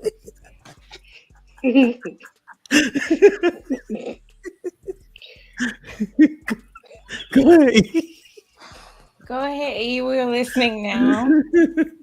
Now I think I was behind because like Callie would finish talking, but the words he wasn't behind. It was freezing us up. Yeah, go ahead. Talk about abortion again. Yeah, we do not want to talk about abortion. I know for a fact that I wouldn't get ignored like that, so I had to be behind. I just had to be behind. Can we move forward like on education or legal things? I don't think we heard her stance on who like moving forward. I think the abortion thing is it's very sensitive. It's kind of tricky. I'm not trying to be rude, but I don't see how men are up here fighting back and forth when you don't have a uterus. So, can we just proceed forward? Because it's odd to me that men have a lot to say. And I promise if I had to talk about getting your balls snipped or your penis, you wouldn't want that. So let's just push forward. Whatever you and your family do, that's for y'all. Tiff, how did you feel about what she said about healthcare, about the price and it being government covered? I mean, we've seen Obamacare. That's another one. The point is, do men gotta help pay for it? What? Do men have to help pay for it if it's government funded? Yes. So via taxes or whatever the case is, people don't have insurance. They go somehow they get these procedures. Do men contribute to paying for these things? When we talk about going to war and talk about the draft, do women need to shut up at that point? So what do you have to come on, man? I was just trying to point out one thing she said. No, because that argument is just so like these ain't our kids. Like these ain't our communities. That's ridiculous. We having a conversation about a thing that affects everyone. But when we start talking about the draft and men going to war and all the wars, I didn't hear the women say, "Oh, let me be quiet," because we ain't in the infantry. We ain't really participating. Like that's a broken way to try to understand something. Hamp. Well, yeah. Well, let her respond if you want to respond. Oh, go ahead. Won't that prove my point when I was talking about the voters? They're going to hear what they want to hear, and they're going to like which pieces, no matter how big, small, and they're going to make their decisions on it. Yeah, so it's may even make sense. Huh? Hold on, John. We can't pass up. We did something good when we went to Obamacare. Are y'all for Obamacare? Yes. Obamacare is the middle class's way out of this. Time out. Obamacare. Let me make my statement. Obamacare is the middle class's way out of that bullshit privatized institution system, capitalistic system that they've created, that they so-called called healthcare. That when I started working, deductibles were $50, $100, $250, Blue Cross Blue Shield, $1,000, $2,000. We're not even going to talk about pre-existing conditions. Hold on. Y'all ain't really talking about nothing I want to talk about. I don't really want to talk about it. And you know another thing, Tiff. If a man tries to get his balls snipped and he has a wife and he doesn't have kids, you know she got to be at that consultation. Yep. If they are doing it together and the wife has no. She has to sign off. They don't have kids. They want to make sure that everybody's informed and who's affected in the decision. Okay. If the wife and the person, the husband agrees. Sorry, E Black. Go ahead. Wow. No, Tip. Hold on, Tip. He make a good point. So come on, Tiff. No. If I decide that I want to get snipped, the doctor's going to decline me into my wife. He get my wife permission. So should it be vice versa? If you want to get an abortion, the husband should have the right to decline it, just like snipping.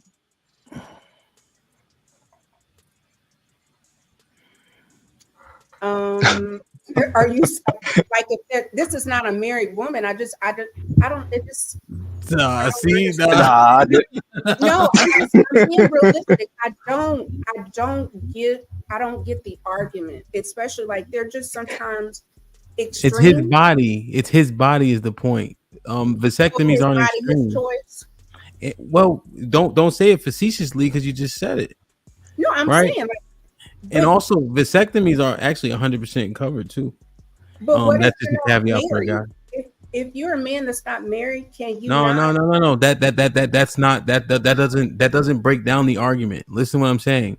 A man that's married, he don't have any children. If he wants to get a vasectomy, his wife needs to sign off. Okay.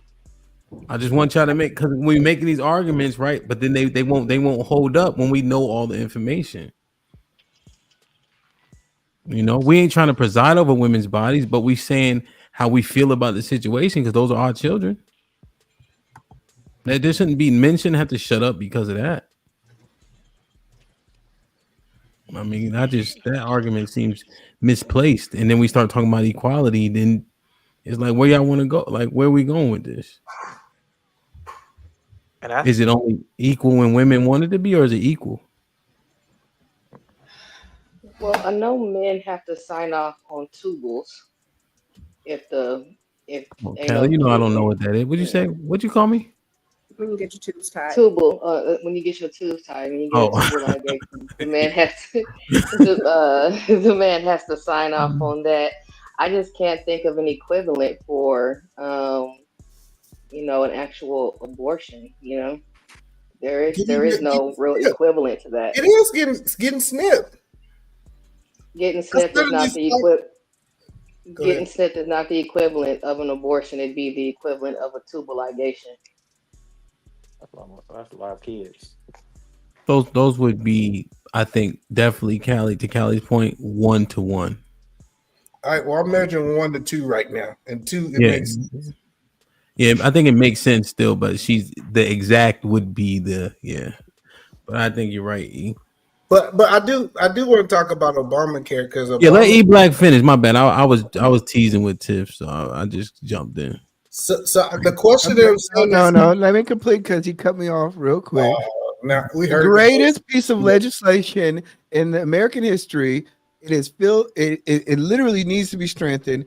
It gives the right for the government to directly try to create a marketplace so the American people can get the best deals.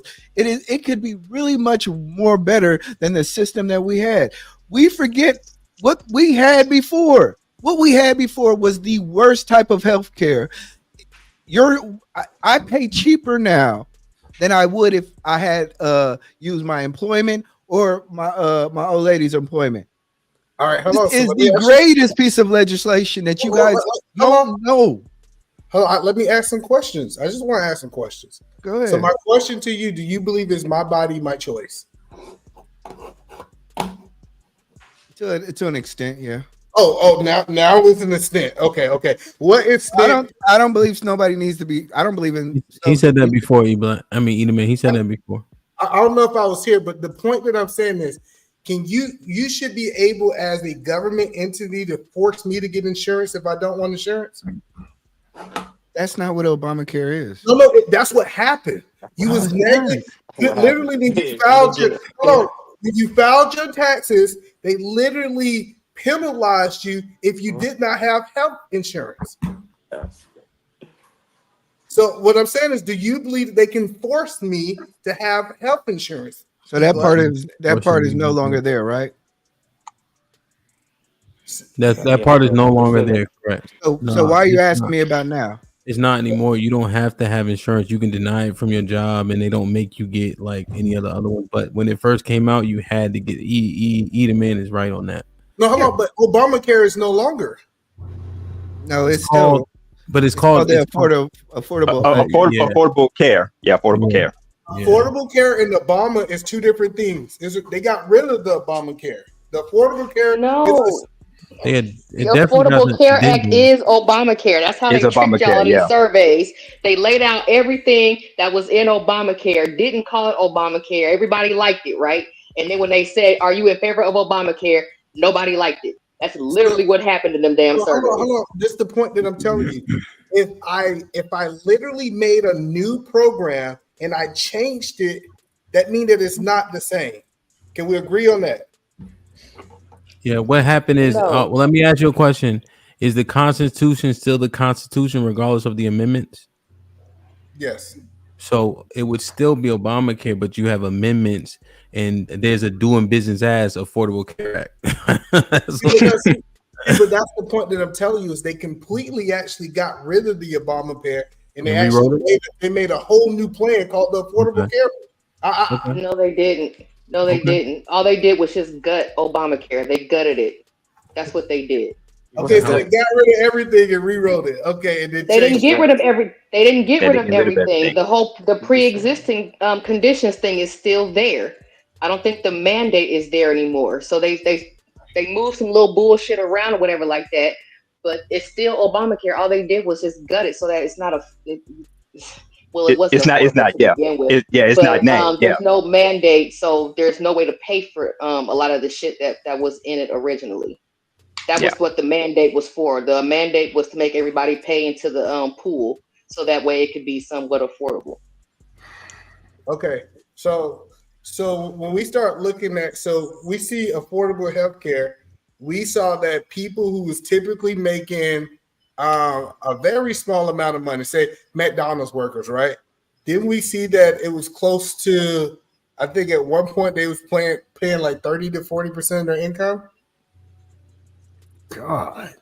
What, a McDonald's worker was paying 30-40% of their income for healthcare? You talking about after Obamacare? So the point that I'm making is, if you was at the top of the mid class, it benefits you.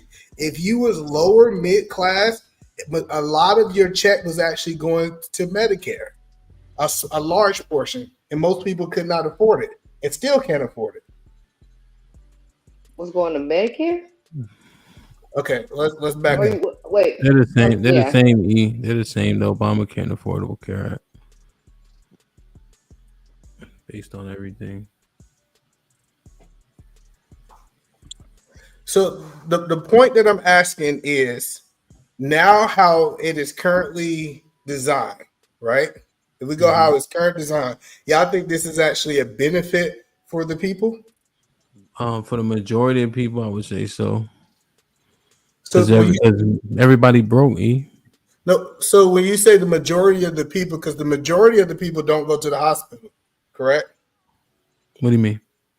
Do you believe the majority of people go to the hospital, or you think the majority of people don't go to the hospital? I think the majority of people go. Women go to the hospital, and there's more of them than us. We don't go to the hospital or the doctors unless we got a wife. So you said it's more beneficial to women than men? Hell yeah. Especially they got like all them inner workings and shit. They bleed every 28 days. They go through weird shit. And according to what low iron. Why y'all always got low iron, Callie? So according to what E Black is saying, E Black, what you're saying is that you felt that your insurance premium went down. It gave me an alternative to actually trying to knock on the door of Blue Cross Blue Shield or whatever provider. It's just a better system.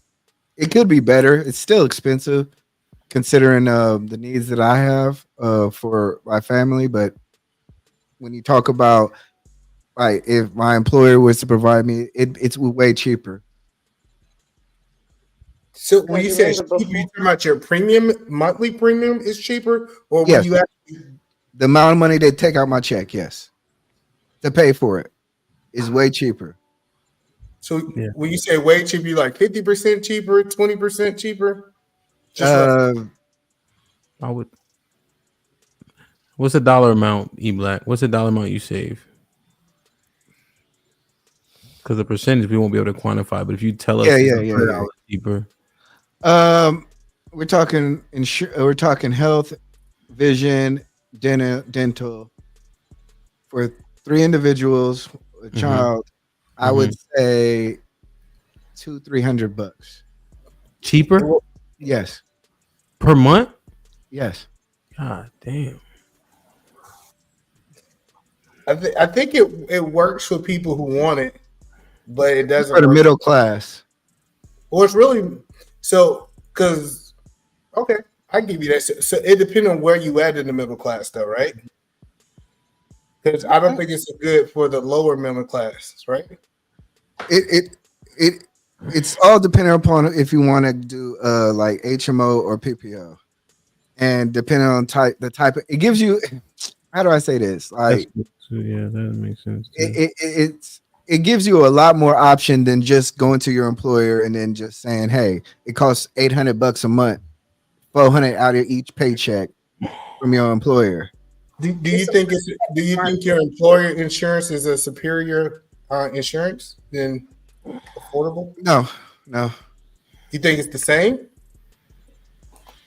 I think the options are different because a lot of times, like the employer insurance went like, okay, what happened to me is I switched jobs. So my previous job was with the government, and that was great insurance.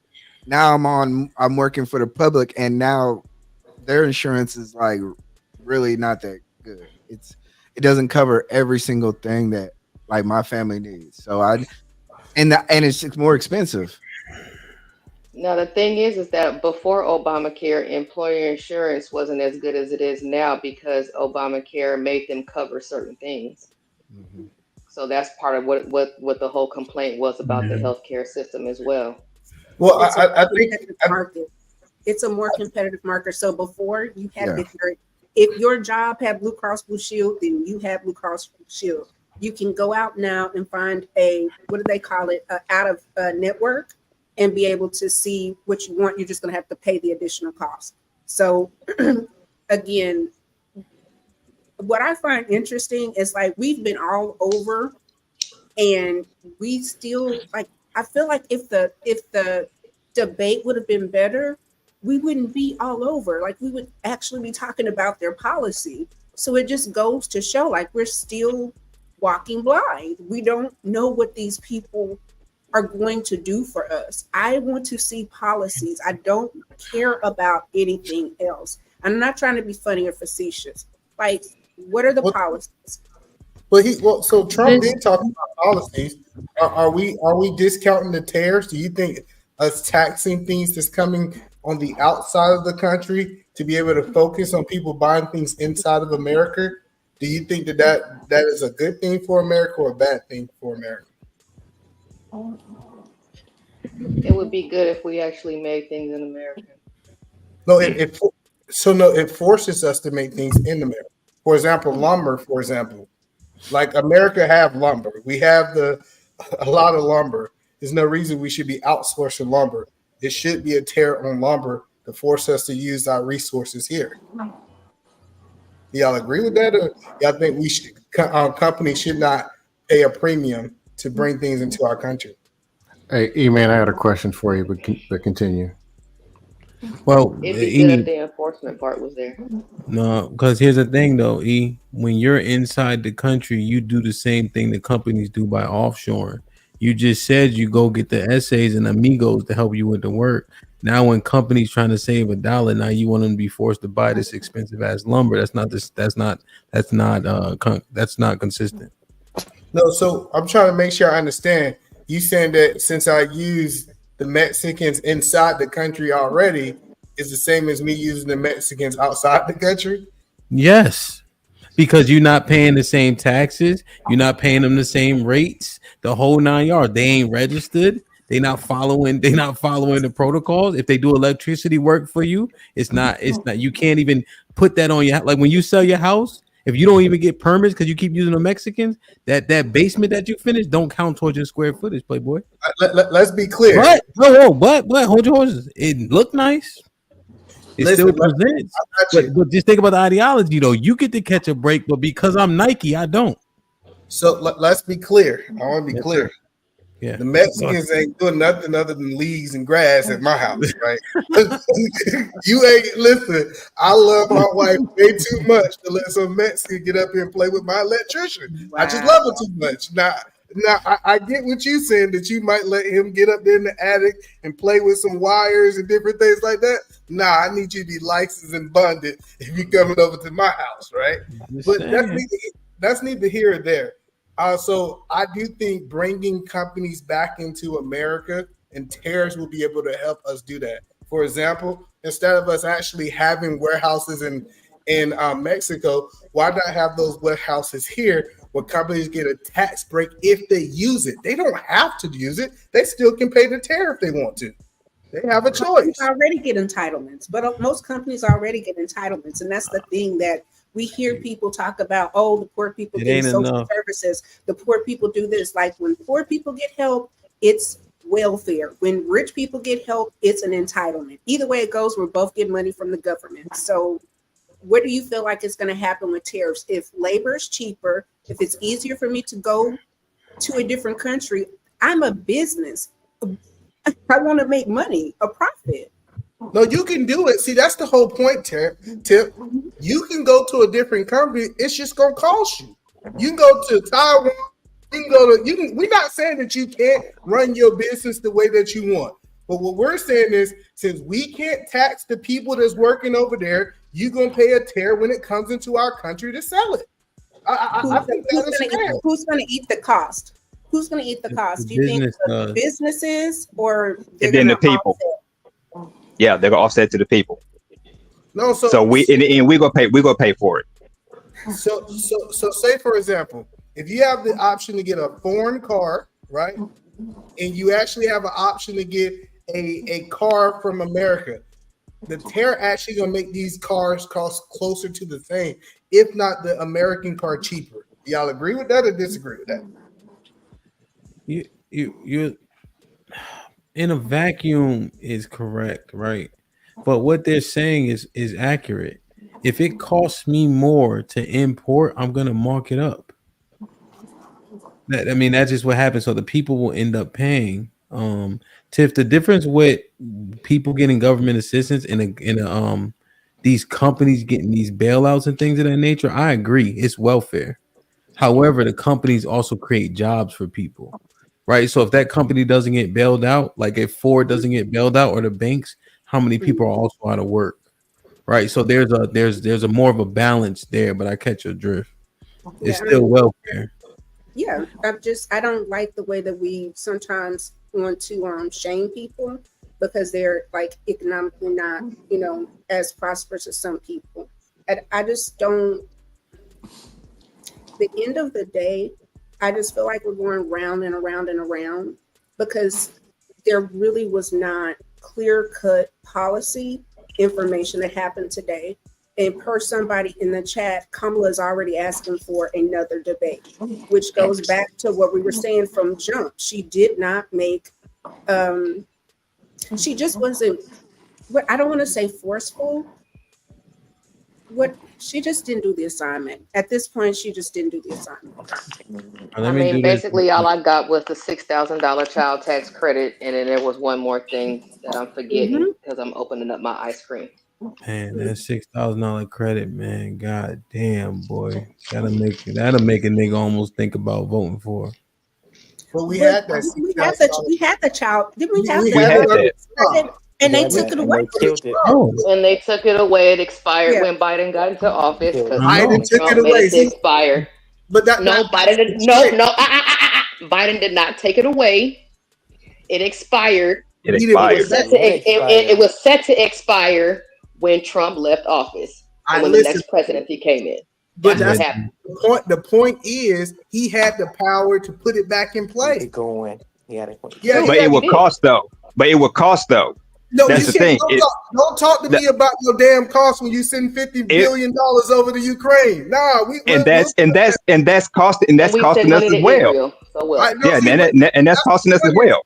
The point that I'm telling you is everybody want to measure the dollars when it comes down to the American citizen, but when we send them $50 billion over there, we weren't trying to measure no cost. So give me my tax cut. That goes back to who you voting for. You gotta have a kid, Either man, when you talk about the billion, hold on. Do you think we actually are just sending $50 billion straight to Ukraine? No. Do I think it's just a check? No, I don't think it's a check. I think it's military equipment. What she bragged about tonight. She mad about we gave them pistols and all this stuff that Russia got ownership of now. Okay, so where are those equipments being manufactured? I don't know. You tell me. In America. Oh, you crazy. You are crazy. You think that all don't look it up. No, there's a company in Pennsylvania that makes the tank pieces. Yeah, the weapons. Yeah, the weapons are made here. The weapons are made here. I only got a couple. By American steel. By American. Yeah, all my guns. You know the Top Gun. You know what the Top Gun is, right? For a hand carry. Either man is. I know what I carry. Or the Staccato. It's an American gun. Yeah, top of the line. You can't get nothing better. When you say top, you mean best selling or best quality? No, best quality. If you fire one, bro, don't fire one because you gonna want to get one. Like don't touch it, bro. I've never heard of it. I think it's spelled ST. Gun, you know how to spell? You heard of it? STACCOTO something. Yeah, it's a weird spelling. Yo, man, it's like don't shoot one, please don't. You'll be have one in layaway for 2 years trying to get one. Is it that comfortable to carry and everything? Yeah, it's like the right weight. You need a little bit of weight. It's definitely out. It's what I shot was a 40 cal. Yeah, but E Black. So I got a question for you, E Black. Why didn't your two favorite people not give you that tax credit? Because I will say this: Democrats are more fiscally responsible than Republicans, so I'm pretty sure they're trying to figure out a better way to. All right. Final thoughts. Here we go. Final thoughts. I ain't never heard that. Bro, I'm neutral. Even Sam said. Really, black. Really? No. Well, that woke y'all up. That woke everybody up. Because let's not forget Obama had Gummy hasn't said anything. I hear you, but Gummy, he's been up here for a while. Let's get Gunny in. Let's get Gunny and Key in. I'm gonna bring Reese up. I'm gonna bring Pitch Tosh up. I'm going in 10 minutes, man. So don't let either man talk if y'all can help it. Greetings to the panel. Greetings, DJ Hamp. Greetings to everyone. I think we just do ourselves salute. I think we do ourselves a disservice. We're talking about tank parts. We're talking about we don't know the difference between Obamacare and the Affordable Care Act. We think it's this. Some people think it's the same. Some people don't think it's the same. I just think we just do ourselves a disservice because Rush Limbaugh talked about it all the time. He talked about the low information voter, and respectfully, the last 20 minutes has just been pure ignorance. It's been pure ignorance, and there's nothing wrong with being ignorant. It just means you just don't know. But Gunny, can you explain this? Why does every top economist say? Why does every top economist say? These are final thoughts. I didn't get it. All right, whatever. Please let him educate us. I've been talking all night. Yeah. No, there's no education. These are final thoughts. Reese, thank you for cutting me off. But like I was saying, that there's certain issues that we should kind of do that we should stray away from. And we should understand where we fall when it comes to politics. That's fine if we're ignorant when it comes to politics. We have to try to break it down as simply as possible. If you're going to vote for the left, then you pick 4 or 5 core issues that you're going to vote for. If you're going to vote for the right, pick 4 or 5 core issues that you're going to vote for. But talking about policy, especially on a public platform, it is intellectually irresponsible. It's intellectually irresponsible because the things that I've been hearing in the last 20 minutes, they've been wrong. They've been wrong. They have. And if all you got to do is go to the chat and just look, and you're being fact-checked in real time. We're being fact-checked in real time. That's the reason why Kamala Harris and Donald Trump decide to have the debate the way that they do. I challenge you, and I'll end with this. I challenge you. Go to YouTube, type in 1960, Richard Nixon, John F. Kennedy debate. And you want to talk about real policy, you're going to hear 2 candidates, one on the left and one on the right, the entire time. When I'm telling you they get specific about policy, they get down to the nitty-gritty. The reason why in 2024, these candidates don't want to talk about policy because they understand that the American voter doesn't care about it. And it's been on full display in the last 20 minutes, respectfully. Hey, Gunny, who was wrong the most on this panel? No. Wrong on this panel, Gunny? We got 2 minutes. Key final thought. No. Key final thoughts. Key, I want to ask Gunny some questions. Nah, you good. Now let me just do a quick final thought. Hello to the panel, first of all. But hello. It's kind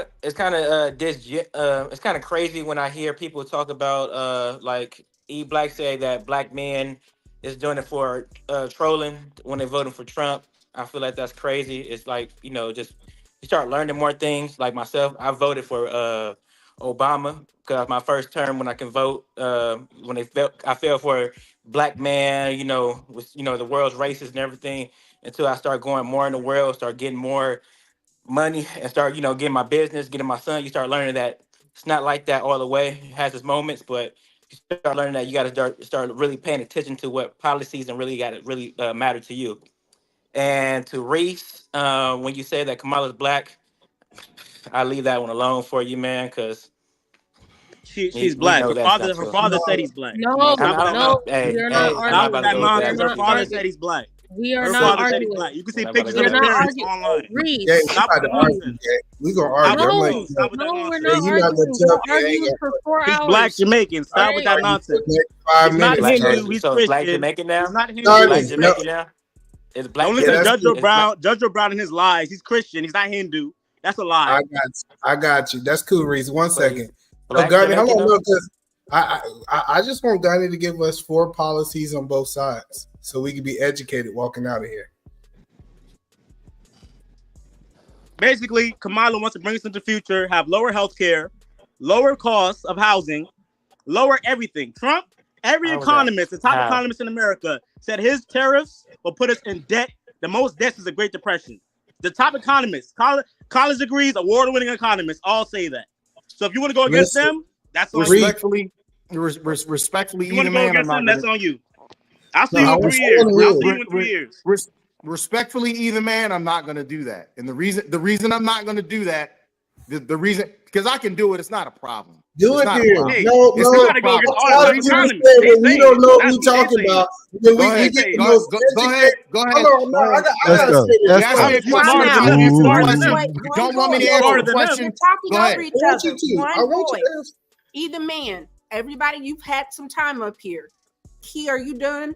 Or do you have anything else you want to add?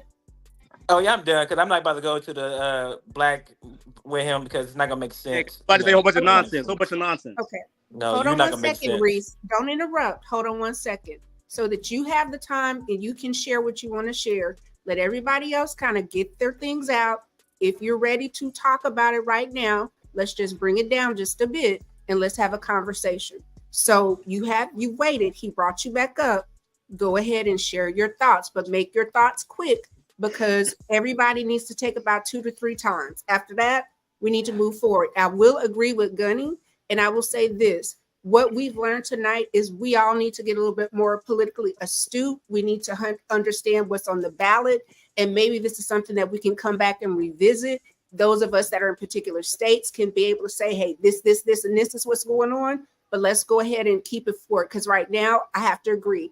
A lot of us are talking out of probably ignorance or things that we're not very aware of. So, Reese, you got 3 minutes. We ain't got that much time. That's all. This election is about the past and about the future. There's a reason Trump didn't get reelected. Usually, when people like a president, when he's actually good, they usually get reelected. Bush was a terrible president, and even he did 2 terms. Trump did 1 term. There's a reason we didn't reelect him in 2020. There's a reason. But people suddenly had this amnesia all of a sudden. I think he was such a great president. He was a terrible president. Yeah, people locked up in cages at the border.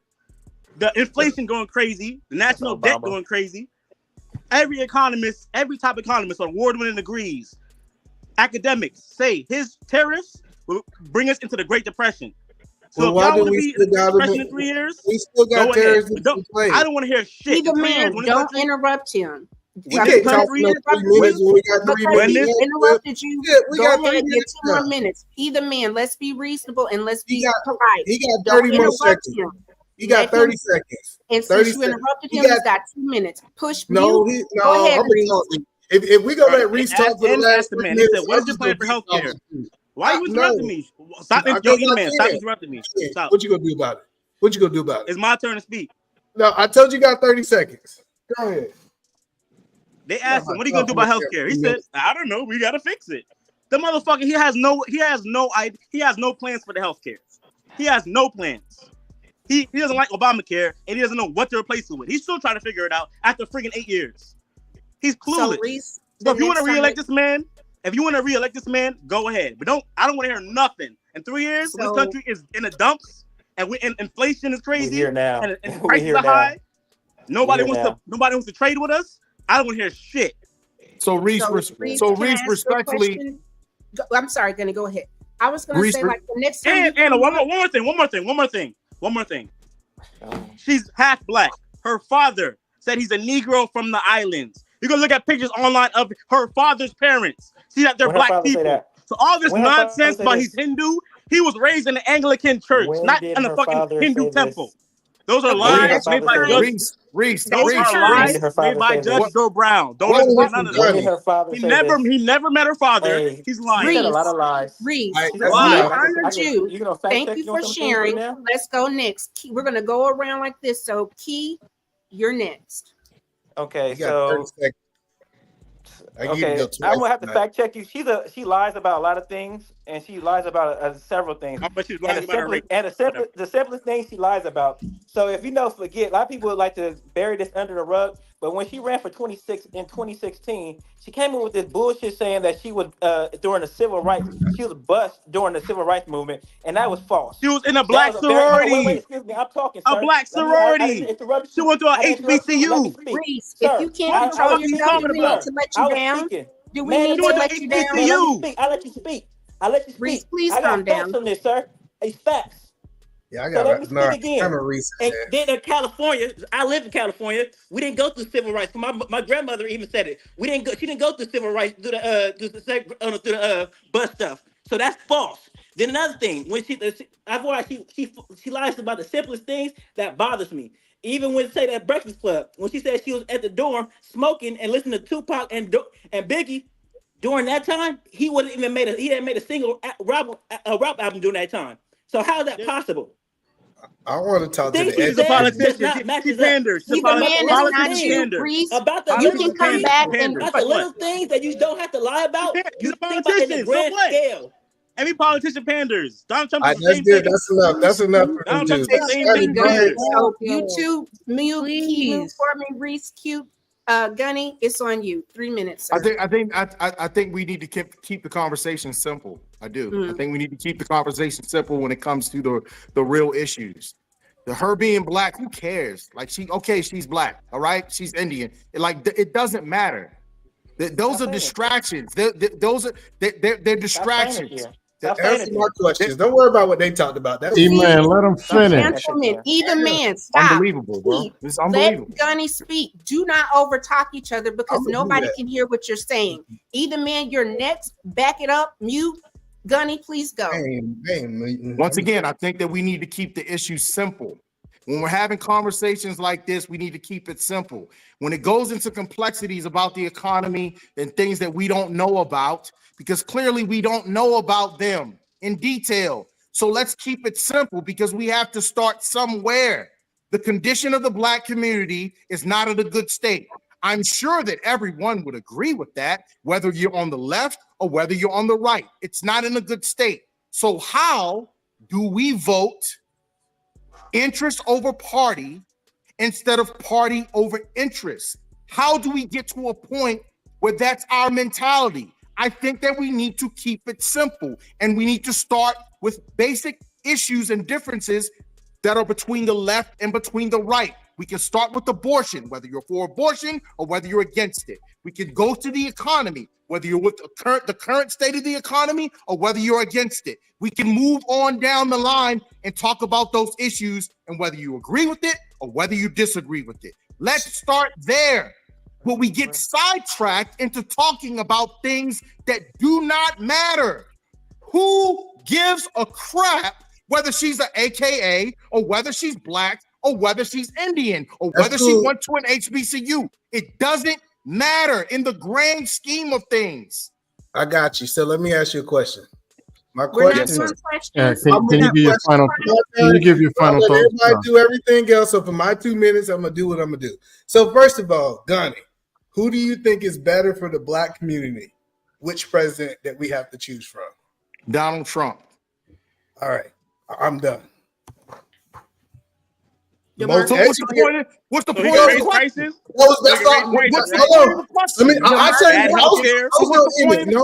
I'm about to tell you. Listen, you just said you were done. You just said you were done. Asked me a question. You asked me a question. I'm answering your question. But I'm asking you the question because you said that you were done after I gave you my answer. I'm about to answer your question. Since you want me to answer it, I will elaborate. First of all, you said all of us don't know what we talk about. Why do I have to ask you to elaborate, brother? Sir, why do I have to ask you to elaborate when you said you were done based off a 2-word answer? Donald Trump. Now I'm trying to answer your question because you wanted an answer, right? So let's answer your question. This is what you said. You said that we was uneducated, talking about crazy stuff for the last 20 minutes. I said, cool. And That's not what I said. That's not what I said. You have 2 minutes left, either man. My apologies. So when it really comes down to it, when I talk to the black man who say he's the uneducated black man in his word, and the person who's supposed to be educated and know all these policies, it still point back that Donald Trump is the best thing for us, and we need to actually vote. And we need to actually vote for Donald Trump. So you can call us what you want to call us, but what we black people need to be telling for the best interest for the black man and the black woman, you need to actually be voting for Donald Trump. Point blank, period. We can talk. We on YouTube. We're not specialists. Time. That's your response? Time. That's your infantile response to what I just said? That's your intelligent response. Okay, y'all agree with what you say. DeMarcus is on you. Black 3 man. minutes. Gentlemen, please pause. DeMarcus, you go.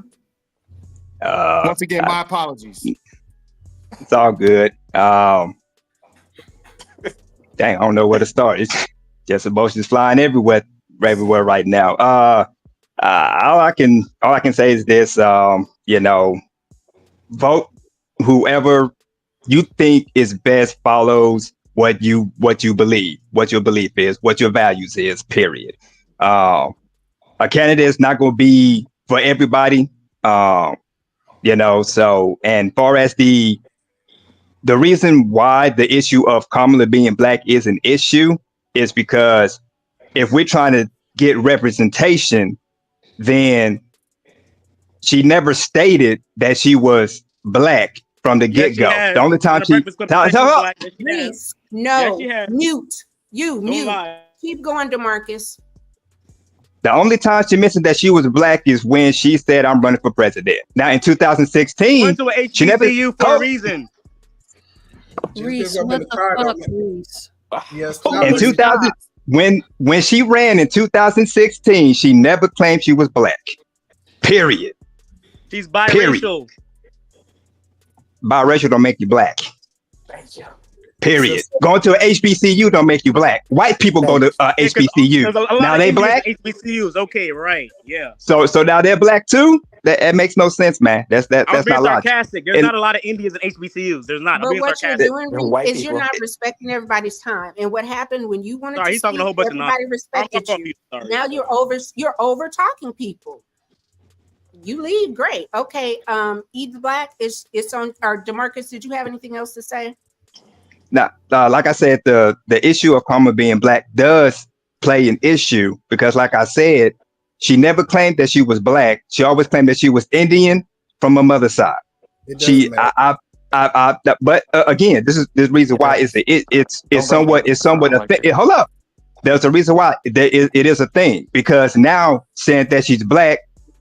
Now she's going to pander. Hold up. Now she's going to pander to get the black vote. And what did she? Hold up. What's the first thing that she did? Exactly what Reese did. I need you to control yourself. If we get around, then you can come back.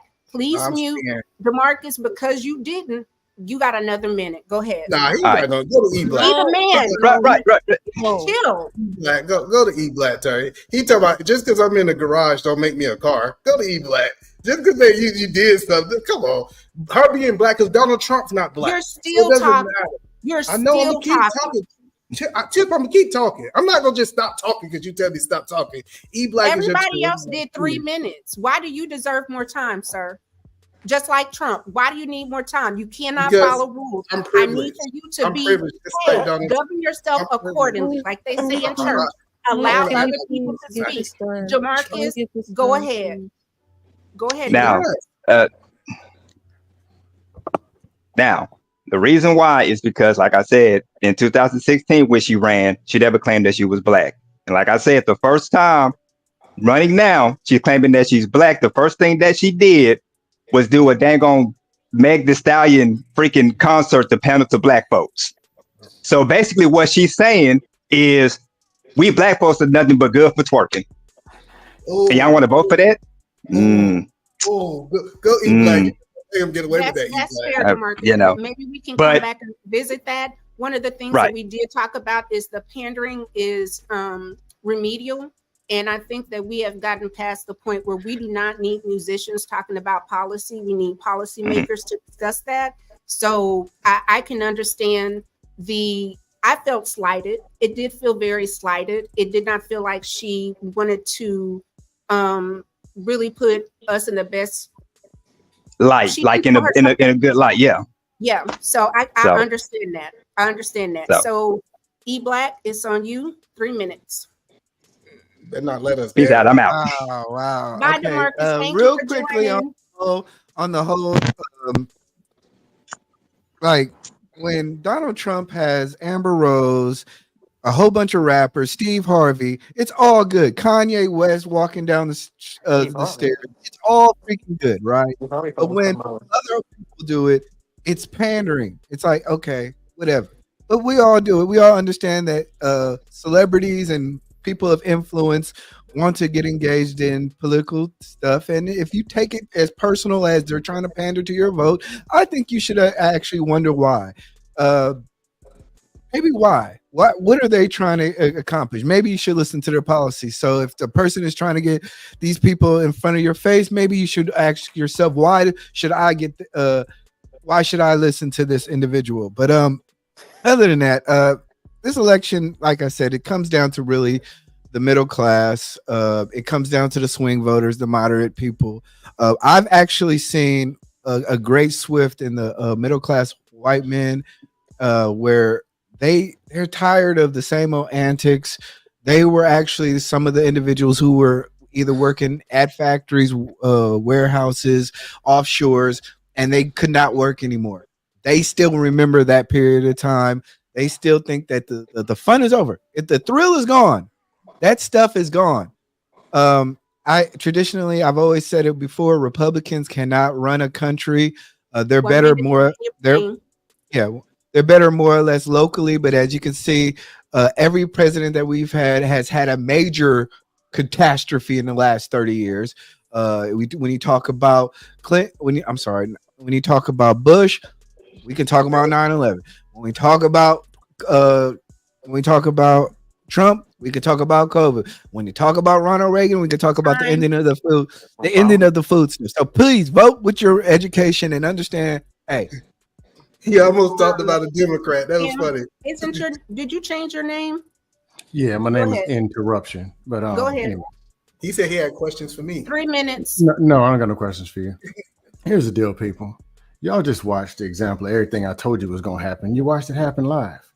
They had a dust panel with one fake president, other president talking about dogs eating cats, healthcare. One of them fat talking about healthcare. Then 5 fat people arguing about the damn healthcare, overpaying for it. Then talking about we broke, we got the money to tax cut. It is a joke. The real thing is this.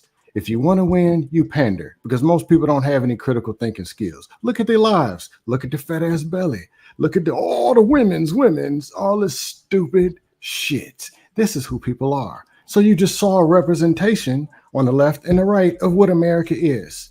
They're going to pander and say any kind of crazy thing. And a lot of you doofuses,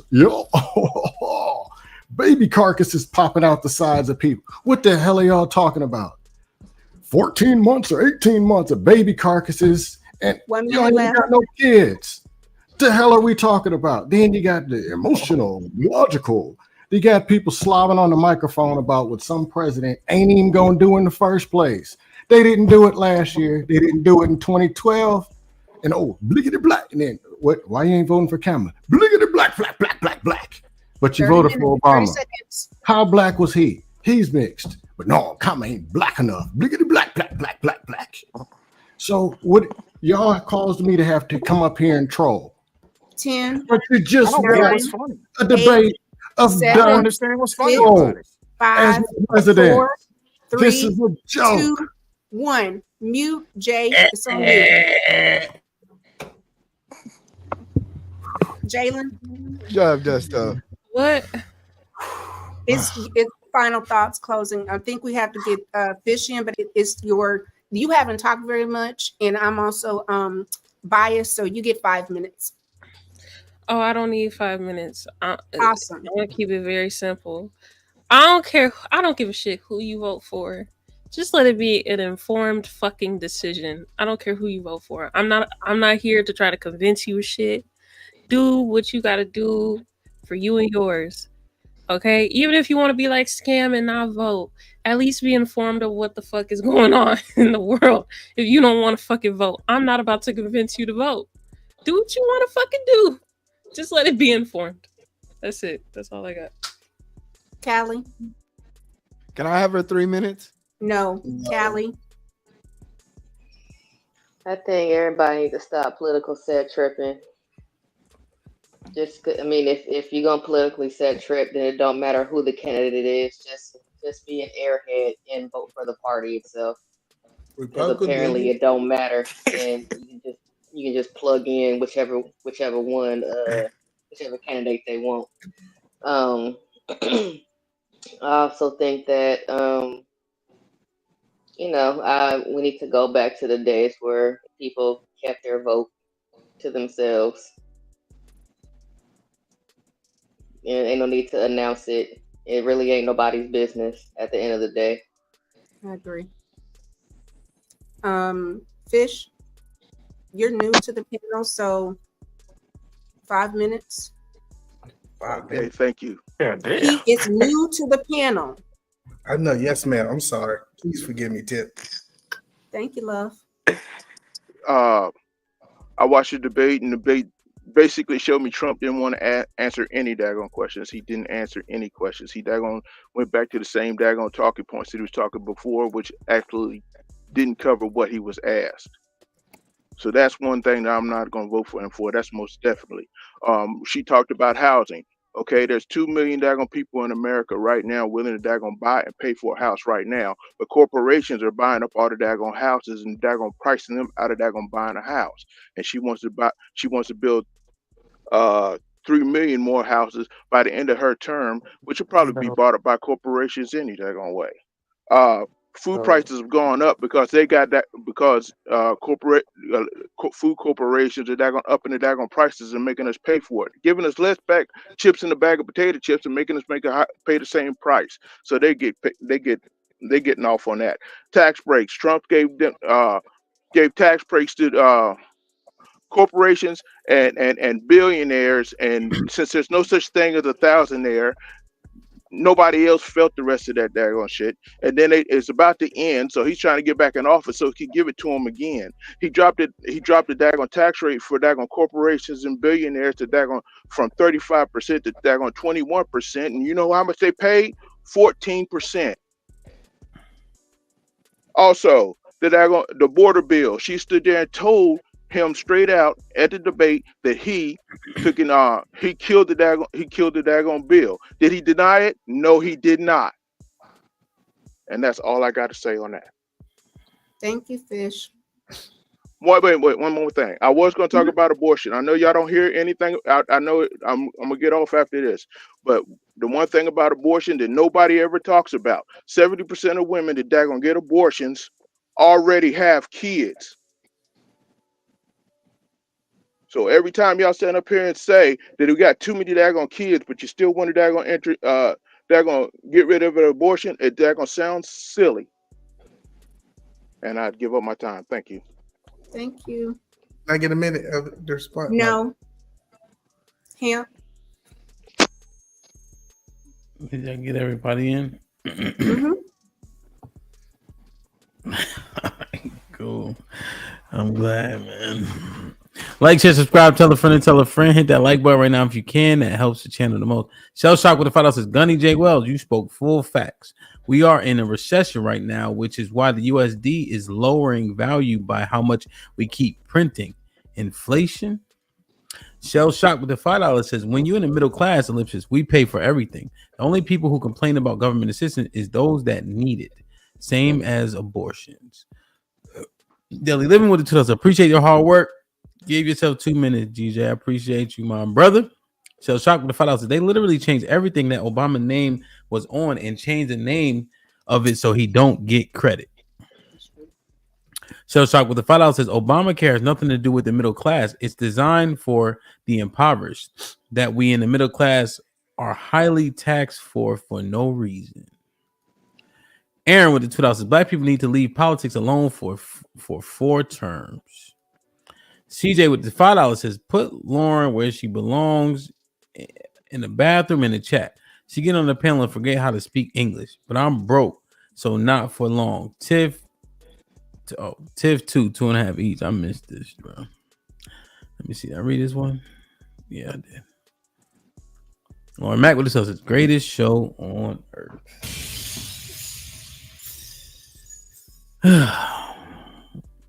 Good job, guys.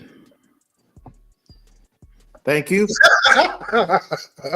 Hey, good. I got 3 cents. I got 3 cents worth of words in, but it's all good. Wish I would have got on earlier. I want to have a conversation with your educated self. I want to. Why do you keep saying educated? Because that's you called all us uneducated. No, I didn't. You said we No, had I an did not. uneducated conversation. I don't said know where you be ignorant. at, Gunny, wherever you I be said at. ignorant. I just want to come. I want to come where you at. I just want to say that. I'll thanks. let you in. Just tell me What it is when I pointed out the fact that we were talking about war and battle, we sounded layman at best. We sounded ignorant to what it was. And I don't know how many times we ever said it, but I had to say it. I'm just like, we don't know what the fuck we talking about. We didn't even attempt to Google because we think we so goddamn YouTuber bubble or whatever the fuck we think we are. But how many times was either man wrong today? A lot. This had to be The thing was, he was probably wrong maybe 4 or 5 times. You was wrong 2 or 3 times. Shit, the 2 E's was the LVP. I was never wrong. I was on point today. I was swinging up in here. So Either man, do you admit you were wrong about Obamacare being the Affordable Care Act? Do you admit that? Hold on. Let me, Gunny. There's no. See what happens is this. We trying to get a moment just to expound on some stuff. I gotta get up out of here. I'm just telling y'all what I witnessed. That's all. Yes, sir. Gunny, what did I say? I said that Obamacare and Affordable Care was the same. Now you had to Google it, and you had to Google it, and No, it was I right Googled beforehand it. made a statement about the pure ignorance that was being spewed. And Hold on. So I said that it was the same, right? You don't Obamacare. Oh no! I said that they was the same, right, Gunny? You didn't know the difference between the two. No, you thought they didn't. were two I different didn't know the entities. difference. See, hold on. Listen, if you let them talk long enough, you show that they don't listen. I didn't say none of the stuff he's saying. I heard you. You said they were two separate things. No. Yes, Don't that's help what you him said, either, brother. Black. You said they were He two said, separate I things. said that it was the same. DJ, he Black, be quiet. He said that he heard me say that the two was the same. No, what he pointed out, either man, is that you were wrong about it. It was his takeaway. You were wrong about it. Whether or not he had a slip or he did the reversal of words, I forget what that's called. But he knew you were wrong about it, which is what we were talking about. Oh, so listen, let me tell y'all this right here, and I'm gonna end it this way. I was wrong. Most of us are wrong in these panels. But Hold on. I don't come up here and say everything that I said was factual, because if I knew what I was talking about, I'd be getting paid $100,000, $200,000. Were you wrong about that? Hold on, I told you. I was actually right. Listen, I acknowledge that when I come up here, I be on some Dusko stuff. I was trolling some of y'all because y'all don't know what the hell y'all talking about. Gunny showed he didn't know what the hell he was talking about. He just came up here talking, repeating stuff that he heard. But what is your point? My point is, while we try to sit here and we try to say, oh, this person need to be factually correct, like Black will try to act like he been right all night. When he just been talking out the side of his ass too. We come up here to bullshit. Nobody go to the barbershop and be like, let's fact check what they said. You the one doing too much. Everybody else we said it. Nigga, we supposed to windmill when somebody tells me we wrong. Duh. Oh, we supposed to. All right, so we supposed to windmill. Let me do my goddamn windmill here. Let me windmill the shit out of what I'm doing. I think one thing. Either man, can I ask you this one question? Either man, is Obamacare and the Affordable Care Act the same thing? No. Either man, let me say this. Yes, they are the same thing. No. And they're a Republican plan. Man, let me say this one thing. Any more super chats?